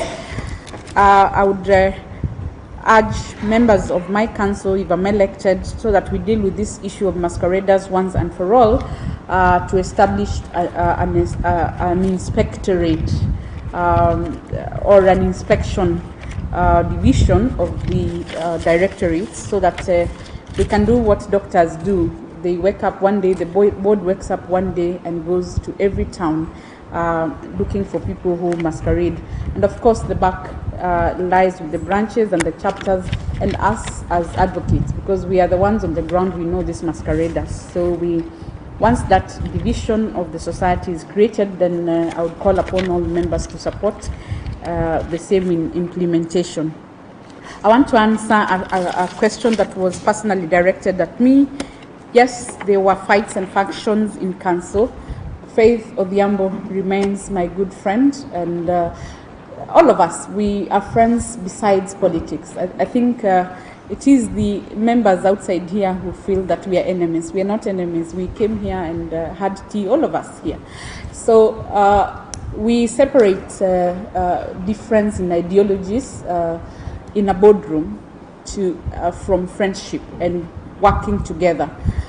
I remember the first time we went to council, President told us, we have work cut out for us. So if I am elected and Faith Odhiambo is elected, we have work cut out for us. We will work and deliver. There would be a reason why members would have believed in me and believed in her to work together. But above everything, this thing is not personal. Politics, it's not personal. Don't personalize difference in ideas outside. So I absolutely, Sheila, have nothing against Faith and nothing against any person who was in any camp of the society. So that will be my answer to the question. Okay, thank you very much, all candidates, for this very good session we've had. This is that moment where now you want to tell the members, if there's everything else they forget, this is the one thing they should not forget about your candidature. So I'm giving you 30 seconds, because this really is not a talk about what you're going to do. It's basically the parting shot about your candidature, what they should look out for. We'll go back to the numbering again, just from number 1. Ladies and gentlemen, you've heard my colleagues. There are no questions for me, meaning if they had an opportunity, they'll vote for me. That is a sign of confidence. Number 2, I'm the chair. We reach out to all the chapters. I will speak for Lodwar Low Courts where there is no toilet. I'll speak for Kericho. I'll speak for regions. We have an opportunity in our hands to change the course of the law society. Never again will we sink to this level. The opportunity we have is to say, united we stand, one team, one LSK. Let that slogan, that united we stand, win on the 10th of March by voting me. Okay, thank you very much, Omwanza. Switch off the mic, please. Thank you. Good evening, colleagues again, friends and members of the bar, those who are here and those who are watching outside. You've heard what the candidates have presented, and as I've indicated, all of them combined have 25 years of service to this society, except that there is nothing to show for it, and there is no new solution that they've offered. And it is Albert Einstein who says that insanity is to repeat something and expect a different result. I therefore request that you vote for us. We have a better vision, we have a clearer agenda, and we intend to restore this society that is united and strong and that is able to deliver services to all members. Thank you. Thank you very much, Mwanza. Good evening, colleagues. Once again, thank you for joining us here and virtually. I stand for a bar that is engaged, that is thriving, and that is safe. I have the track record to deliver that, and I ask you to examine it and trust it and vote for me. Thank you. Thank you very much. Caroline? Members of the bar, I have been tried and tested. I have ticked all the boxes of my pledges, both in the spheres that I have served the Law Society. I have heard my colleagues talk about unity. There can never be unity in accountability issues. I have highlighted that what needs to be done. I stand for accountability, transparency, and responsiveness. I have been a present vice president. There is no member of this society who has not been unable to reach me. Kindly put me in office. I promise to discharge my duties as the president and to deliver on my manifesto. I have delivered before. I will deliver in future. Thank you. Thank you very much. And finally, we have Ngetich Koich. Dear member, I have a total experience of 9 years, 5 experience in the branch, 4 years experience at the national level. I have been a voice of reason when there was a crisis. I do not run away from crises. Give me an opportunity to bring together all the soldiers so that we stop the friendly fire we've had for the last 6 years and rebuild the society. I am that Nehemiah who would rebuild the broken wall. Thank you, member. Thank you very much. That brings me as to the close of the moderation. I will now hand over to the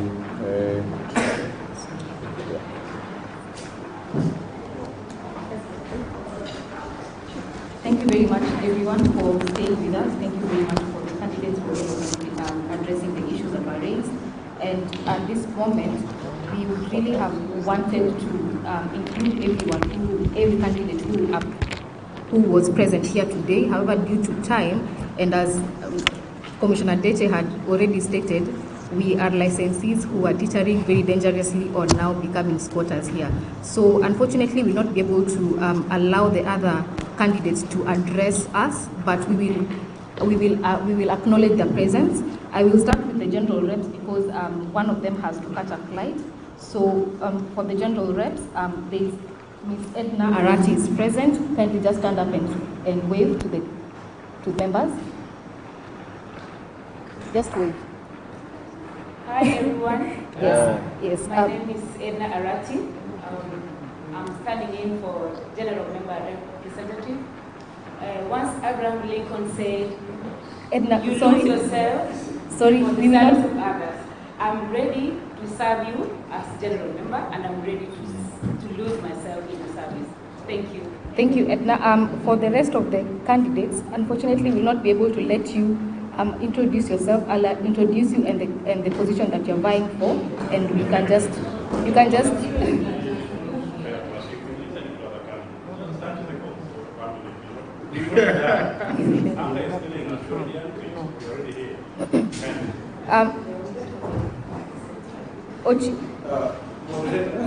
think just be kind to us.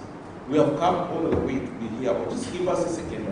In politics, Commissioner will tell you that in politics, give us 30 seconds. Just 30 seconds. Let's be fair to us. Okay, I'll just state with the positions that you're vying for. You stand up, state your name and the position that you're vying for. Just that, okay? Okay. The next general member, Oonge Edward, is he around? Mr. Edward Oonge? He's left, okay. He was here, so we'll just acknowledge his presence. For Nairobi reps, there is Cohen Amenya. My name is Cohen Amanya. I'm so sorry for that. Yes. I stand for the Nairobi representative, and I'm here to fight quacks. Our environment has been taken. Thank you, Mr. Amanya. James Ginya.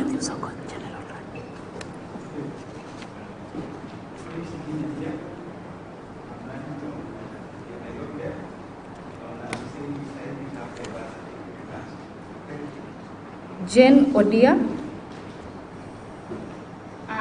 Good afternoon, members. Good evening. My name is Jane Odia.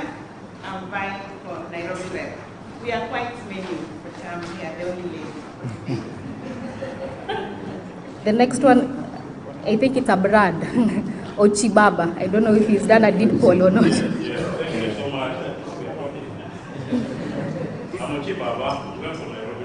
I'm not going to go along for you guys. I'm working very little and do it very well. If we do not take care of our members, in the next 5 to 10 years, we're going to bring foods down. You see, the thing that is trending now, lawyers will go to Italy if they're not careful.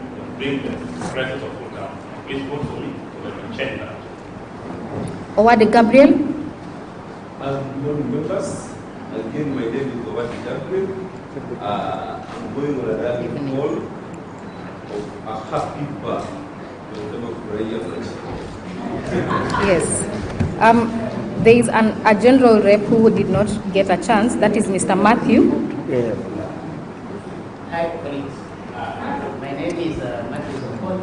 I'm contesting the position of general rep ordinary practice in Nairobi and Machakos. Thank you for considering me. Next is the coast representatives. I will go first with Ms. Waihenya. No, of course. So I want to say more than one or two words. My name is Jacqueline Waihenya. I am vying for the coast representative for the state. Allow me to speak because I'm also the vice chair of the Mombasa Society and I am running on a platform of making things right. I've been a part of this, and allow me to say this because I was the instigator of the brand space. I was the first one to manage it and organize it, and even the rules and responsibilities are mine. I am a transformer, I am transformative, and I am looking forward to representing you in the council to make the bar a new bar that is responsive to the members. Ms. Waihenya, you are past your time. Because I'm a champion of the revolution, and I am looking forward to create a new book for the society which has been perceived to be a role. I'm a scared. Ms. Wanjeri. Is Wanjeri around? She's not around? Osoro?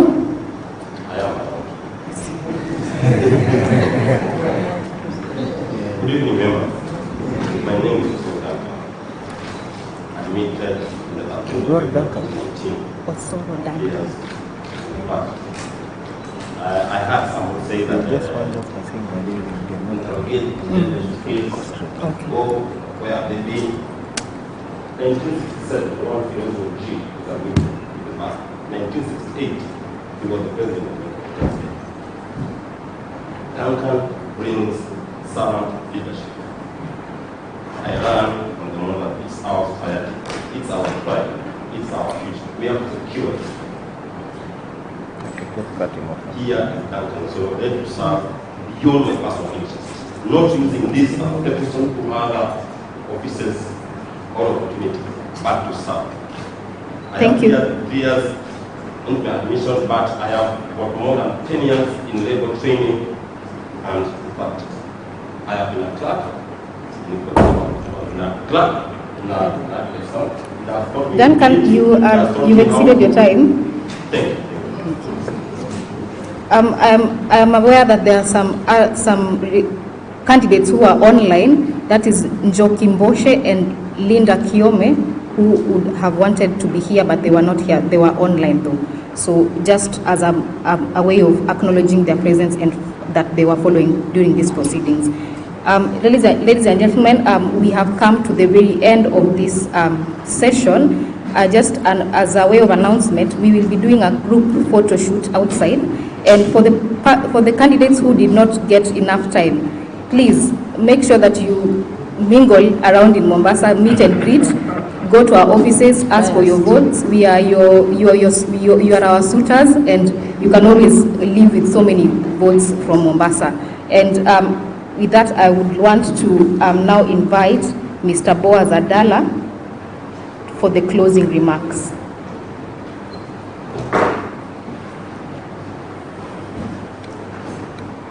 Here.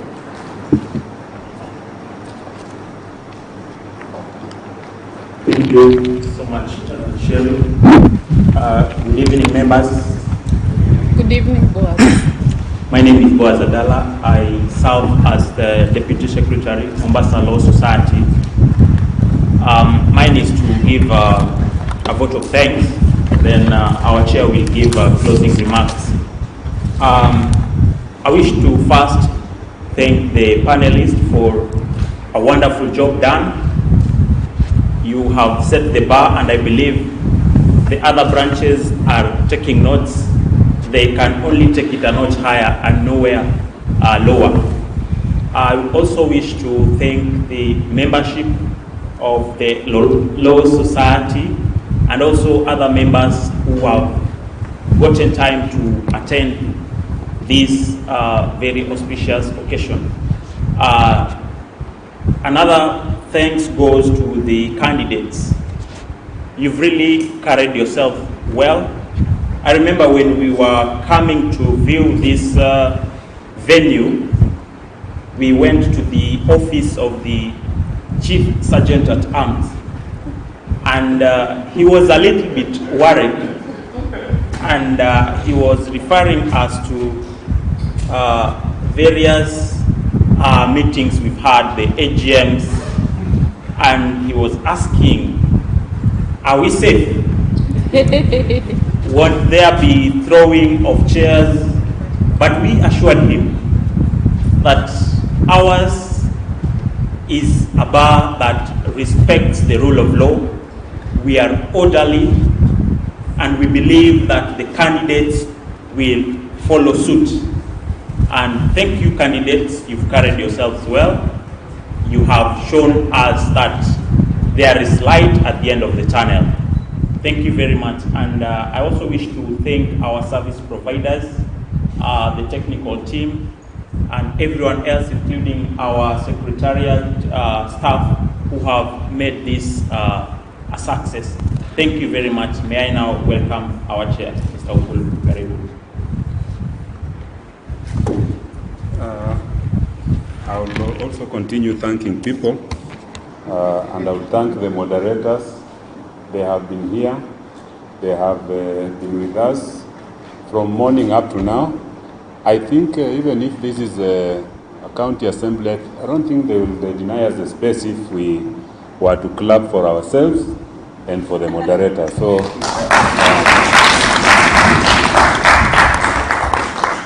secondly, the candidates and everyone who has participated in this process, I really thank you for the conduct. I really thank you for accepting to be here and being patient from morning up to this moment. It has been a moment when we've known each other. It's also a process when we have created friendships.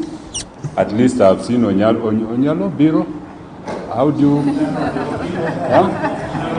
Onyalo Biro and Ivy League proprietor is here, and is very keenly talking to the creator of these rules for debate. So you can see where, Jackie, you're getting notes, and he's also getting some notes in poetry. Thank you very much. I think it will also be remiss if I don't thank the administration here, the Speaker of the Assembly, Senator Faki, who actually enabled all this, the Sergeant at Arms, who has made it possible for us to occupy this space and agreed to remove the messes here. And actually the mess is supposed to hit your head if you misbehave. And there are two of them he showed us, but he said he will not keep them around because we assured him that we are going to be at the best of our behavior. All the candidates who are around, mingle around this town. The week is very young. Kamende and Theuri and Mwanza and Ngetich. The beach is not very far from here. And Fort Jesus is also just, so don't go asking where Fort Jesus is. It's actually attached to this building just the other side. And the ocean, though there's no beach there, the ocean stretches there.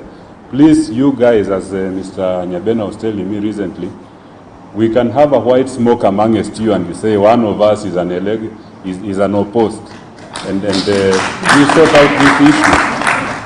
So, Mr. Nyabena, it's your duty to talk to Mr. Mwanza in Ekegusi. Mr. Mwanza, I know you are near the Kales, you can speak to him, and you are near Molo, you can speak to Euri. Euli, I know you speak Kikamba. And this one will be sorted out. But if you can't, again now these people, you face the wrath of these people on 10th. So you guys, it is better you sit down and a cup of tea by Mr. Nyabena. Please, we are very, very, very hospitable people. Pardon? Thank you, thank you, thank you. Yes, and by the way, Mr. Nyabena is the newly minted ancestor in this town. Yeah, so, and being an ancestor is not cheap. That is why I'm emphasizing that, so that that bill does not come our side. So I thank all of you and wish you a nice evening. And those ones who will be traveling out, I think I wish you Jane masses. The organizers of the event, Jen is here, Cherry is there, Bernard Njoroge was here, oh, he's another ancestor, Mr. Bernard Benjamin Njoroge. He's just behind there. We have Sibyl, we have Janet, and all the other people involved. Lillian Olwoch was here. I don't know if she has left. I really thank all of you for having participated in this event and made it successful. Thank you very much. May God bless us all. I don't know if there is anyone who can pray for us. Amanya, I know you come from Uganda. I've never had a Ugandan prayer. Please pray for us.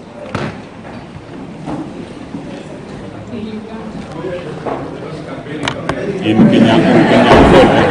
Our order is the vision. Let's have ourselves with the prayer. Oh Lord Father, we have gathered here today means the event. Members have painted, and the unity that we have seen, Father Lord, today may it prevail to the remaining days. And as we progress as the society, Father Lord, we know you are the maker, you are the Alpha and Omega, and it is upon you, and it is also upon us that, Lord, we come before you, praising your name. We know we have friends, we have colleagues who are sick, Father Lord. May you heal them. We know we have colleagues, Father Lord, who are going on journeys. We have aspirants, Father Lord, who are on the campaign trail. May you guide them, protect them, so that when they go back home, your will be done. Father Lord, we praise everything these campaigns. I know it's not easy, but we praise and we praise them, Father Lord. Share them with your blood, cover them, Father Lord, so that when we go back home and we find everyone safe and everyone reaches home safely, then your name will be glorified. We pray all this in the name of the Father, the Son, and the Holy Spirit. Amen. Thank you. Thank you. The organizers of the